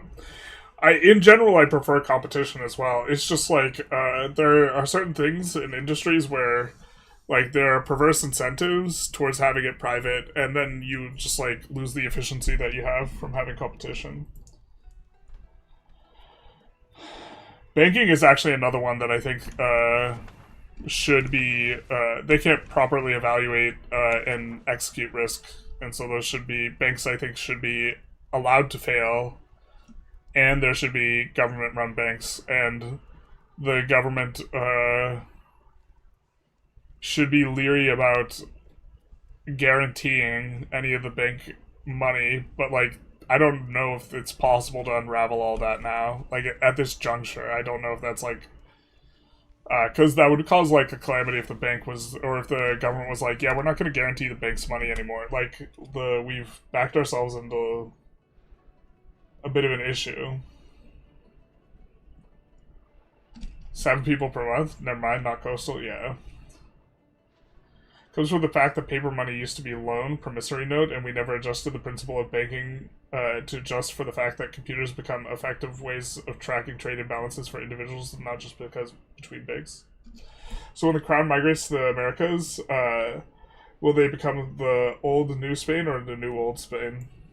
It's a good question. It's an important question. I don't think it's going to migrate. I have a sneaking suspicion that, or actually, did they migrate? They might have migrated. I hate that clicking this doesn't take you to that. No, they're in Zamora. That's the new capital. How much pops do they have, though? That's you're fibbing with that one. That's a lie.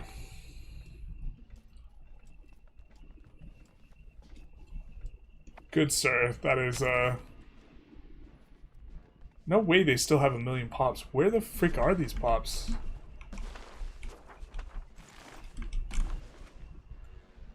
They have 140,000 here. You mean to say that they have 860,000 pops?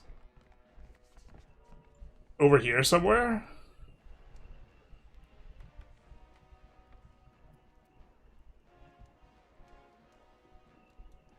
And here's like another 150,000. I mean, okay. I guess. Sound off.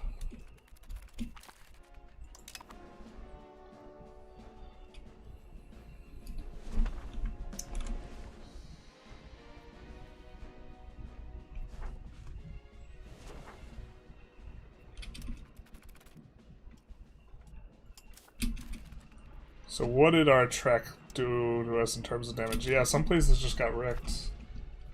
Alright.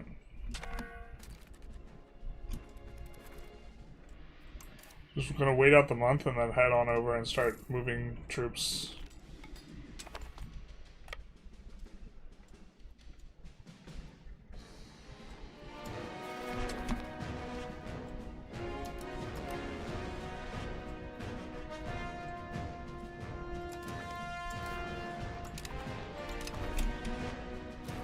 Still got our research queue going. Things are starting to get a little bit slow in terms of how quickly we're progressing here. Part of that is like microing in these wars, like really hard.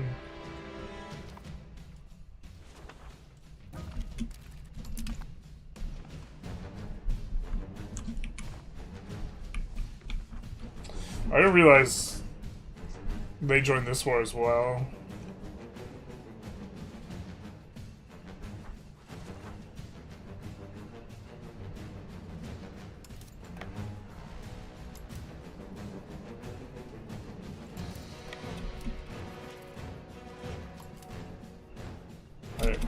We're gonna set 30,000 up here.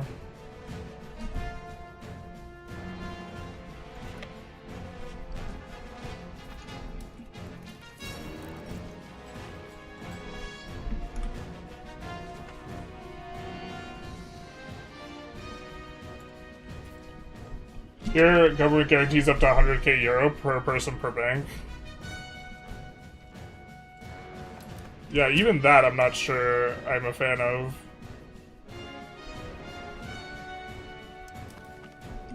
Bro, how is that close?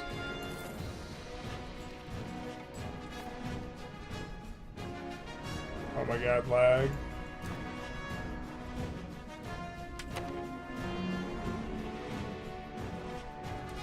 And then they could heal up a little bit in the north and then come back down and give us something to deal with two Sicilies.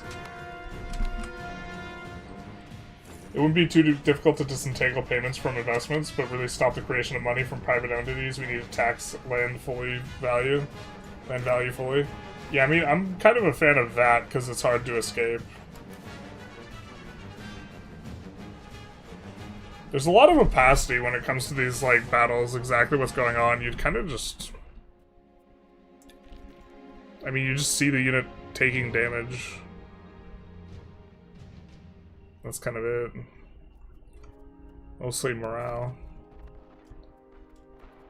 I think we're, like, kind of losing quite a few ships in this. And then it doesn't... The lack of auto rebalance is, like, so painful.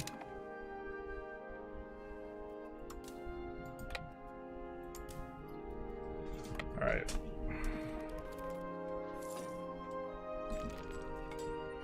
Should be in good shape here. Adam Smith was pretty leery of banks himself. This was one reason for the US, for a long time, the US didn't have large banks. Yeah, I mean, I'm not against large banks. But...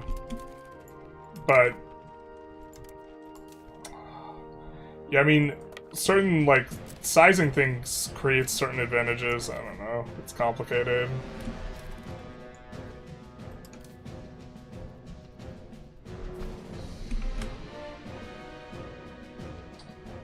Used to be 100k until 2008 when they increased it to 250k. Privatizing profit while socializing losses is the best way I've ever heard someone describe American companies. Yeah, I mean, I'm not a fan of, like, government handouts, but, like, when most people say that, they're, like, talking about Social Security and Medicare, and, like, when I'm talking about it, I'm talking about, like, the subsidies on, like,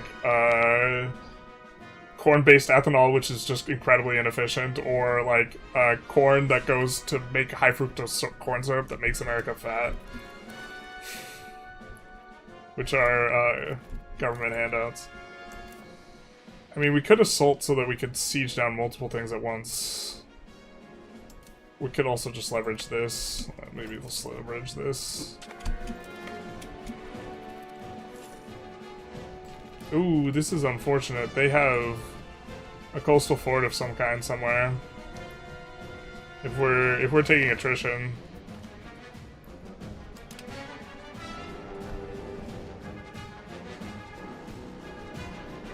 So we can't just sit here, unfortunately.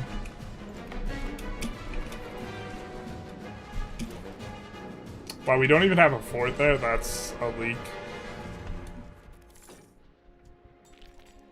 Especially considering how hard it is to take our forts. In the financial crisis, we dumped billions of money to to fix the bank hole and save the banks. Yeah. Well, I mean, I don't necessarily have an enormous problem with that, but we should have just acquired the banks. Like, if they have to restructure their debt and they, like, don't have a means by which they can restructure their debt independent, like, they should just be acquired. FDIC is on top of enough things that rarely ever need to actually pay out. They just need to manage transfer deposits and assets from failing bank to the one that acquires related bank subsidiary. That's not really anything that should happen. Payments shouldn't be tied up with risk.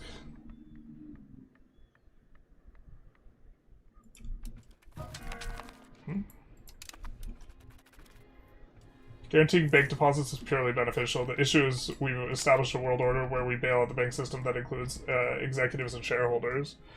Well, like, the issue is, like, not... it's not as much the guaranteeing of the deposits, it's, like, what they can do with deposits. Or where's this stalled at, actually?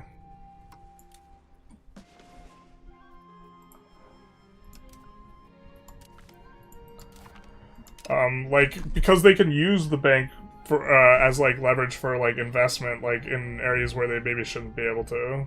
Alright, what's stalling you, babe? Everyone knows that, exploration is haram. This doesn't get auto-resolved ever because we're not allowed to trade liquor. You actually have to build it.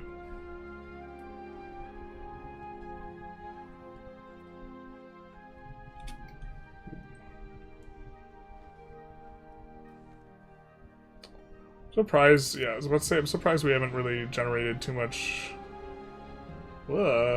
masonry and lumber both having issues.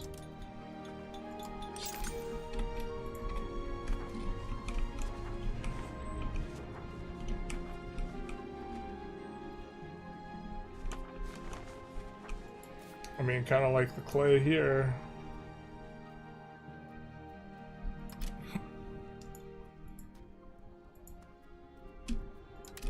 Let's do a little bit of this and that.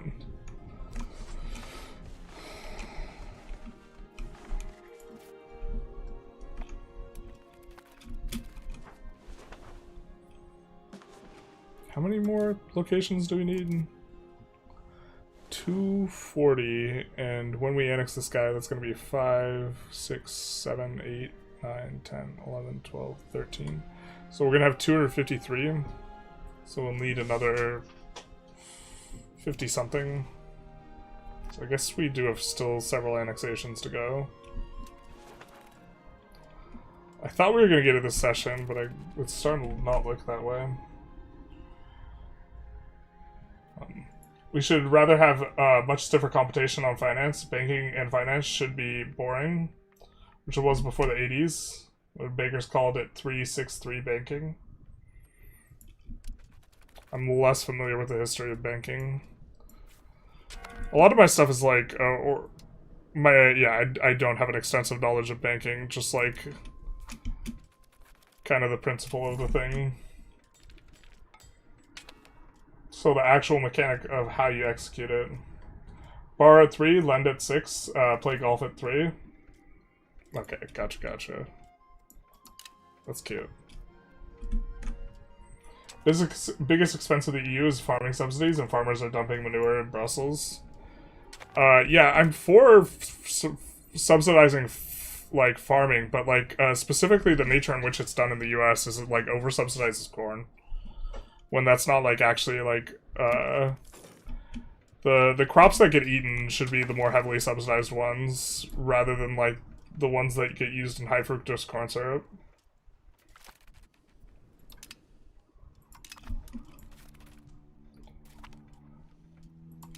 I don't know. It's been a while since I looked at this though, but when I was a business major in college,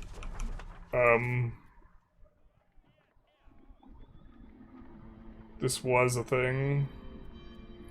I think just gonna build over the expensive cost here, just to get more levels of this. This is really gonna output a ton of masonry. Maybe we don't. I mean, there's nothing left to... I guess maybe we don't need the slave center no more, huh? But we're still over...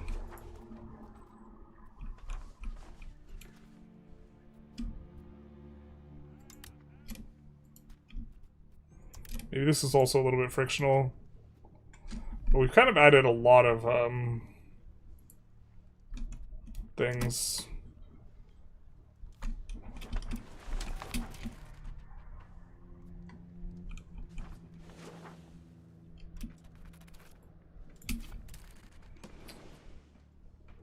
I think maybe can bring this back.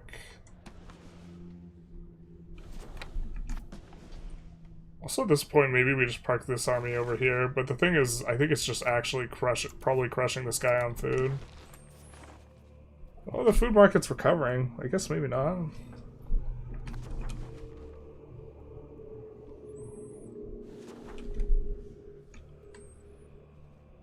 But the Fed did get ownership in a bunch of banks. That's why the bailout didn't actually cost that much. I think they acquired temporary ownership and then sold it back, if that's how that worked. As far as I know, the Fed doesn't have a bunch of privately owned banks still on... like, they acquired the debt at cents on the dollar, and, like, that's how it worked. And so since they owned the debt, they eventually, like, sold it back to them and this type of thing. But I don't think... It's not like the Fed acquired a bunch of banks, and they're now government banks. There are government banks. They have to lend the money from regulated subsidiary into the real economy because otherwise it will cause massive swings of inflation and deflation as the money moves in and out of that. You're referring to the repeal of the Glass-Steagall Act, officially the Banking Act of 1933.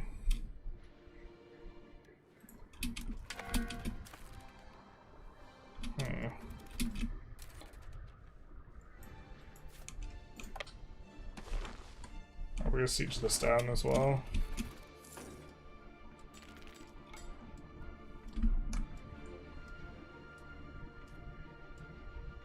Its culture starting position, you can look at their nation selection to see if you want to start the game as them. Yes.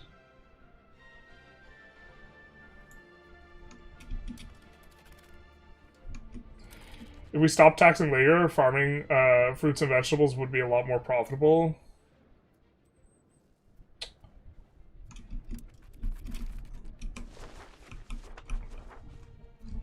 What?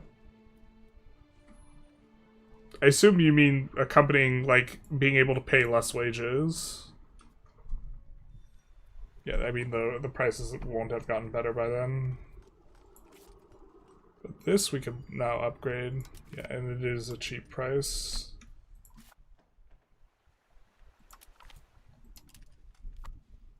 Nice, a few city upgrades. We're getting pretty heavily urbanized.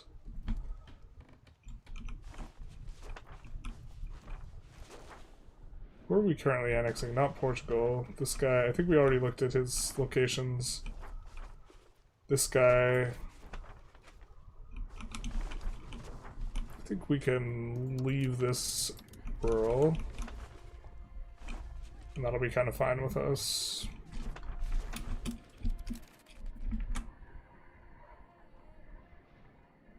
I have a master's degree in economics and finance. This is sub 1.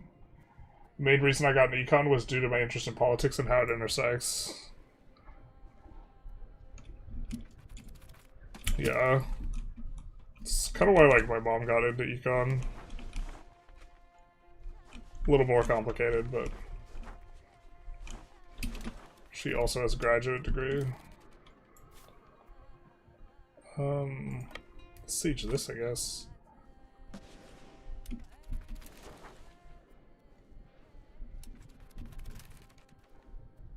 Could this... I wonder if the heavies could actually take out all these galleys. Probably not. 4 heavies versus a shitload of galleys and a narrows. I guess we don't have a guy. But their heavy just folds up, right? This is just kind of a test. I'm not sure since they changed the stuff. Treasury bought shares in the banks. FRB did not. Acquired debt off the balance sheet. Separate thing. They offloaded everything. Yeah. What I'm suggesting is a little bit different. This looks kind of awful for us. There was only like 4 as well. I don't know if we're winning. The Glass-Steagall is a silly form of American exceptionalism. Everywhere else in the world, having a bank like that is illegal. Yeah. There should have been massive banking reform in 2008, and the reason there wasn't was because of lobbyists.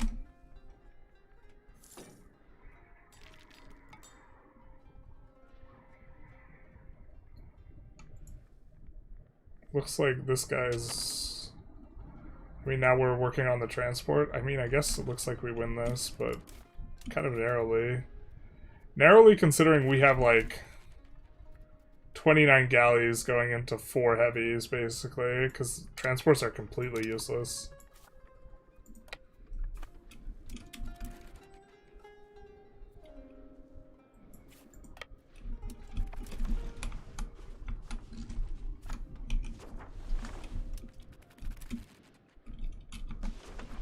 What's our proximity look like up here? Not too bad. We also have lieutenancy. So...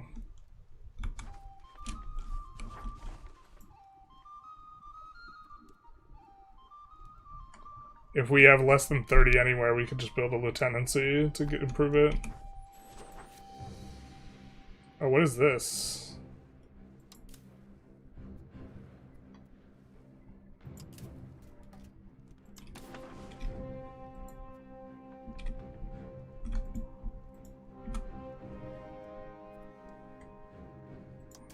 What was this, kind sir? Okay, maybe we're dealing with England first then. Just using this guy to clip the armies. You don't want the government permanently interfering with the market. There would be an incentive to favor government banks. Yeah, I don't think I necessarily hate... having seen some of the banking stuff in the US, I don't think I necessarily hate the idea of only having government-owned banks.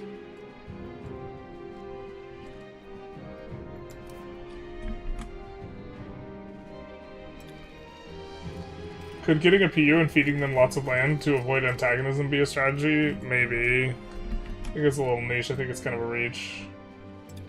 Military is 2 tiles away from fort and wants to wait for Navy to come to take them there, even though they could just walk there. Womp womp. You hate to see it.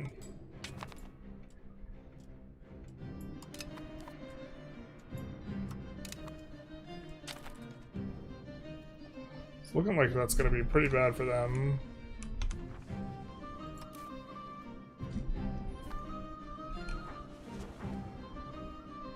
I mean, I guess maybe now we pile in here.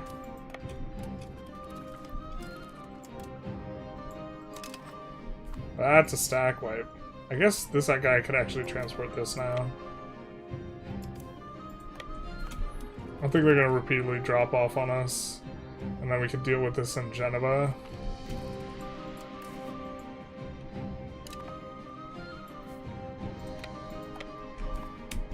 This is much more comfortable without France and Boho in this, like, massive war. France and Boho being the 2, like, actually spooky guys.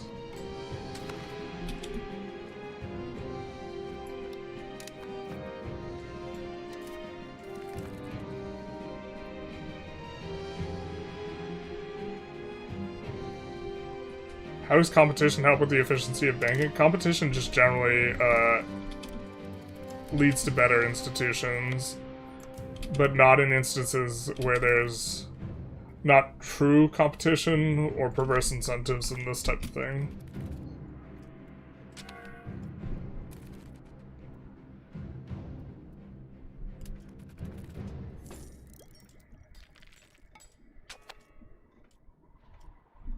Like, there are ways you could run a bank with less overhead.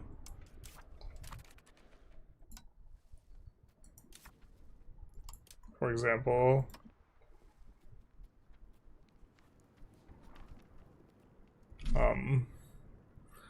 The problem is, like, the risk is, like, not realized in, like, a normal-looking timeline.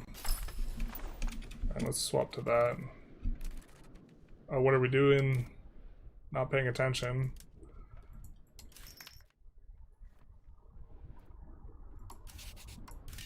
Time for us to swap back to Navarin. Or Basque.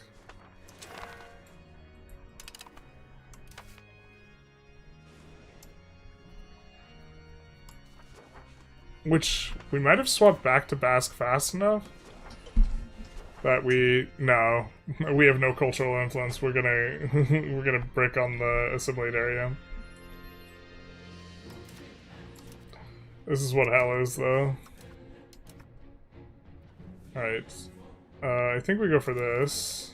No, just kidding. That's not the right thing. That's the stranger danger one. That's the 90 stab button that comes up. It just means you can swap to this, not that you should. We've come to know this is the you get a new one. Finally. Back to getting our 10% proximity cost.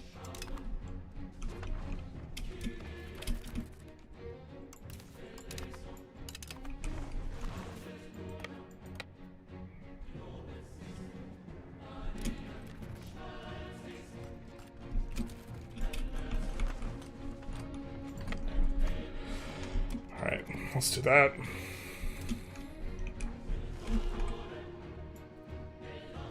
And it's basically filling the role of the public utility. I agree. I mean, I think there are reasons to, like, have public utilities be private. I think that I haven't seen an instance where I thought it was coming out spectacularly, but you can still get to do it. You want to have competition because if one company produces most of the supply of the product, they set the product as high as the price as high as they want. Well, that's not an issue when the government's the one doing it, because the government isn't charging to generate a profit, or is not typically operating in that capacity. You can have it operating in that capacity. That's what China does. They have state-owned enterprises, SOEs, that roughly operate in that capacity.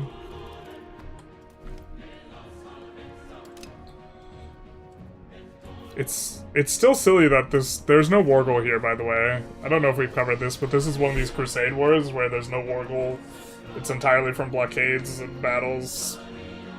And it's probably gonna be, roughly speaking, a status quo. Or maybe we take a little bit of stuff.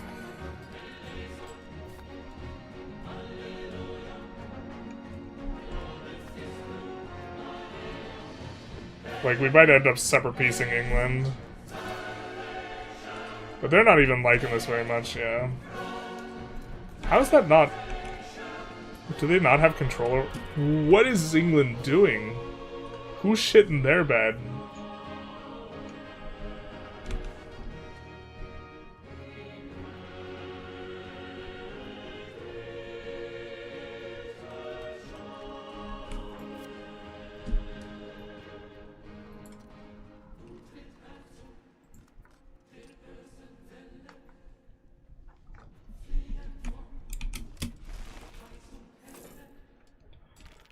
They should have like a much stronger setup with the land that they have.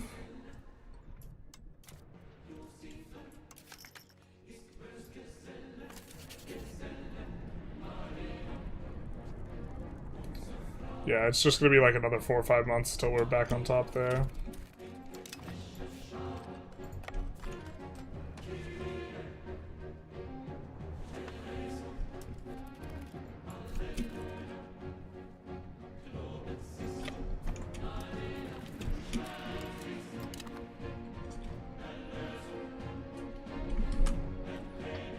You heard of the digital euro? I've not. Payment system is a public utility. Investing in individual businesses is not. The people who believe in the Laffer curve being prescriptive do believe the goal of government is to generate the most tax income as possible, regardless of the harm it does. I don't think that correctly describes people who believe in the Laffer curve, or like Laffer curve proponents, like remotely close. People who argue about the Laffer curve are deluded about which side of the Laffer curve we're on, or at least the ones who are arguing in good faith. It's like a theoretical threshold upon which the Laffer curve describes an area where if you taxed people anymore, you would actually generate less revenue than taxing them less. For the state. This is what the Laffer curve argues. Actually, a lot of people who like argue like for the Laffer curve type arguments, like, or at least in common like environments don't actually understand the Laffer curve.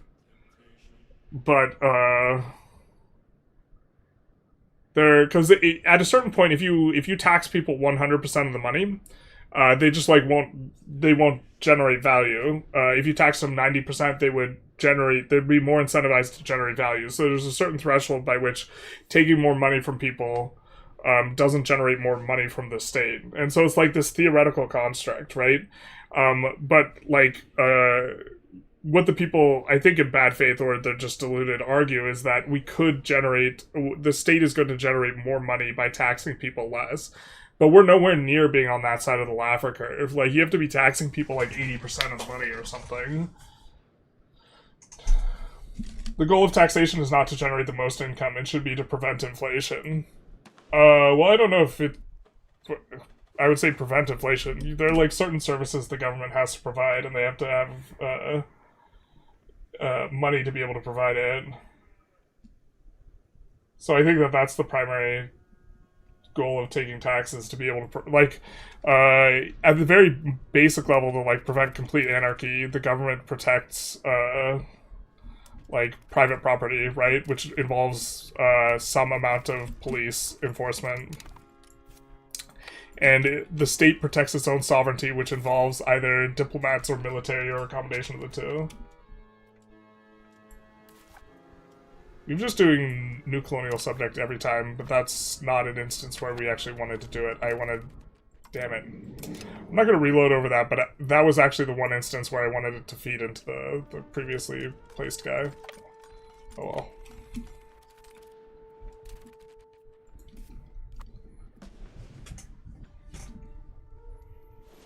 Up to 200,000 gold. We got some auto expands going on. Got some tanneries working. I think that we probably actually have a huge demand for leather because the extra military. Yeah.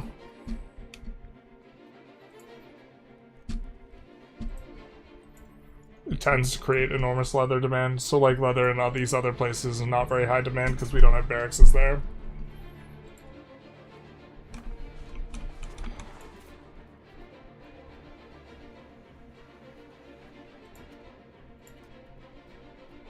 And the barracks is like a next tier building. Yeah, look at this.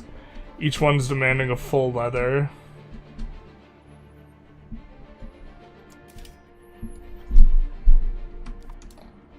But also that's supporting the war machine. It's to maximize SOL.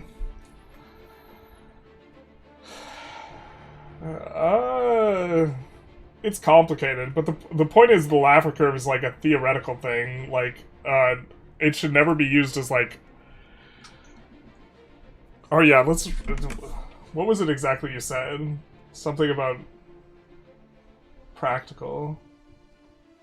Laffer curve being prescriptive.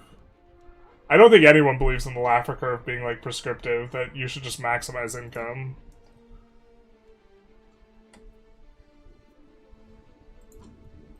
Like, that's, like...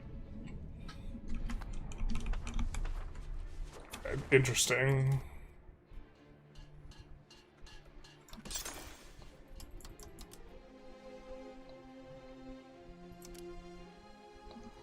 I mean, it's certainly a take, I guess.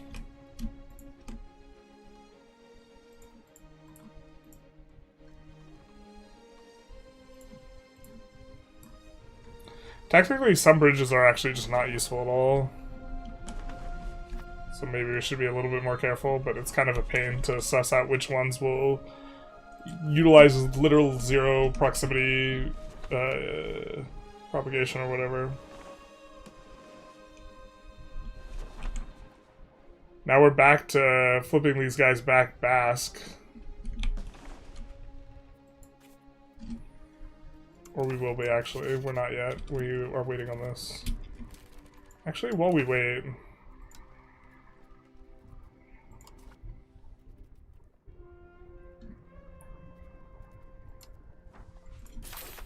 just straight up assimilate Basque and Cadiz, rather than just letting it idle.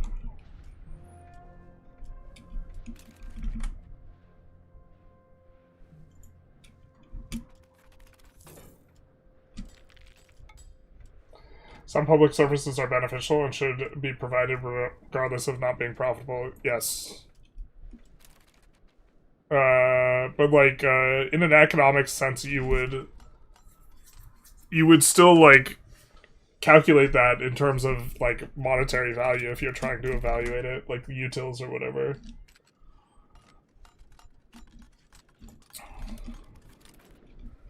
Like, even if it's not directly valuable, you'd assign a dollar value to particular things that are intangibles. I mean, if you want to look at it from an economics perspective, which you don't have to.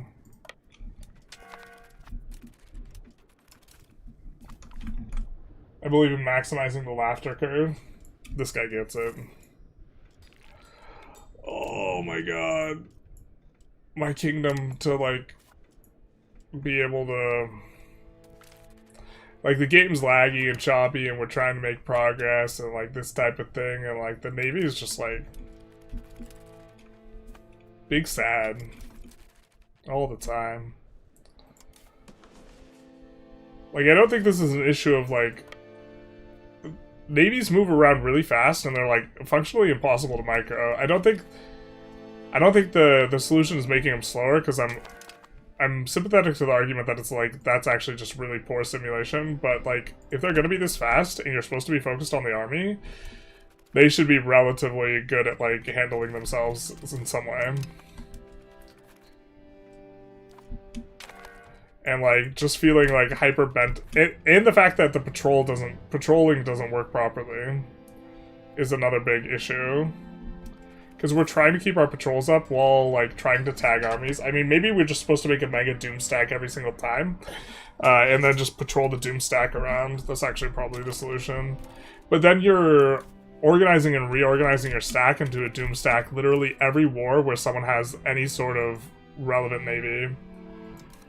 Which I don't think I'm a fan of. There are people who interpret the Laffer curve that way. I agree it makes no sense, and just to be approached with attitude is like, it's a take. I feel like people can't possibly be that, like... That's like... I mean, even supporters of the Laffer curve don't look at it that way. That, like, it doesn't make any sense. Like, supporters of the Laffer curve argue that, like, we would generate more money if we didn't tax people, so we should just tax them less, but, like...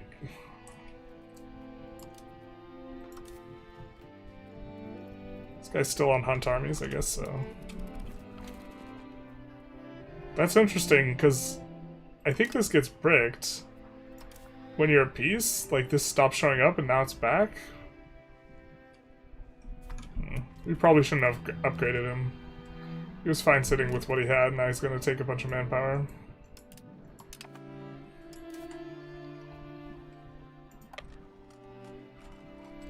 Oh, not sure why we have access through him, but okay.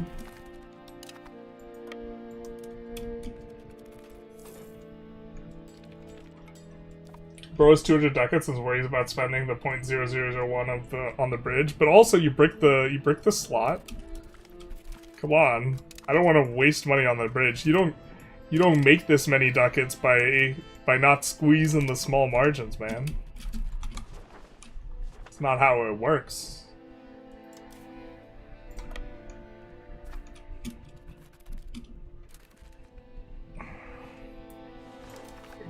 I think they're going to be amenable to a white piece pretty soon here, actually.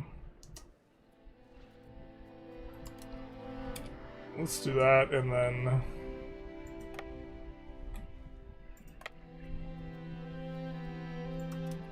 go after Novi, I think?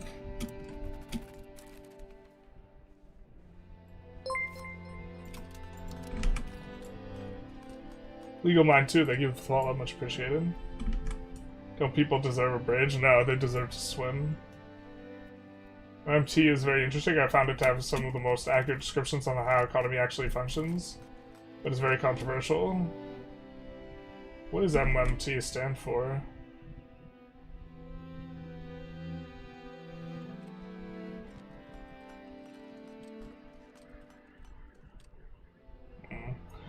A lot of the stuff I've read about economics is more like philosophical, like, oriented, like, first principle type economics as well. So it's not as technical generally. Like the notion that value comes from labor. It's not like that's a like what is value question, not a like what's the technical way to like examine the profit maximizing strategies used in XYZ company and why might they be problematic. Like that's a more technical thing. Can we get the prices down? Yeah, good enough.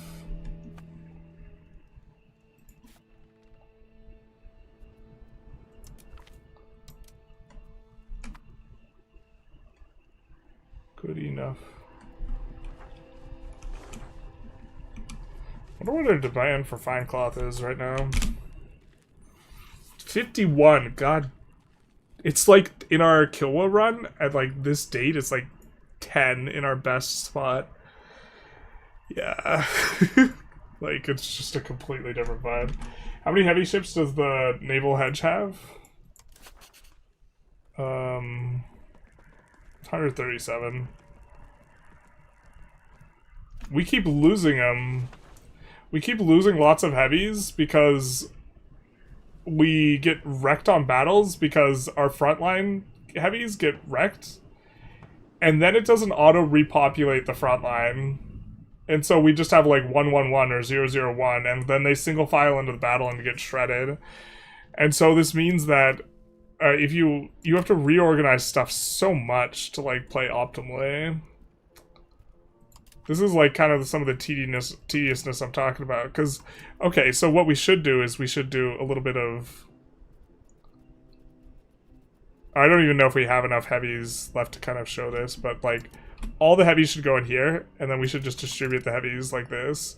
I'm not sure if they get the same speed penalty that other boats get, and this isn't too bad, but every time we reorganize this navy, if we click this, it's going to bump all of the additional heavies, the overstacked heavies that are on these, it's going to bump them into reserves. And then as soon as it loses a heavy, like just in combat, just doing its thing, it's not going to replenish from the reserve to bring onto the front. And so you get these like fronts that are bad, and the AI can micro it just fine. And meanwhile, these like fleets are like whizzing around, so it's like not like feasible to micro.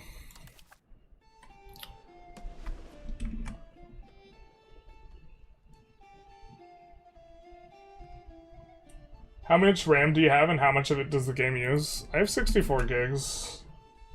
I guess I could do Control-Alt-Delete and check. I don't really look at it that often.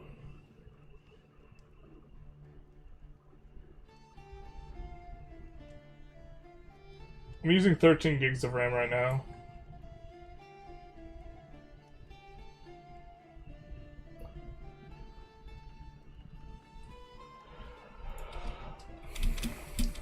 Regardless of good faith or not, proponents of the Laffer curve is I'm a banal argument. The whole concept was created bad faith argument for tax reductions in neoliberal policy.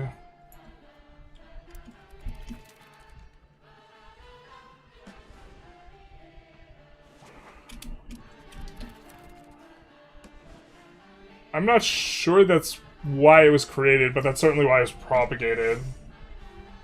Monetary theory? Okay. I don't want to ascribe, like, intent to Laffer himself. Laffer might have just been vibing and doing some calculations, you know? And been like, oh, this is interesting. It's like when you find something funny and counterintuitive in, like, Vic 3, you're like, oh, this is interesting. Like, I don't want to say why Laffer made it. Because the explicit theory is correct. There is a threshold upon which taxing people more actually decreases income, and I think that that's kind of interesting and not intuitive. What happened to Castile? What Castile? Castile? Swiper, where's Castile? Can you say Castile? Can you say Adios? I think Laffer just wanted to GDP max. Laffer just wanted to vibe, exactly. Leave Laffer out of this.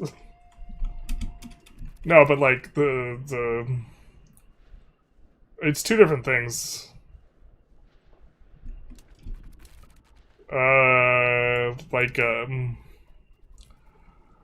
What is it? Adam Smith would want very little to do with what has followed in his name, you know what I mean? I wish I could detach all unupgraded stuff and just delete it, because I don't want all these random ass transports, man.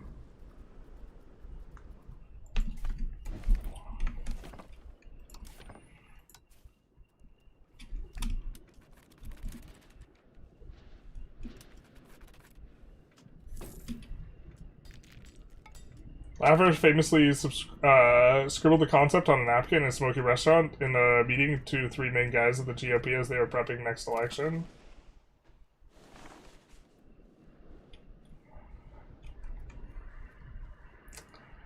I mean, I would rather hear Laffer's side of the story than the Laffer curve and the initial creation of the Laffer curve seems like something that people who are trying to create particular narratives would have a pretty big interest in kind of portraying it in a particular way, right? For both parties. And so generally, the thing is you can critique the Laffer curve without involving Laffer himself or his intent, right? It's also like not important. Dude has made a track record of running local and state economies into the ground. Adam Smith just wanted to make one blacksmith to make nails and the other to make hammerheads. This is basically all he wanted. And he just wanted to talk about the lowlands. This was it. This is all Adam Smith wanted, was just blacksmiths to make different things in the lowlands and justified.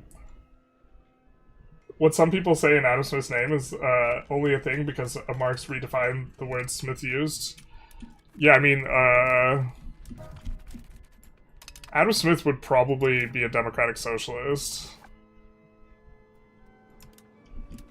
But he definitely wouldn't be a communist, right? Like,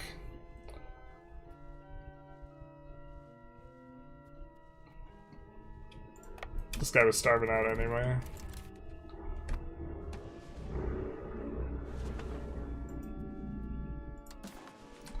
I mean, maybe we're just supposed to have gone for the capital instead of the place next to our places.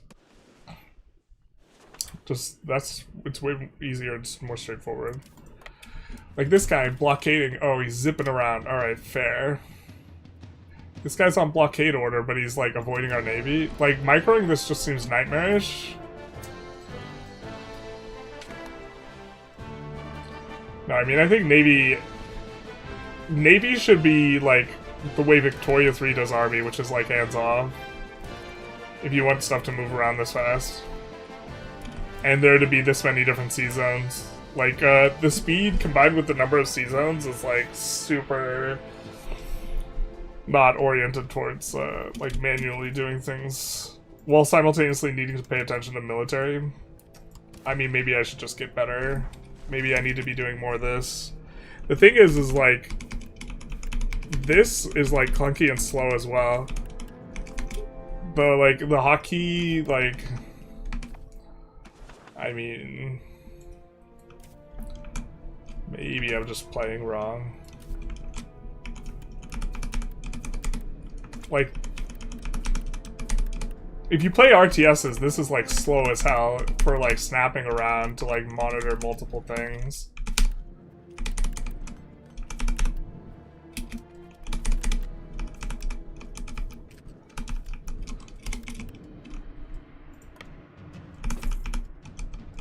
And like with the like month ticks, like just trying to like keep track of it like old school. And the pop-ups. I mean, maybe you don't want to siege a successful like thing ever. Maybe that's not, if you're trying to like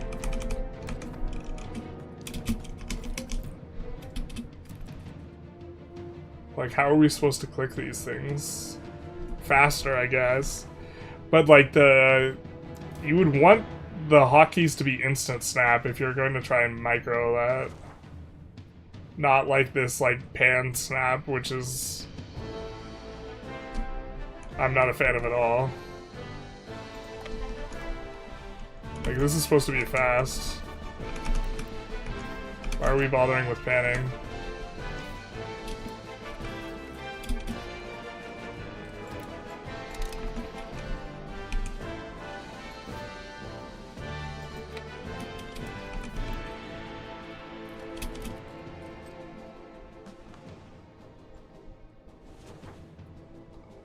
I guess the Navy can actually pick those guys up, so let's try and click the buttons right. Well, oh, and I can't zoom in on this guy while still selecting the Navy, so when I select the Navy, I actually have to zoom out and scroll and, like, come here.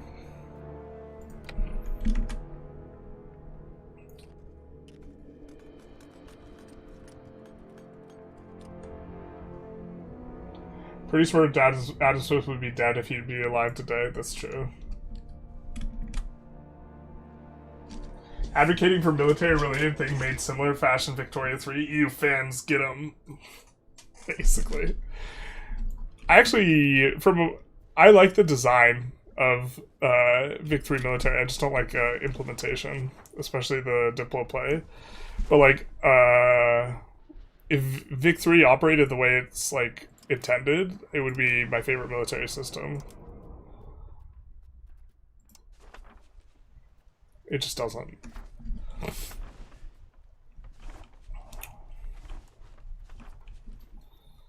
Ooh, we might de-urbanize this. Wait, why do you have so many pops? What the hell is that? Wait, actually, what the frick? What?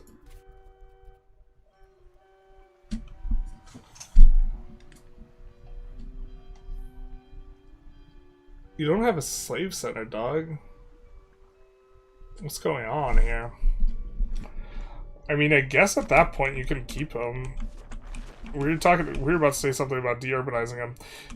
It's flatland sparse. I know it's Mediterranean probably, but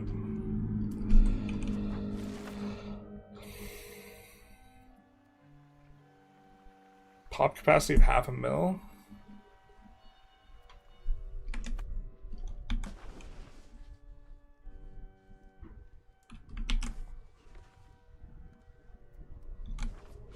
How did that even happen, man?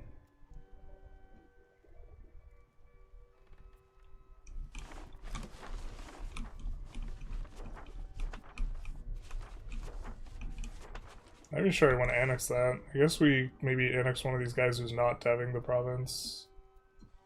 Which I think they all should be, but...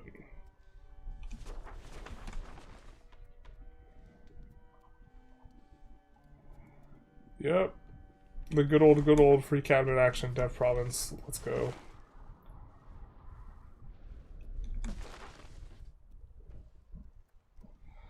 Oh, we just have to pick one to annex.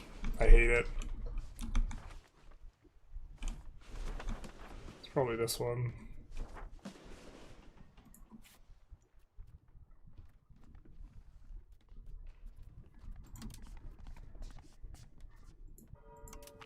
I actually think we de-urbanize most of their shit, though.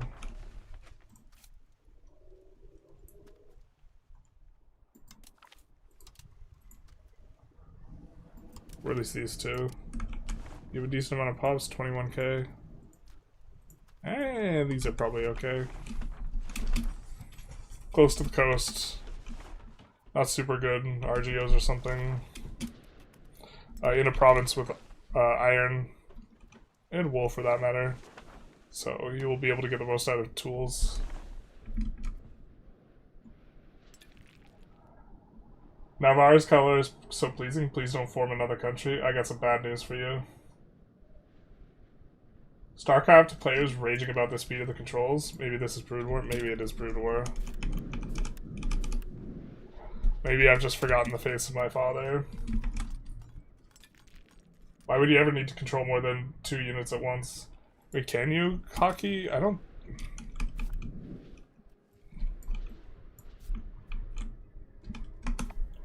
I think you can. Oh, you can.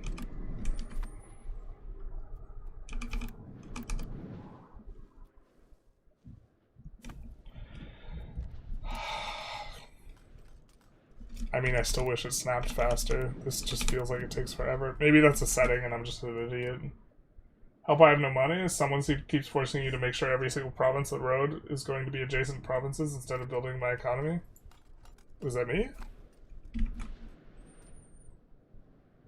Oh yeah, Brood War was limited to like 12, I think. I'm still a tender 36-year-old tender Korean. Guy had to tell us he was tender twice. It do be like that sometimes. Who still plays Brood War? Yeah, I thought about playing Age of Empires to try and like uncle my hands.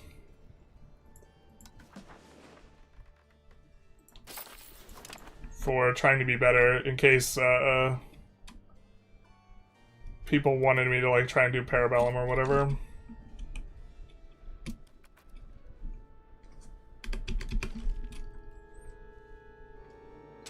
Coastal Fortress, it's great for maritime presence. Yeah, maybe we should just be building more of those then.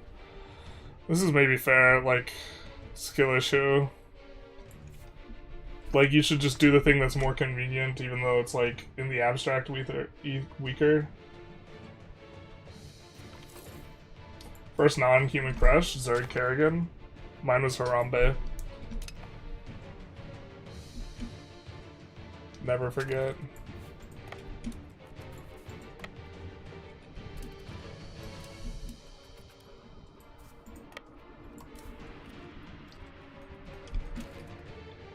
I think we just drop this on this guy's head.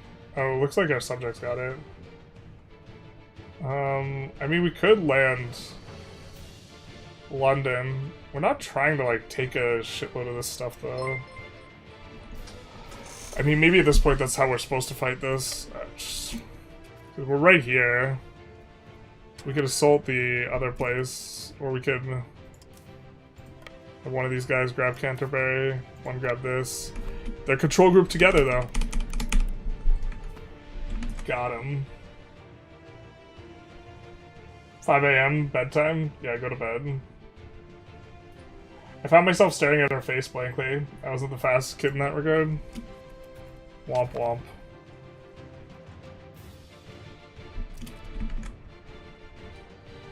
Who doesn't want a woman with wings that are talons? Yeah. Jeez, can't a woman just have wings with talons? God. Ridiculous standards. Alright, we could probably white peace. Let's see what England is thinking in terms of... Yeah, let's just white peace. I'm tired of this war, man.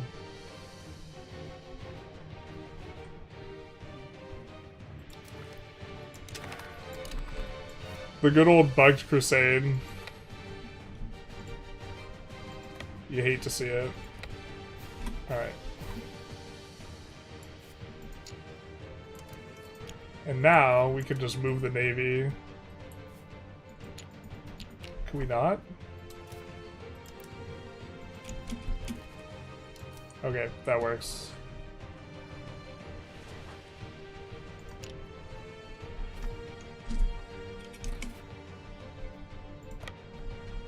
Oh, we don't have to. Just kidding. I'm stupid.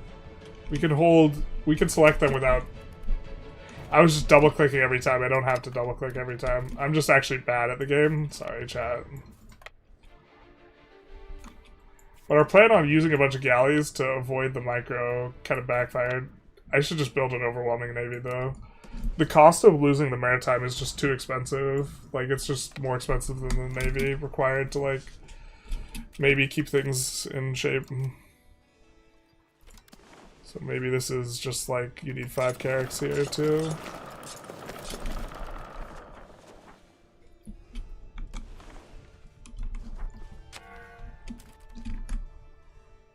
4 hours later and still not Al-Andalus. I know.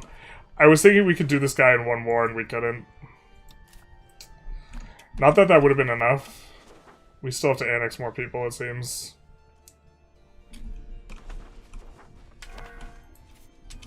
I don't think we set up much auto-expands here. Probably a good place to do paper, though.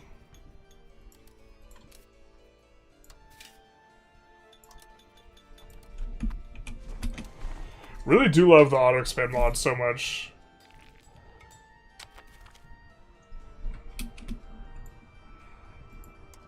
No longer valid rival, why not? Peasant to state set, kind of attractive. Why are we making more money, dog? I guess this.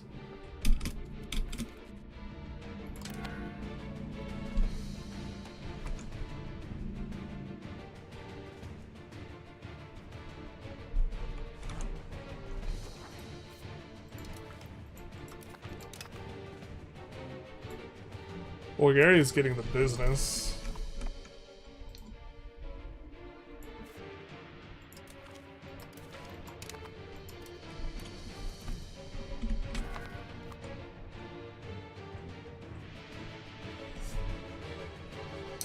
With coastal batters, you'll able to cover your entire coastline with naval presence without ever needing boats. Yeah, maybe this is just the thing. Isn't the coastlines often not the problem? You can use stuff for open ocean.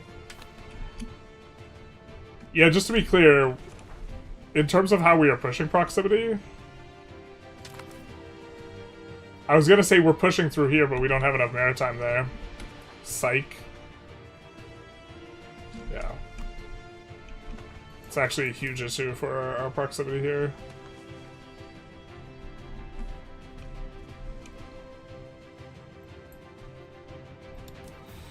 Oh, let's just build a bunch of caravels.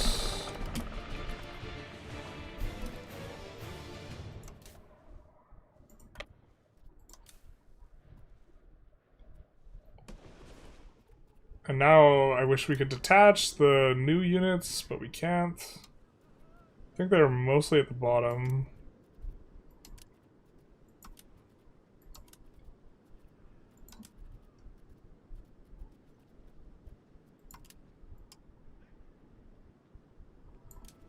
Because these guys are slower, so when we sail, they'll just slow us down. And we don't need that many transports. But we missed one.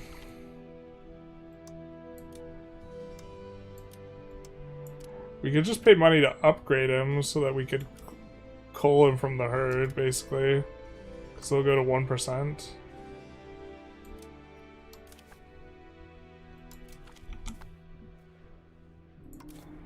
Alright.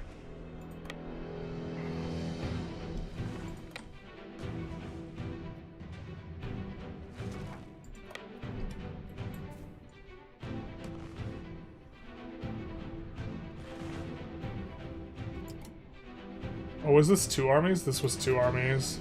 Jesus, we fought that entire war like 2 armies short. Did I hear Harambe? Yeah, you heard me.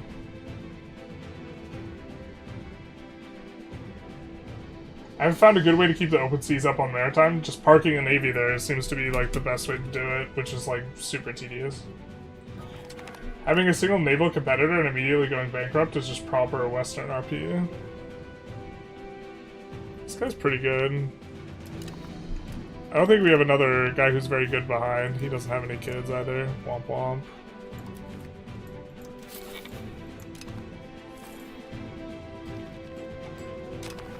I think, if I recall correctly, he had a... not cruel. Just kidding.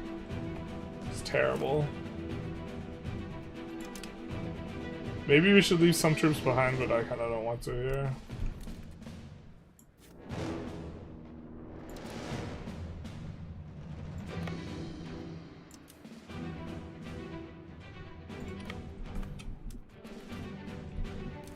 Is the truce even here? We're like halfway done. Oh, whoa, we're halfway there. Whoa, nickel on some stairs.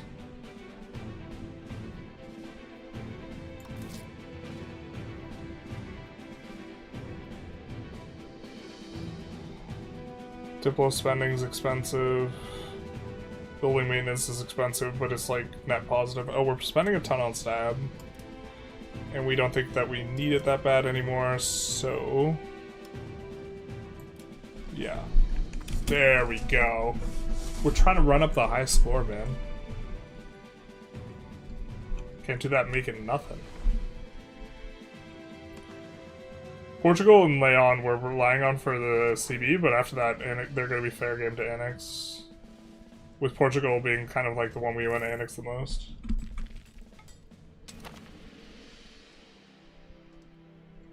Yeah. Which time do I need to get the boats in order to get the tile up?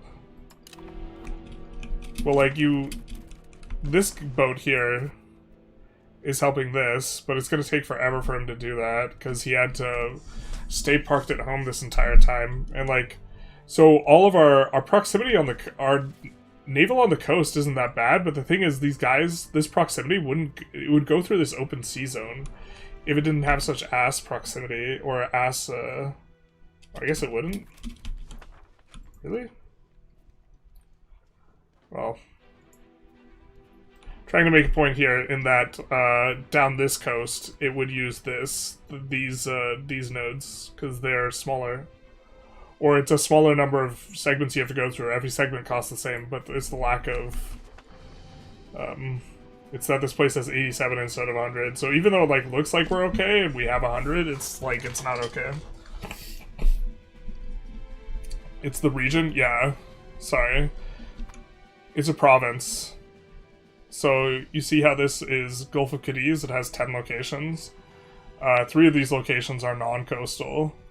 And so parking a navy in any of the coastal provinces will increase these. So the fact that we have this 14 stack here is going to bring this one up slowly.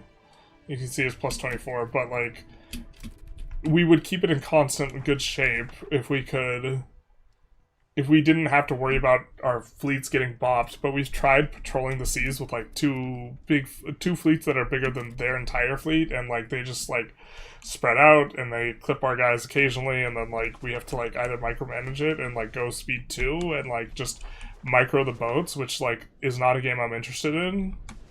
Like or like just send them home and tolerate the fact that like even though we have a way bigger fleet, we can't support some of what's going on. What's the advantage of going Buddhist Granada? Nothing, it's just funny. Sunni's probably better.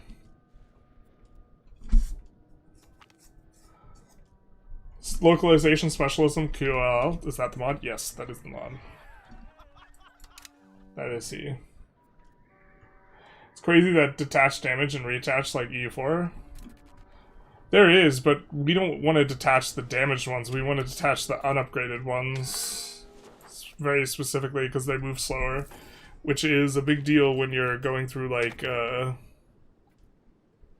when you're traveling from the old world to the new world and back and like this type of thing. Because these guys get absolutely shredded. Red color's getting your blood up? Hell yeah, brother.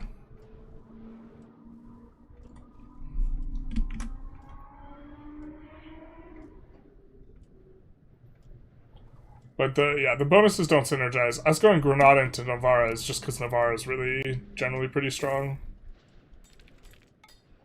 Like by doing this we gain 12% proximity. God damn, dude. We've lost... I think that we're actually going to eat another monthly tick too. So we're going to lose like 10 ships coming over here.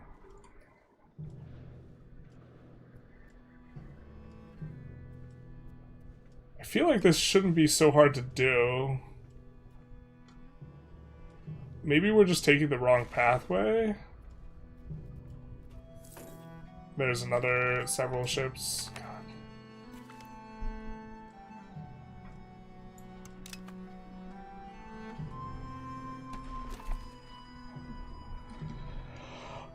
Maybe we actually are supposed to come through here and then come back down this way.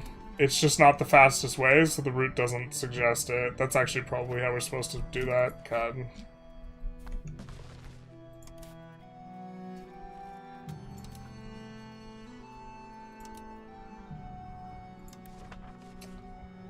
Yeah, I mean, I guess.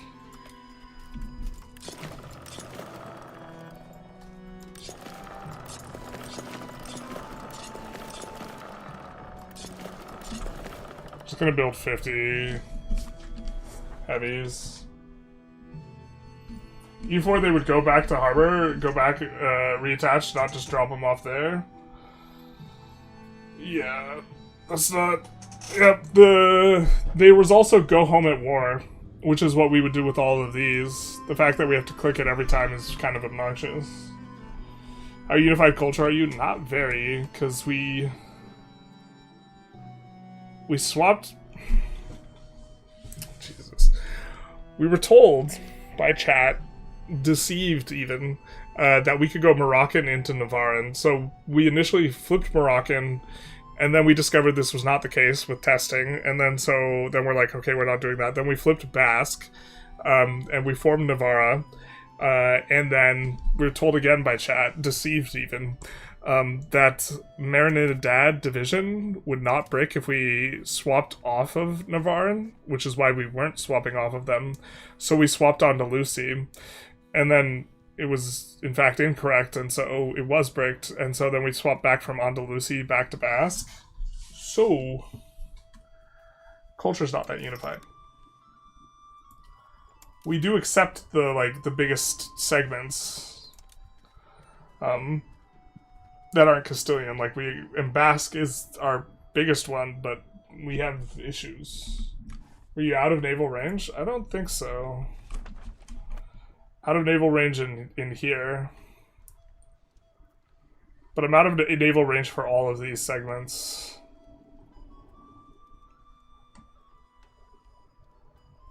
But no, it's within naval range. Even actually.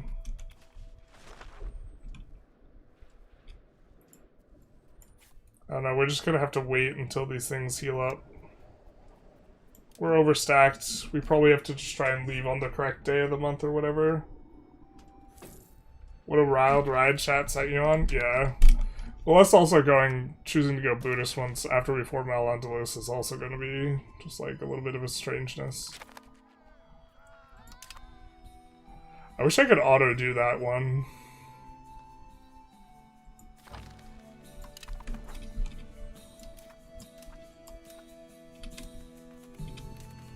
Oh, and then this is because we flipped back Andalusi. I think we want this.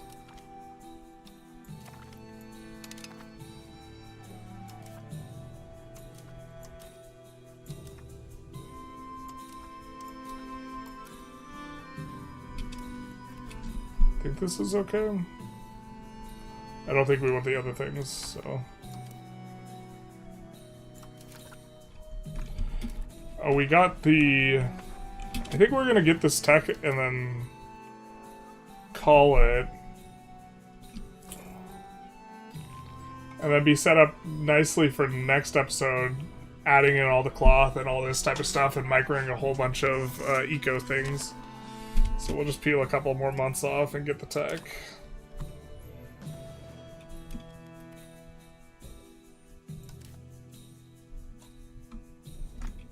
And also, next war, basically, no matter what, we're taking Castile. Because Castile's now landlocked, so all of their colonies are going really slow. Oh, they're also not paying for them anymore. Oh, yeah. They have, this colony going as well.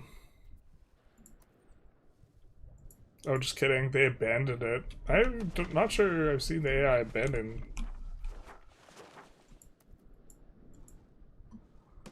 I mean, I guess. We still need to discover a lot of this. Wait, why are you still bricked? What do you mean? Brother.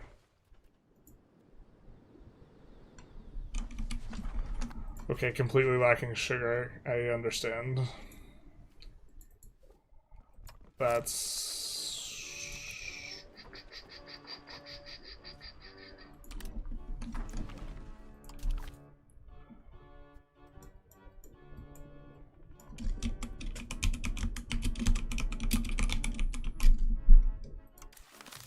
Everyone knows. If we weren't Muslim, we could just ship liquor there, but everyone knows that exploration's haram. So because of that, you can't move liquor. See, we have excess liquor here. Can't export it.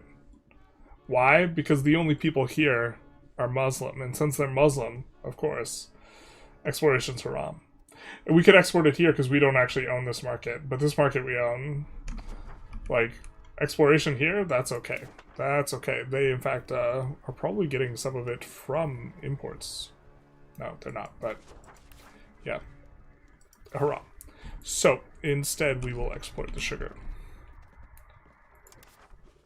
And send the sugar down here so that they can make their own liquor that's not haram. It's just exploration liquor that's haram. Internal liquor, not haram. Exploration liquor, haram. Very, very important. Very important to understand this.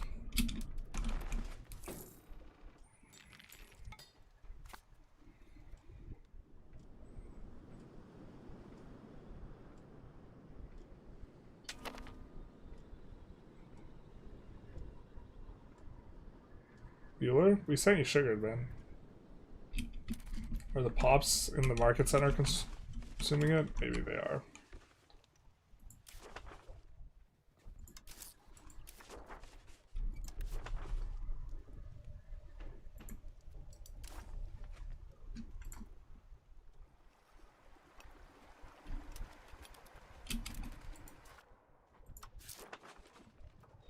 I mean, we could cancel a bunch of the sugar we have.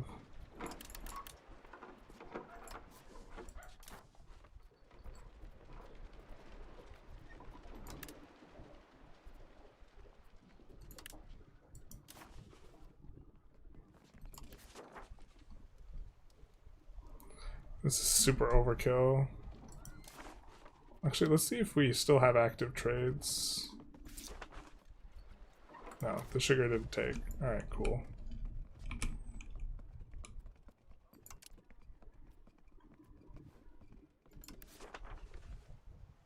Oh, it won't take because there's not enough sugar in the market.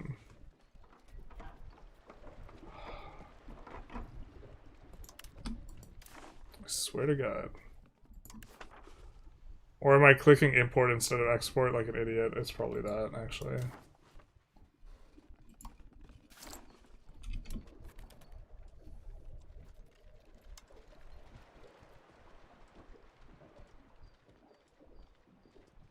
Brother, excuse me? I exported sugar here.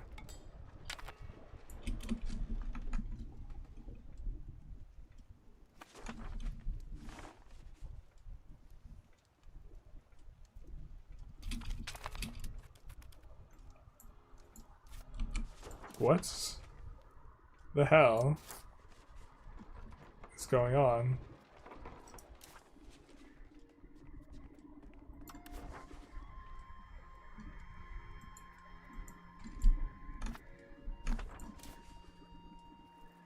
Okay.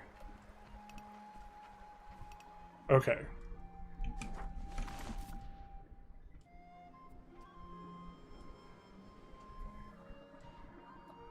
But you still don't have sugar, but you will next month. Yes?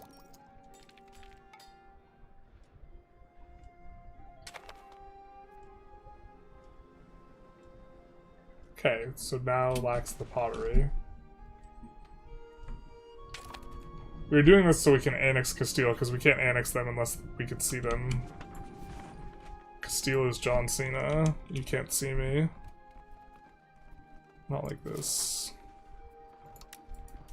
I know that that was the best route, but it'll figure itself out.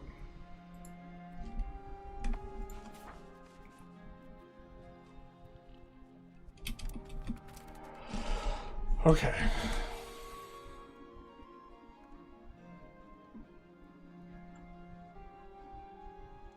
Can't believe someone would lie on the internet. Guy teaches game for new people who to game, surprised when new people he is teaching don't know more than him.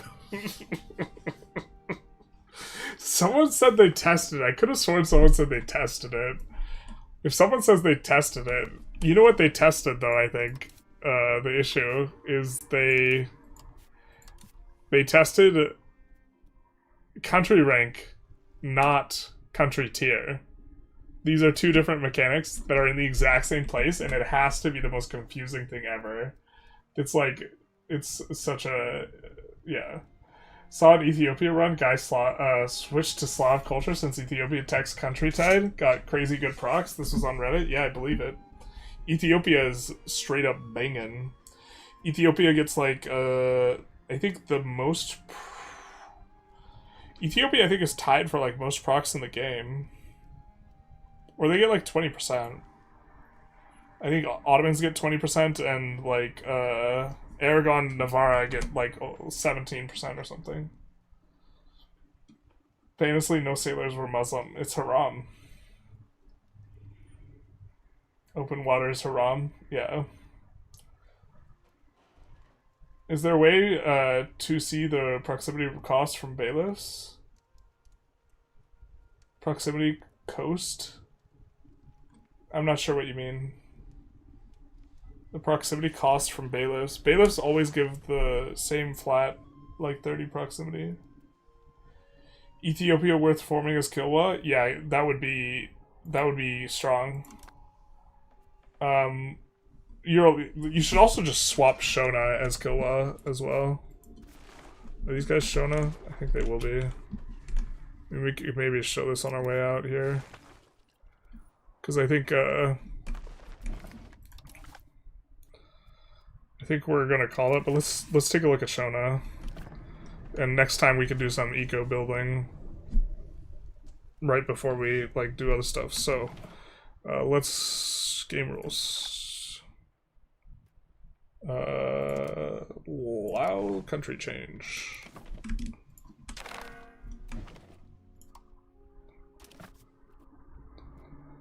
Shona.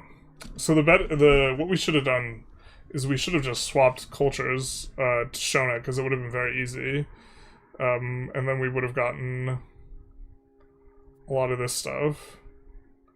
Although maybe if you can't do Shona and Ethiopia combined, it's just Ethiopia. But this is really strong. This basically doubles your minting. This is quite strong, although we wouldn't have benefited from the legitimacy. There's 5% procs. So, I think Ethiopia gets 10, like, from their culture or something. Maybe it's 15. Actually, I think it's 15. But also Dev here, at the very end. Ooh, Somalia is hot. Forming Somalia also would have been better than what we did. I think that Somalia gets more than, like, what it looks like they get. I think this is one of the ones where they get cultural text, but they're, like, hidden. Tested Norway into Denmark. Yeah, Somalia is caked up.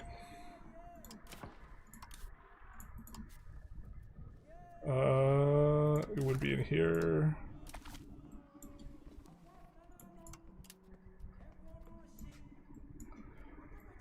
I wish it wasn't always kind of like, so they get the generic sub-Saharan Africa tree, which features the 5% procs and ability to raid for slaves, which is very, very strong, but requires your capital stay there. I do think they get some stuff. Looks like they chose mill focus. I think that's sub-Saharan. Did they not get anything? Sturdy grain is sub-Saharan, I think.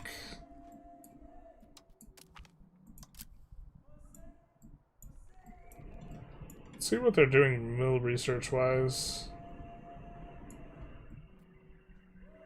Bro, what is this tech tree decision? I mean, I guess Carrick's probably okay.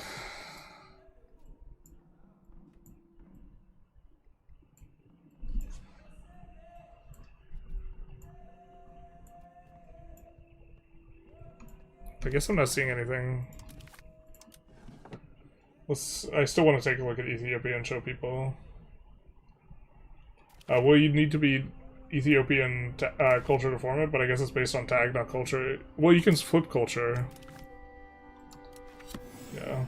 I kinda wish you could filter the tree. Yeah, you can only search the tree, it's like kind of a little bit lame.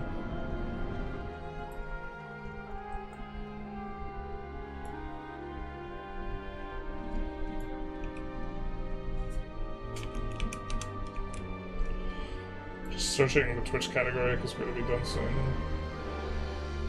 Oh, no one else is streaming? Just a bunch of people with like 1 to 3 viewers.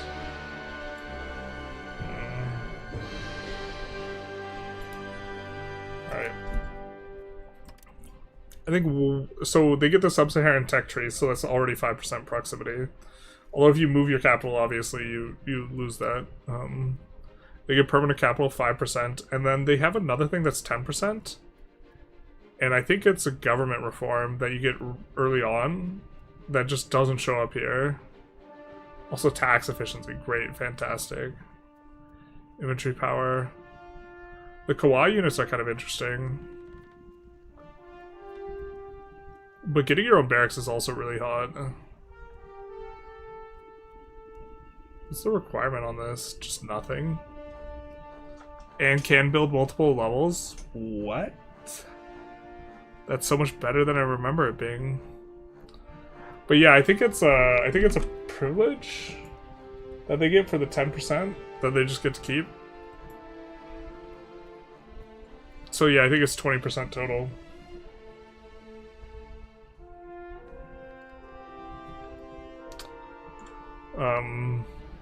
But Vijayanagara needed to not have 10%.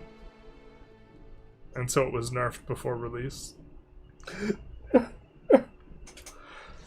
Their formable also gets another 5%, I think. But the formable is like India. I don't know, Vijayanagara is still insane. The Bund is kind of a weird building that makes it so you don't care if you urbanize everything. Because being able to build multiple levels of something that gives you 10% food production percentage makes it so that the penalty from urbanizing is functionally non-existent. So everything that is on a river, because I think that has a river requirement or adjacent to a lake, that is a food thing, you just urbanize it basically as Vijayanagara. So yeah. Not to mention, when you're high pop, you don't care much about food anyway. Mamluks also got super hard nerfed. You don't see it here, but they have an estate privilege that gets 10% tax efficiency. It used to be 20% before release. It was real good. It was real good.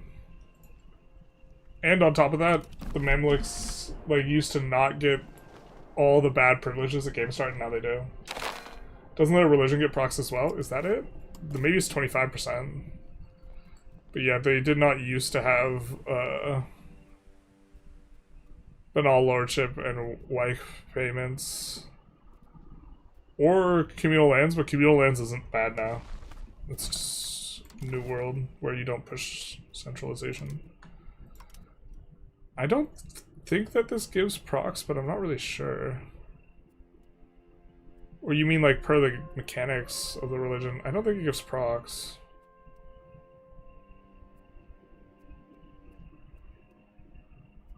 I could be mistaken, I often am. But I've learned recently I should just doubt chat every time.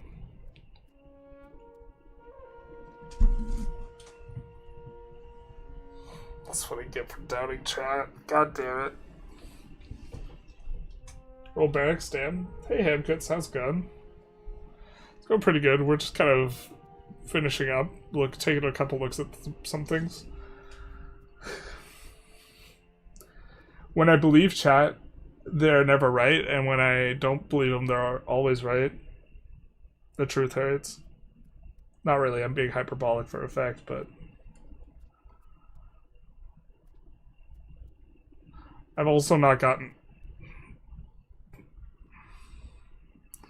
That's not bad either. I think they like share the mechanics with orthodoxy, which are like relatively weak, but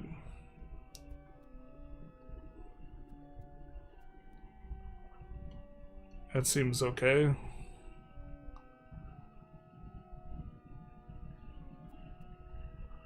Was the stew?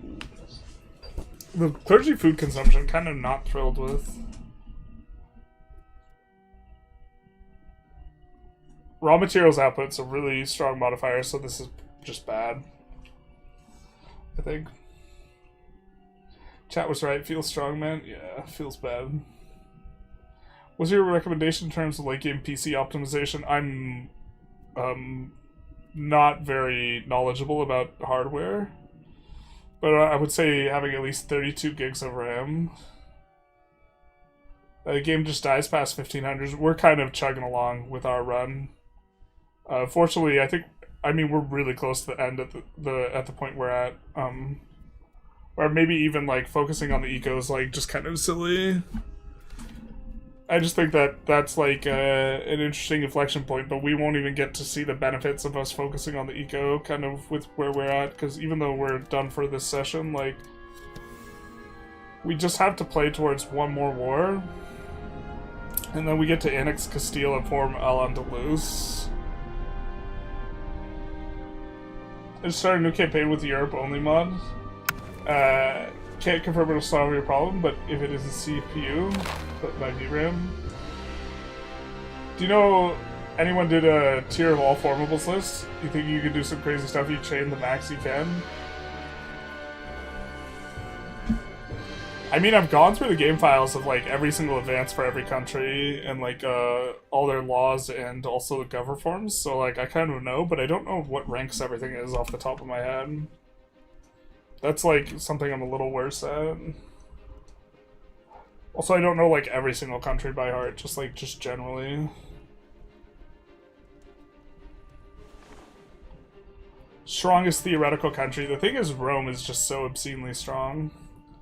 But yeah, this is the current state of the run for the people who are just coming in before we're kind of heading out. Can you show how you flip theocracy? It's pretty easy. You just stack all of the privileges that give us you like plus spirituality, and you push it with cabinet action until it gets. Generally, you can push it pretty hard with cabinet action. The thing is, you have to avoid getting the humanist stuff early, specifically. And then you get the last bit of push through event and parliaments, which there's a pretty good amount. So, but to some extent, my spreadsheet on country rankings, if you just looked at, like, if you just sorted by the eco bonuses, military bonuses, and just general country bonuses, that would kind of be a form of, like, ranking countries based on content that I've done.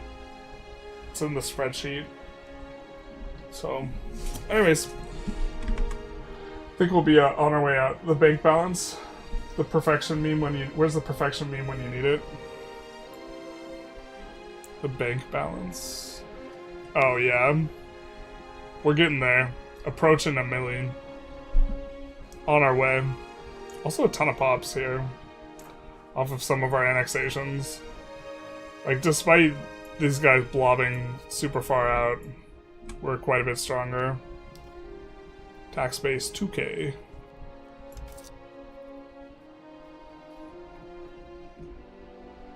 And this is right before we even hit the timing window on the cloth fine cloth.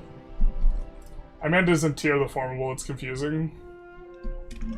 Oh yeah, I don't have a spreadsheet of tier formable. Maybe that's something to make actually, because that's actually something that's kind of. Maybe I should put that in the spreadsheet. It's kind of frustrating because you can't see it in game. You can only see it like when you're trying to do stuff. Like, we can see that we can't form Navarra. We've already formed it because we're already a tier 2 country, but nowhere can we see that we're a tier 2. It's completely opaque. And it's like opaque in the like area where this is. And it would just take like a little thing, like right here. You're a tier 2 country, by the way. So... Like, Castile is, like, tier 1 or 0, but, like, France is, like, tier 3. So France can't form, like, other countries very easily. But, I think we will be on our way. I don't think we're going to raid anyone today. I think we'll just head on out. So thank you everyone for showing up. I hope you enjoyed. If you did, feel free to like, comment, subscribe, do the YouTube algorithm thing. Unless you're on Twitch, then do the Twitch algorithm thing. And other than that, y'all have a good one. Bye-bye to the YouTube.